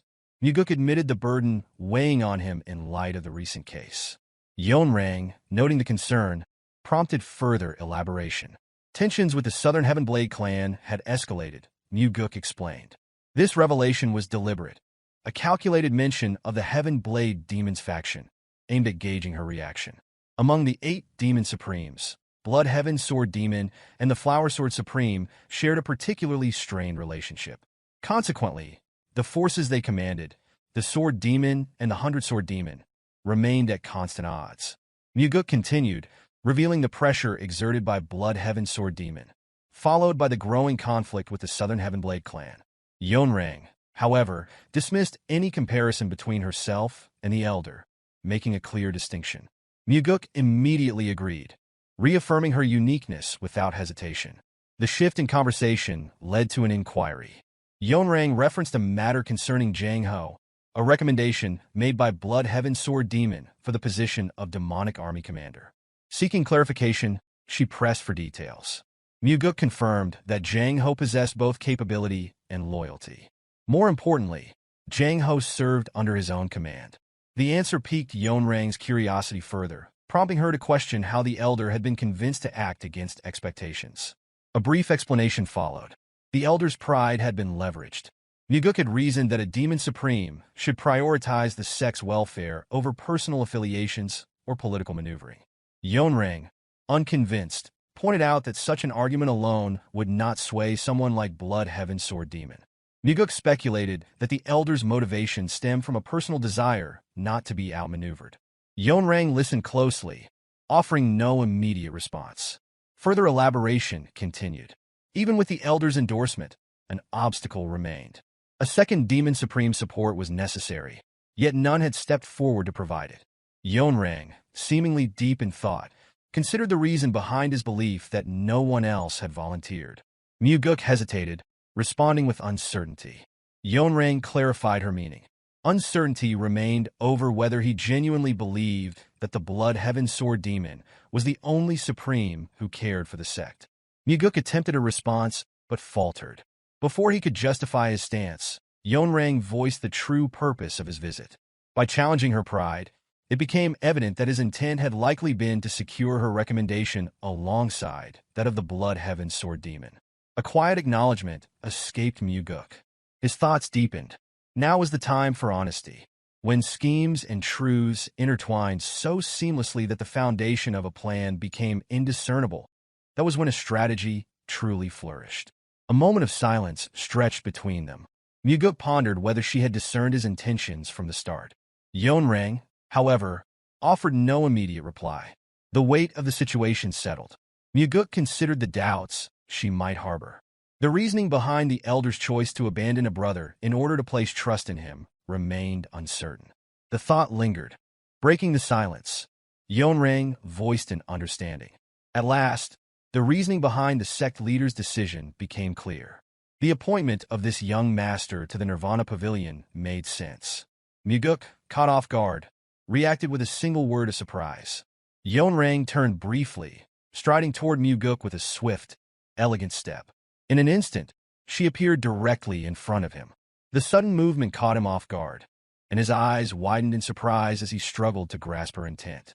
The proximity between them was so close that, for a fleeting moment, it seemed as though she might kiss him. Yet, she halted. A quiet murmur escaped her lips, noting how this young master had a peculiar way of stirring emotions. A gentle smile accompanied the words before she abruptly turned away. Without hesitation, she declared her decision. Jang Ho would receive her recommendation as well. Mugeuk's response came quickly, laced with disbelief. The confirmation prompted Yeonrang to walk away, but not without offering a final remark. The choice, she explained, was not merely for his benefit. Rather, it served as proof that Blood Heaven Sword Demon was not the only demon supreme who prioritized the sect's well-being. As she spoke, she turned her head back momentarily before continuing forward. Mugeuk clasped his hands together in acceptance, acknowledging the favor. His thoughts deepened as he departed from the Northern Heaven Sword. The outcome had been somewhat expected. If he was indeed perceived as a potential successor, and if Blood Heaven Sword Demon had recognized that possibility before anyone else, then Yeonrang's decision made perfect sense. She would never allow the elder to have complete influence over him. Her disdain for that old man ran too deep. She detested him to such an extent that she wouldn't even spare him discarded refuse from the roadside. Her hatred was absolute. A testament to this was the first act she carried out upon becoming sect leader, eliminating Blood Heaven Sword Demon. Meanwhile, within the Heavenly Demon Pavilion, Myung observed the unfolding situation and addressed Chanhua. The development had been unexpected. The young master had chosen to involve the Sword Elder. Chanhua, seated in his place, voiced his thoughts aloud. The move had clearly been a calculated one, exploiting the deep-seated discord between Yeonrang and Blood Heaven Sword Demon. Attention then settled on Jang Ho, prompting an underlying uncertainty regarding his suitability for the role of Demon Supreme. Myung responded without hesitation. Jang Ho's martial abilities were exceptional. However, his political influence remained weak. The young master had been shrewd in selecting someone like Jang Ho. Chanhua contemplated this further. It was unlikely that Jang Ho had been the young master's choice from the beginning. Emotion must have played a role. Despite outward appearances, the boy was more sentimental than he seemed. Myung, the chief advisor, murmured in response, recognizing both the strength and the vulnerability in such a trait. Chanhua, however, dismissed the sentiment entirely.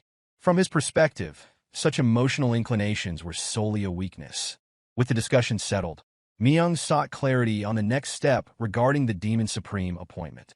Chanhua considered the matter carefully before deciding aloud. If both Yeonrang and Blood Heaven Sword Demon had issued recommendations, rejecting the nomination would be impossible. For the sake of their standing, Jang Ho would be appointed Demonic Army Commander. Only after reaching his decision did he formally announce it, declaring that Jang Ho would ascend as one of the 8 Demon Supremes. His voice carried the weight of command. Myung acknowledged the ruling with a slight bow. clasping his hands together in formal deference before preparing to act upon the order. Mugeuk watched as Jang Ho stood there, clearly struggling to find the right words to express his gratitude. Jang Ho had spoken earlier, unsure of how he could ever repay the favor. Mugeuk's gaze turned toward the yard, and he responded with a matter-of-fact tone, explaining that Jang Ho probably wouldn't be able to repay it. He went on, elaborating on the reasons behind his decision to appoint Jang Ho as the Demon Supreme. The first reason, Mugeuk explained, was that he believed Jang Ho was the most suitable candidate for the position, not for his own sake, nor Jang Ho's, but for the demonic army and the main sect.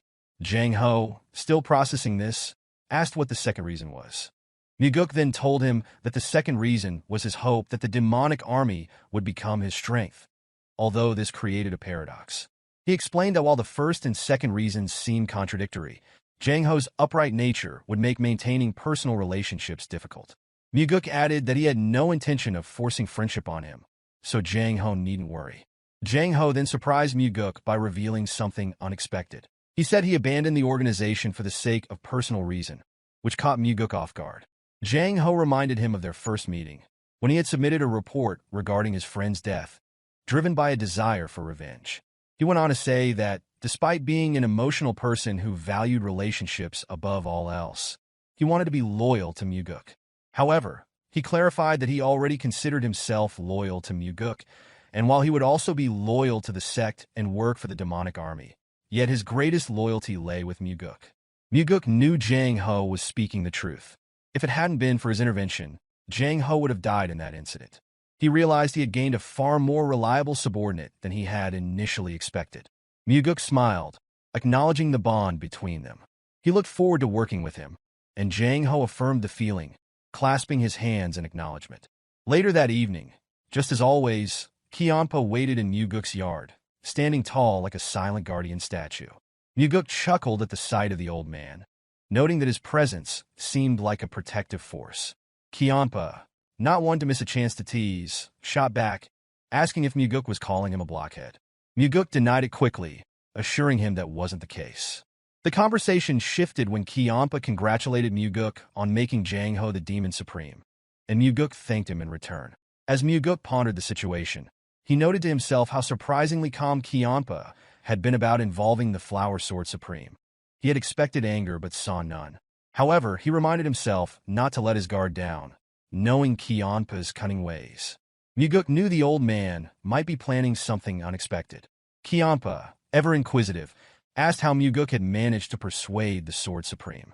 Mugeuk, with a teasing glint in his eye, made a light-hearted promise to tell him honestly, if Kianpa promised not to get angry. Kianpa, half suspicious but intrigued, agreed. Mugeuk then revealed that he had provoked her pride by stating that Kianpa was the true Demon Supreme, using Kianpa as a pawn in the process. Kianpa, with a knowing smile, retorted that Mugeuk had clearly been tricked by the Sword Supreme, who would undoubtedly try to play tricks on him. The conversation grew serious as Kianpa warned Mugeuk not to underestimate her, predicting she would stop him from meeting Kianpa, using the excuse and notion to be helping him. When Kianpa asked Mugeuk what he would do if this came to pass, Mugeuk, without hesitation, declared that for him, Kianpa came first, no matter what. Kianpa's face softened at the loyalty, but he quickly turned the conversation back to strategy. As they spoke, Kianpa pulled out a small black box adorned with golden lines. Mugeuk took it, curious about its contents. Kianpa casually stated that a promise was a promise, but there was more to it than his laid-back tone suggested. When Mugeuk opened the box, his eyes widened in surprise at what lay inside. A marble of medicine, faintly glowing with a blue light that emitted an almost otherworldly energy. Kianpa didn't need to say more. The moment Mugeuk laid eyes on the item, he recognized it instantly, the heavenly divine pill.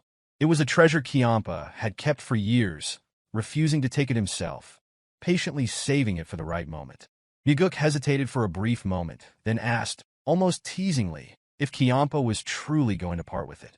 The question seemed to hit a nerve, and Kianpa's anger flared. His voice sharpened as he threatened to take the pill back, his frustration evident. Mugeuk, half amused by Kianpa's sudden temper, quickly reassured him, making it clear that he wasn't about to let him back out now. Kianpa's actions were not lost on Mugeuk. After a moment, the old man took a seat, planting his broadsword in the ground in front of him, as though preparing for a final stand. Then, with grim determination, Kiampa pledged his loyalty, declaring that he would bet the rest of his life on Mugeuk. His words were solemn, but the resolve in his voice was undeniable. Mugeuk, reflecting on the past, realized the full significance of Kiampa's loyalty.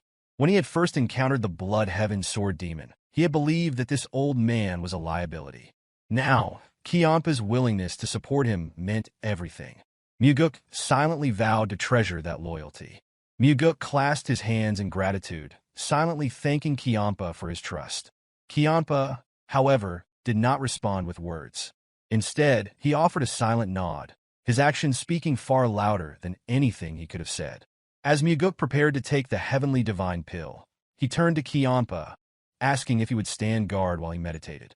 Kiampa's surprise was evident, as he questioned if Mugeuk was serious. Mugeuk confirmed that he was, explaining that since Kiampa had given it to him, it felt right to take it in his presence. The ritual of taking such a powerful pill wasn't something to be done lightly. It held symbolic meaning, signifying trust between a martial artist and their guardian. As Mugeuk sat cross-legged, preparing to absorb the pill's energy, Kiampa's expression faltered for a moment. He was clearly uncertain about Mugeuk's decision, but trusted him nonetheless. Mugeuk's voice was firm as he stated that he was taking the heavenly divine pill because he trusted Kiampa. Kiampa asked, his voice filled with a trace of concern, what would happen if Mugeuk's intuition turned out to be wrong? Mugeuk, however, was unconcerned. He simply replied that he would deal with the consequences when the time came. With that, Mugeuk took the pill without hesitation, closing his eyes as the powerful energy of the heavenly divine pill began to spread through his body. As the energy rushed through his blood vessels, strengthening and opening their passages, Mugeuk focused on absorbing the energy completely, channeling it into his inner reserves. The process was intense, but he had to make sure the energy melded perfectly with his own to achieve its full potential. After several elaborate rotations of his inner energy, Mugeuk finally succeeded in capturing the magical energy of the heavenly divine pill within his meridian. The transformation was palpable. As he opened his eyes, a contented smile spread across his face. The increase in his inner energy was dramatic, far beyond what he had expected. Kiampa, standing at a little distance with his arms crossed, observed him silently. He asked casually how the pill had tasted. Mugeuk's response was almost playful as he confessed that it had been the most delicious thing he'd ever consumed. Kiampa, however, immediately regretted not eating it himself, cursing under his breath at the lost opportunity. Mugeuk chuckled and reassured him that he had likely absorbed the energy far better than Kiampa ever could have. As Mugeuk rose to his feet, a surge of newfound power coursed through him, filling every fiber of his being. The strength he had gained left no room for doubt. If he were to face the Blood Heaven Sword Demon now, the battle would no longer be determined by a lack of inner energy. A deep sense of satisfaction settled within him as he acknowledged this truth, certain that no one could claim his defeat would stem from weakness. Kiampa stepped closer, a playful, yet slightly serious question on his lips. He asked who Mugeuk had become, as if he had somehow transformed before his very eyes. Mugeuk responded with an enigmatic declaration, explaining that he was the one who would lead Kiampa in the future, if the old man was still alive by then. Kiampa, visibly taken aback by the change in Mugeuk's aura, stood his ground despite the suffocating energy that pressed down on him.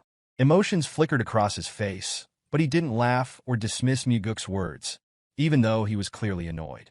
Mugeuk's next question came unexpectedly, catching Kiampa off guard.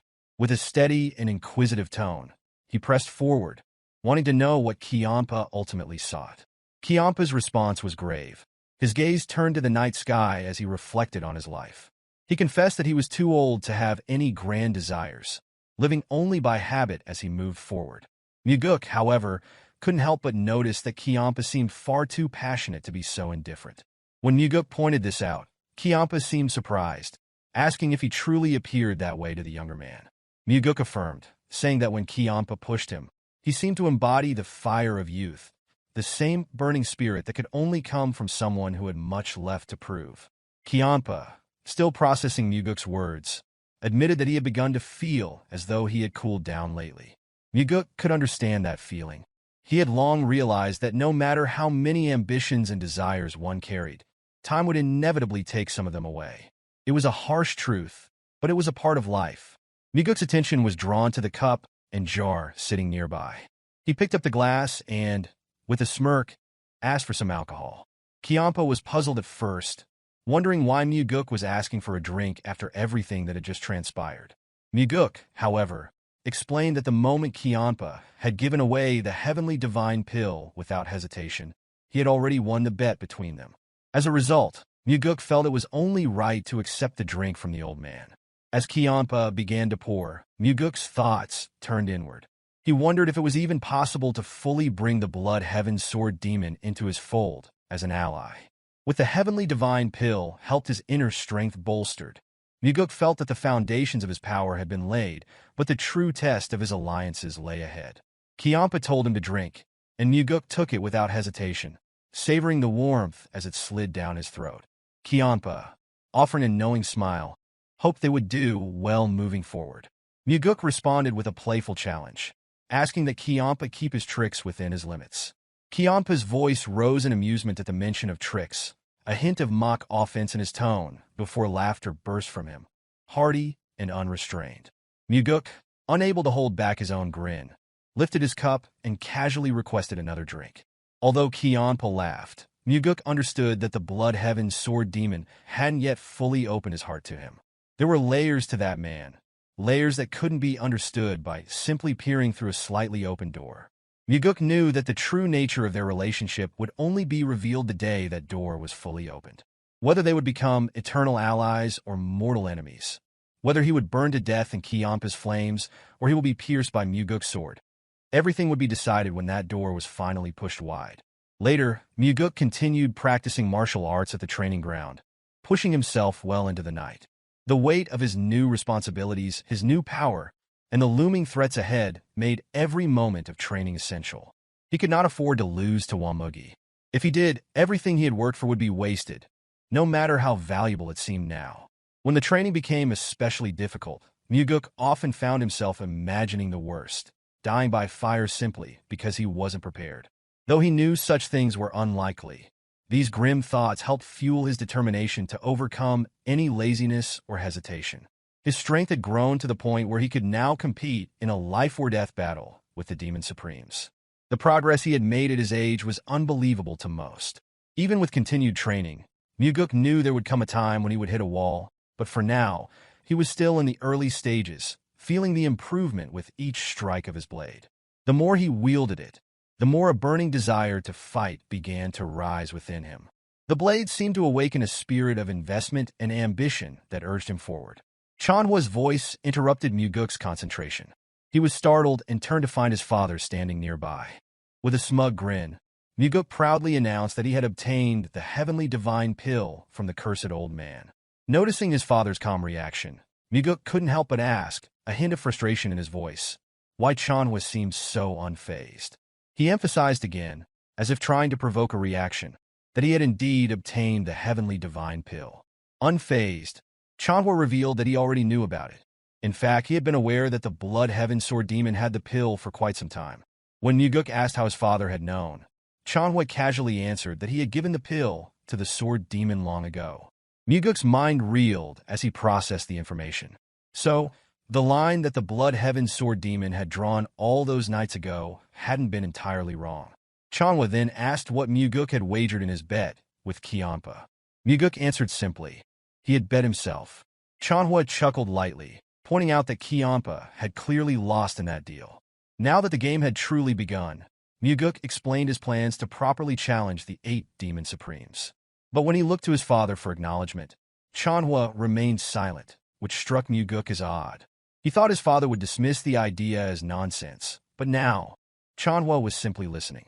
Mugeuk asked why his father wasn't saying anything, and Chanhua, after a long pause, finally spoke. He said he thought Mugeuk might actually be able to pull it off. A satisfied smirk spread across Mugeuk's face as he felt a sense of validation. He could sense that his father was beginning to recognize his true worth. Chanhua, however, offered only a brief response, telling him to keep training before turning and walking away. Mugeuk, never one to let an opportunity slip, thanked his father for placing Jang Ho as the Demon Supreme. Chanhua, without turning back, said that it wasn't because of Mugeuk. It was the recommendation of two other Demon Supremes. Undeterred, Mugeuk remarked that he will chase to be happy in this path. Just then, he felt his father's back tremble slightly, as if the statement had caught him off guard. Mugeuk pressed on, his voice steady as he expressed his belief that if he was happy, those around him would be happy as well, and that happiness would extend to their sect.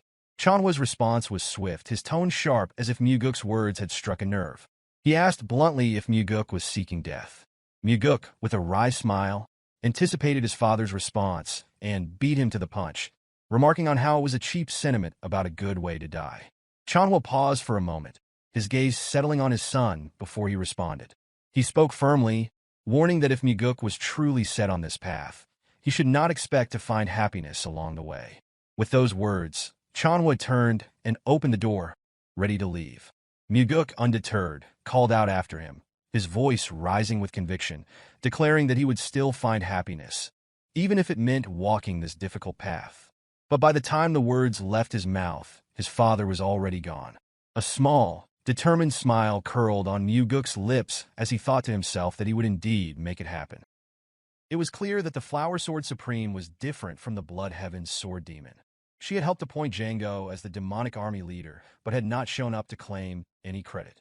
There had been no word from her at all.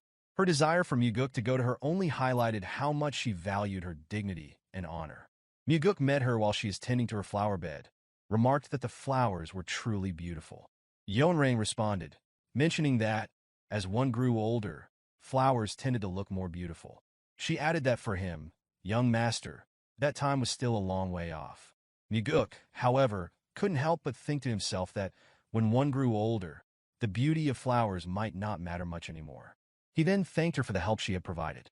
Holding a bottle of drink in his hand, he bowed his head slightly and mentioned that it was a token of gratitude, a gift of alcohol. Yeonrang, still focused on her flowers, explained that she didn't drink and hadn't for a long time. Mugeuk, realizing he had made an error, apologized for the gesture.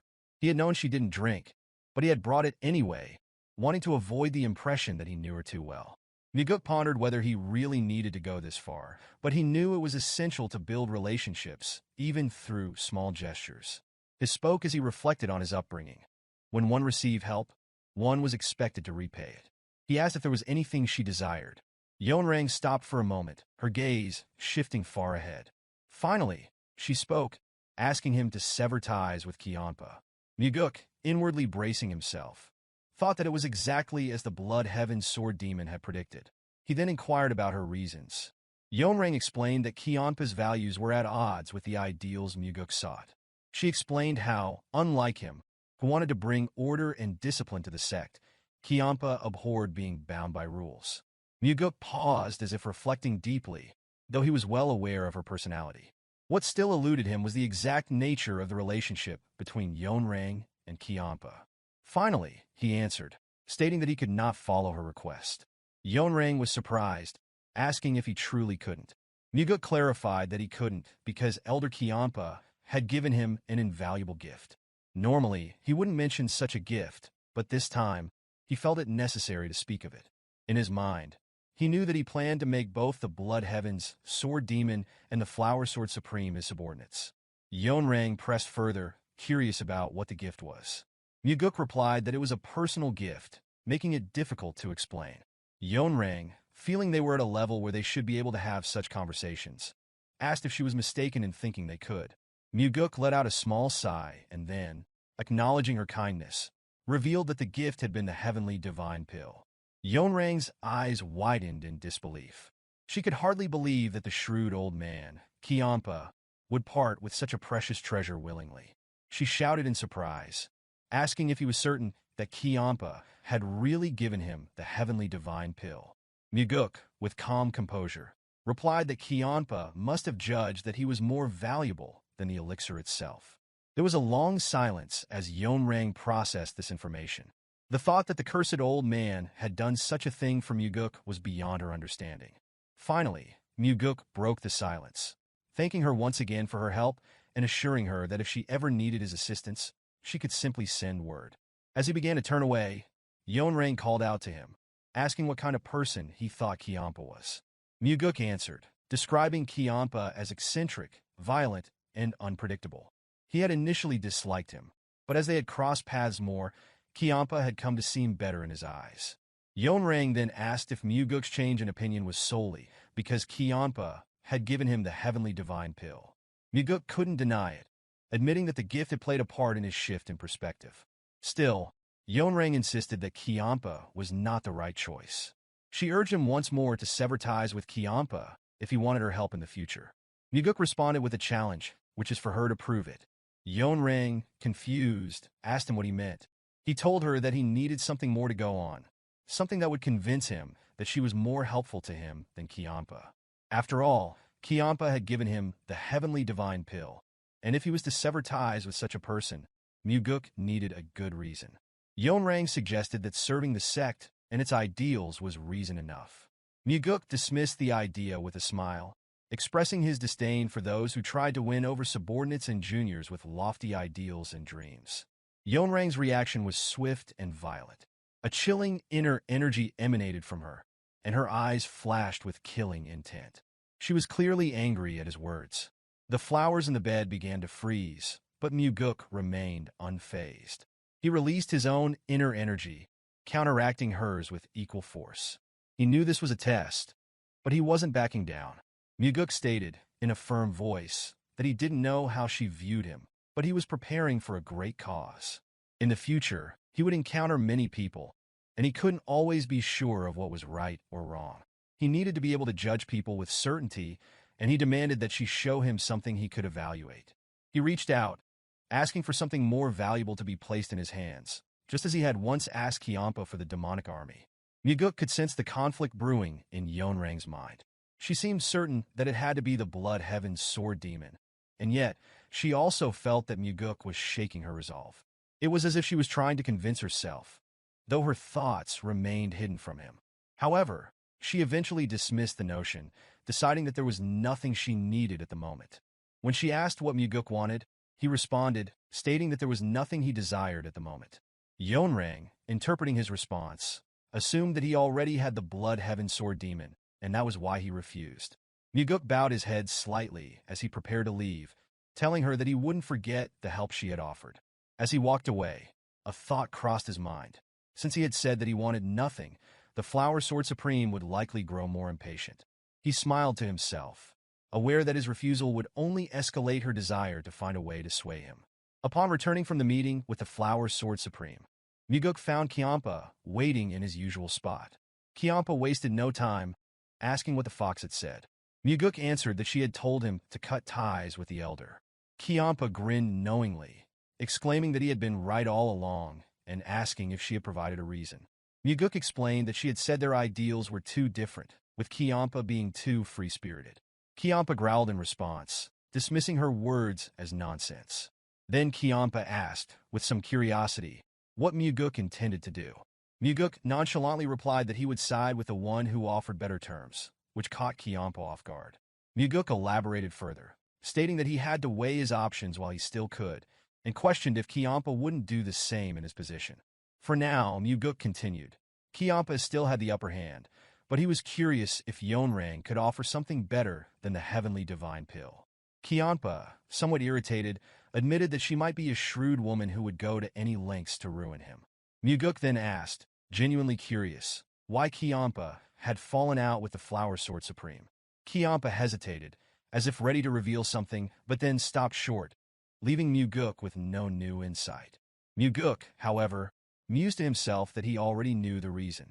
Kiampa responded to Mugeuk's question with a rhetorical inquiry, wondering if a reason was truly necessary to dislike someone. Mugeuk, sensing the tension, quickly sought to shift the topic.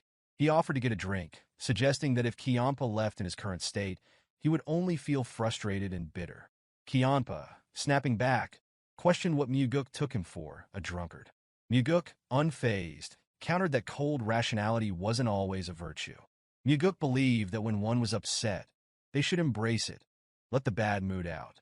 He insisted that they go out for a drink, offering once more to cover the cost. Kiampa hesitated for a moment before suddenly leaping into the air. He declared that he would be waiting in Mega Village and disappeared in an instant. Mugeuk, watching him vanish, couldn't help but smile, reflecting on Kiampa's temper. It had certainly changed from the time he had first met the old man, when he had poked at Mugeuk's side and left bruises. Soon, the two met at the tavern. The other customers present felt a palpable sense of nervousness, fearing a fight might break out. Mugeuk had expected Kiampa to suggest going to a pleasure house, but Kiampa revealed he didn't like places with women. Mugeuk found it surprising, commenting that Kiampa's late brother had liked such places. This remark seemed to unsettle Kiampa, who retorted sharply, asking him to stop bringing up the past. Mugeuk briefly acknowledged the request, but deep down, he had brought it up intentionally to prevent the wound in his heart from festering. The innkeeper approached them, welcoming them both with great respect, calling their presence an honor. Mugeuk responded by saying they had come because the drinks and food were known to be good. The innkeeper thanked them before leaving to prepare the requested drinks and food. Kiampa expressed his opinion that Mugeuk was being unnecessarily kind. Mugeuk asked with a smug smile if there was anything wrong with being kind. Kiampa sighed and responded, cautioning that letting emotions dictate actions could lead to mistakes. He further noted that the first young master, who chose intimidation over kindness, had an advantage over Mugeuk. Mugeuk, however, stared intently at Kiampa, saying that while being ruthless certainly made life easier, he would not ride that ruthless carriage. When Kiampa asked for clarification, Mugeuk explained that he believed food made with joy and whistling lips always tasted better than food made with fear. To Kiampa, this reasoning sounded like nonsense. Kiampa warned that one day, Mugeuk's kindness would be exploited by someone who would ask for something greater. If he refused, they would criticize and curse him. Staring Mugeuk dead in the eye, Kiampa added that this was simply human nature. Mugeuk responded in kind, stating that one day, the kindness he had shown would return to him in the form of something greater, perhaps even saving his life. He locked eyes with Kiampa again, adding that this, too, was human nature. Kiampa crossed his arms, frustration evident in his expression as he responded, suggesting they should wait and see. Mugeuk observed that Kiampa appeared to be the more emotional one. Kiampa, annoyed, asked how Mugeuk had blocked his strike earlier, accusing him of underestimating him. Mugeuk thought to himself that he had judged Kiampa accurately. Mugeuk reflected on the conversation, realizing how much emotion he had expended, which was unlike his usual self. Even now, he was engaging in an entirely new kind of conversation, wasting emotions. Changing the topic, Mugeuk suggested that Kiampa start managing his disciples, or else he would keep clashing with Nirvana Pavilion. Instead of answering, Mugeuk demanded Kiampa's attention. Kiampa, with anger flaring up, retorted that Mugeuk was becoming more arrogant. Mugeuk responded, pointing out that it was Kiampa who was being arrogant. He then asked if Kiampa was looking down on both the sect and his father. As their conversation seemed to escalate, other customers grew visibly nervous. Mugeuk then provocatively mentioned that Kiampa's title as the Blood Heaven Blade Demon should not give him the right to ignore his disciples' actions. This comment struck a nerve with Kiampa, and his inner energy surged, pulverizing the table they were seated at. The innkeeper and the other customers, panicked, watched the destruction unfold. Kiampa, seething with anger, shouted at Mugeuk, expressing his desire to beat him to death before turning away. In the same breath, he demanded that the innkeeper bring out new drinks and food. Mugeuk, unruffled, calmly took out a handful of gold coins and instructed the innkeeper to accept the payment, ensuring it would cover the damages and losses. The innkeeper hesitated, reluctant to accept the money, but Mugeuk insisted, urging him to set up another feast and make the table legs bend. Kiampa, still incredulous, asked if Mugeuk truly expected him to go along with such an absurd request. Mugeuk countered, suggesting that Kiampa shouldn't have smashed things in the first place if he didn't want to deal with the consequences. Kiampa then asked if Mugeuk was trying to teach good deeds to a demon supreme. Mugeuk, however, explained that the demonic path he intended to establish wouldn't involve destroying in simply due to a bad mood. Frustrated, Kiampa screamed, demanding to know what Mugeuk was trying to achieve. Mugeuk, in a stern tone, instructed him to stop shouting and sit down. Despite the flare of anger within him, Kiampa begrudgingly moved, then sat, crossing his arms and looking away like a child throwing a tantrum. Kiampa muttered under his breath, calling Mugeuk an insane, arrogant brat. Mugeuk, unperturbed, only continued to stare intently at the cursed old man, waiting for whatever would come next. Kiampa threatened that if Mugeuk betrayed him, he would kill him.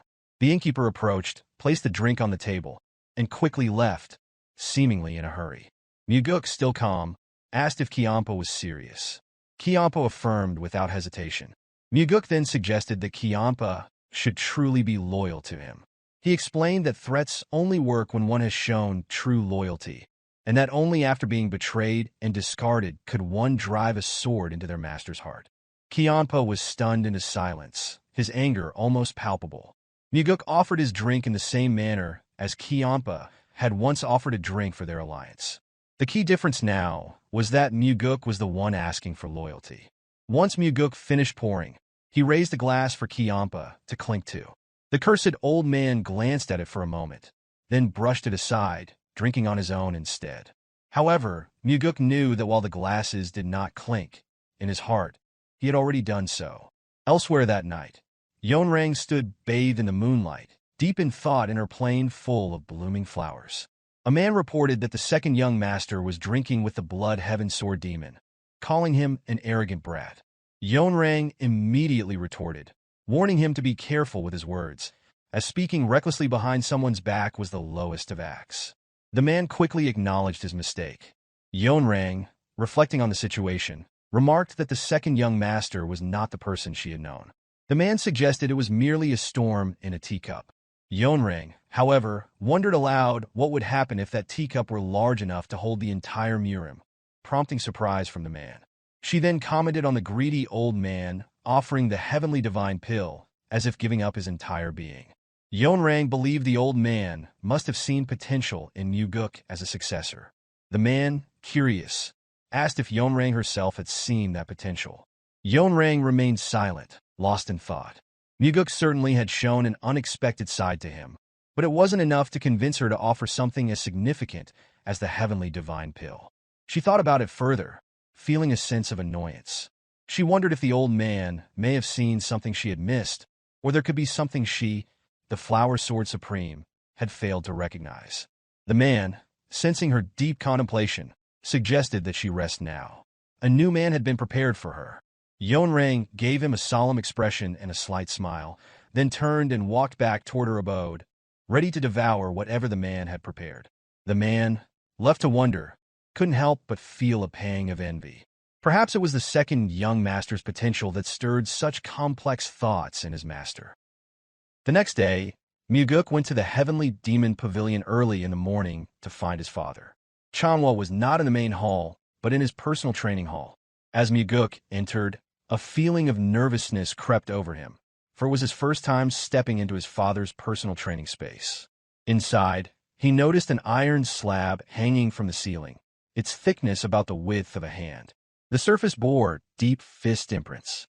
Surprisingly, the material was millennial iron. Mugeuk was astonished. He marveled at the sight, wondering aloud just how strong one's fists must be to leave such marks. The thought crossed his mind that the millennial iron might be subjected to extreme abuse. Chanhwa dismissed the musings, commanding his son to come forward and demonstrate his wind god's force stride. Mugeuk briefly acknowledged his father's command before channeling his inner energy. Opportunities to receive his father's guidance were rare, so he put his utmost effort into showcasing the technique. The wind god's force stride was made up of 4 primary techniques, each of which contained over 900 variations. Depending on one's interpretation, these variations could either increase or decrease. The way each practitioner interpreted and executed the technique altered the movement and, in turn, the power of the wind god's force stride. This was why even the same martial art could appear entirely different depending on the understanding of the individual performing it.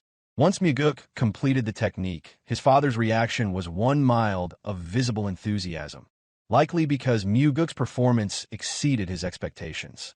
Their initial discussion centered on whether to focus more strength into the foot or twist the waist faster. Mugeuk openly shared his thoughts and, on occasion, disagreed with his father's opinions. However, Chanhwa proved surprisingly flexible in his thinking and accepted Mugeuk's suggestions. Encouraged by the exchange, Chanhwa began demonstrating the technique in his mind, incorporating Mugeuk's suggestions. He remarked that, as Mugeuk had said, it seemed correct to put more strength into the right foot. Mugeuk smiled in response. Moments like these, when discussing martial arts, revealed a different side of his father, which was one's mind that was open, generous, and rational. Chanwa then instructed his son to close his eyes, explaining that he would now share the realizations he had gained. Mugeuk complied, and Chanwa began to chant his understanding of the technique. In Mugeuk's mind, he followed each step as his father explained it, integrating his father's interpretation with his own understanding. The ripples of each step he took spread through his mental world, embodying the movement of his foot, waist, and the deployment of inner energy. Through this mental exchange, Mugeuk's mastery of the wind god's force stride deepened even further. Grateful for his father's teachings, Mugeuk clasped his hands in a gesture of respect. Inwardly, he resolved to repay this kindness by killing Mugeuk, though he humorously promised to show his appreciation by offering some pocket money later. However, Chanwa interrupted his son's jest, telling him to stop talking nonsense and stay for a meal before leaving. Mugeuk was taken aback for a moment, as it was rare for his father to make such a request. Noticing his surprise, Chanwa asked why he looked so stunned. Still surprised, Mugeuk explained that it was the first time he had heard his father invite him to share a meal together. Chanwa dismissed his son's reaction as trivial and insisted that there was no need to be surprised as he stood up. They ended up having a meal together. Chanwa remarked that there was plenty of food, encouraging Mugeuk to eat his fill. Mugeuk ate quietly, savoring the rare opportunity. He made no jokes, fully aware that such moments did not come often, and he tried to remember it well. Chanwa observed his son in silence for a while, puzzled by his quiet demeanor. After a few moments, Chanwa ate, without speaking as well. Mugeuk realized that his father must have thought he was not joking as usual. However, Chanwa, unaware of the internal thoughts of his son, Mugeuk saw themselves simply as two grown men having a meal, martial artists, yet still father and son. In the past, Mugeuk had never once longed for such moments. But now that he had arrived, he found himself finally understanding the significance.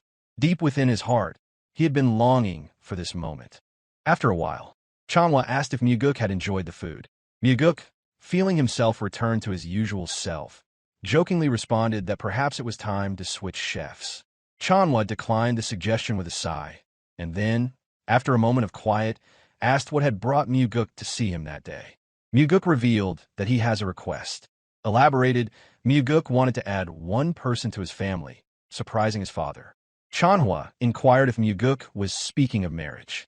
Mugeuk quickly clarified that it was not a marriage he was seeking. He intended to pass down the soaring sword art to Leon.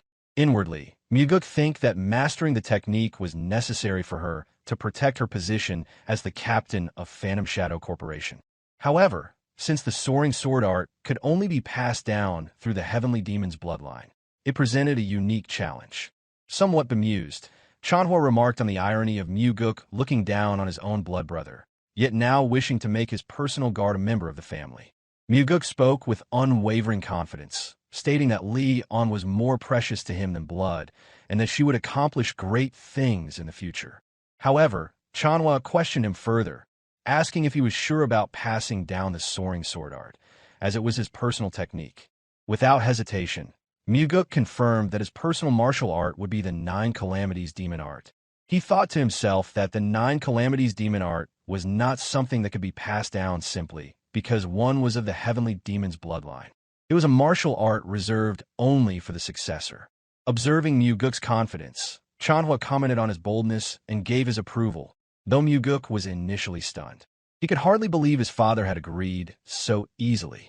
Chanwa then asked Mugeuk for a promise. He required that if Mugeuk ever decided to kill a demon supreme, he must inform him first, no matter which one it would be. Mugeuk agreed, a slight smile appearing on his face as he gave his word. With his father's permission granted, Mugeuk immediately called for Leon to come to his personal training hall. As she entered, she announced her arrival. Mugeuk greeted her formally, addressing her as the Phantom Shadow Corp captain. Leon immediately bowed, acknowledging his command. Mugeuk informed her that from this moment on, he would be teaching her a new martial art. Leon was taken aback, asking if he was serious. Mugeuk confirmed, adding that he intended to pass down the soaring sword art to her. Leon's response was a stern refusal. She exclaimed in disbelief that the soaring sword art was only passed down to those of the heavenly demon's bloodline. Her shock was evident, and she expressed her concern, warning Mugeuk of the consequences if the heavenly demon found out. Mugeuk calmly asked if she was finished speaking and urged her to calm down. Leon continued to protest, insisting that it was impossible for her to learn the soaring sword art. She feared what would happen if their secret got out. Mugeuk reassured her that he had already received his father's permission, surprising Leon further. She questioned the validity of his claim, but Mugeuk confirmed that it was true. Still uncertain, Leon hesitated, asking why Mugeuk would teach her the soaring sword art, a technique so personal to him. Mugeuk explained that Leon needed to master at least this level of martial art to properly lead the Phantom Shadow Corp, and that she was like family to him, so she was worthy of learning it. Leon's disbelief remained, as she stuttered, expressing that she could never dare to learn Mugeuk's personal technique. Her voice quivered as she repeated her refusal.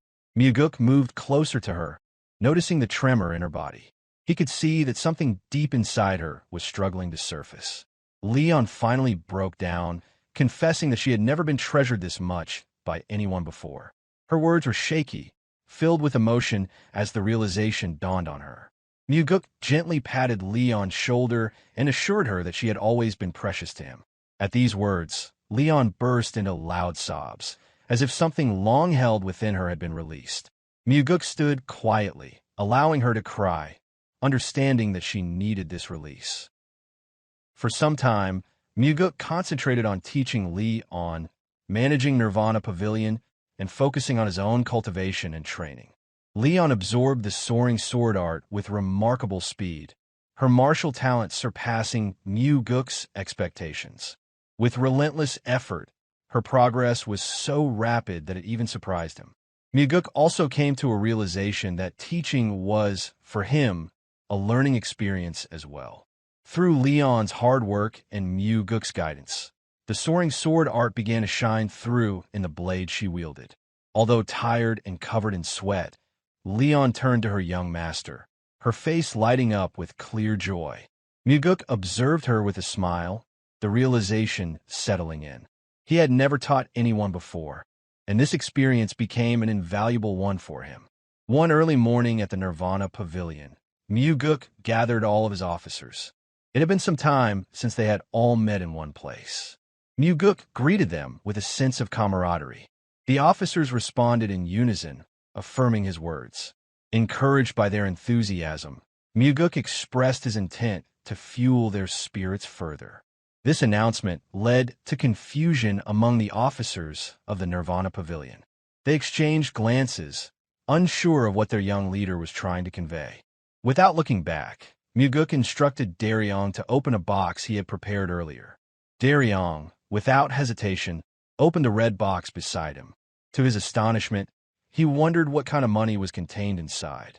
Mugeuk ordered him to distribute the contents to everyone. Daryong hesitated, confused, and asked for clarification. Mugeuk repeated the command, his tone firm. Daryong complied and began distributing the money to the officers. Mugeuk explained that the money was a special gift from him to all of them. The officers cheered in response, expressing their gratitude. The money was meant to ensure that Nirvana Pavilion remained free from external pressure, emphasizing that no bribes should be accepted. Mugeuk clarified that if anyone needed money, they could come to him for an advance on their monthly stipend or even borrow from his personal funds. Responding in unison, the officers acknowledged the arrangement. Their faces brightened with the unexpected gift. With this matter resolved, Mugeuk dismissed them, and as he left the main hall, Daryong followed. Curious, Daryong asked how Mugeuk knew about Echhi's situation. Mugeuk feigned ignorance and asked what Daryong meant. Daryong explained that Echhi was struggling to gather funds for his younger sibling's wedding and had spent all his money supporting his parents' medical expenses before their deaths. Now he was left with nothing, constantly scraping by. Mugeuk responded casually that he had no idea about Echhi's circumstances. Daryong pressed, asking Mugeuk not to lie. Mugeuk, with a slight pause, thought to himself that he had known. He had found out by chance and initially intended to give the money only to Echhi. However, when things turned out this way, he decided to share it with everyone. Mugeuk asked whether that was really that important. Daryong insisted that loyalty didn't come without reason, and that such gestures were important. Mugeuk, slightly turning, dismissed the importance of such gestures, calling it a trick to appear good in front of the officers. However, Daryong disagreed, asserting that in a world where even such tricks weren't used, people would still exploit others. He spoke with sincerity, looking intently at Mugeuk. Mugeuk, reflecting on Daryong's words, offered no immediate reply. Daryong then bowed deeply and went on his way. A few days later, Mugeuk visited the Southern Heavenblade family. Upon his arrival, Kionpa greeted him in his office, asking if something had happened that required Mugeuk to arrest him. Mugeuk mused if Kionpa had committed any recent crimes that had escaped his notice. Kionpa responded, acknowledging his life was full of sins, though not particularly today. Mugeuk then revealed his purpose for the visit, handing over a box to the Blood Heaven Blade Demon. Kionpa eyed the box curiously, wondering if it contained poison gas, considering whether Mugeuk was planning an assassination. In turn, Mugeuk joked about the rarity of such a box and expressed his interest in obtaining a few dozens. Kionpa asked once more about its contents, prompting Mugeuk to urge him to open it. As Kionpa began to open the box, much to his surprise, he found a blood-poisoned pearl inside. Ironically, it was the exact opposite of his earlier jest. Mugeuk remarked that it was a top-grade, detoxifying pearl. Still puzzled, Kionpa questioned why Mugeuk was giving it to him. Mugeuk answered, revealing it was a birthday gift. For a brief moment, the Blood Heaven Blade Demon was stunned, frozen by the revelation. Still in disbelief, Kionpa asked if it was truly his birthday. Mugeuk confirmed it, then playfully asked if Kionpa really hadn't known. Kionpa admitted he had stopped caring about birthdays a long time ago. He then inquired how Mugeuk knew, to which Mugeuk confidently replied that there was no information Nirvana Pavilion didn't possess, even jokingly adding he knew how many sets of underwear Kionpa owned. Kionpa asked seriously about the number of pairs, but Mugeuk quickly dismissed it, stating it was an exaggeration. Nonetheless, he wished Kionpa a happy birthday and reiterated that the gift was a gesture of goodwill to strengthen their bond. Mugeuk then bowed and prepared to leave. Before he could go, Kionpa asked if he had truly come just to give a gift. Mugeuk assured him it was purely for his birthday, with no other intentions, and suggested they drink together that evening at their usual tavern. With his usual casual air, Mugeuk departed, leaving Kionpa in stunned silence. The Blood Heaven Blade Demon was looking at the blood-poisoned pearl with an expression he rarely shown. It was the first time Kionpa showed a look of gratitude on his face. Later that evening, as the golden sunlight waned, Mugeuk returned home.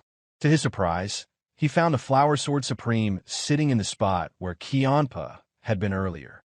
A table with drinks had been set before her.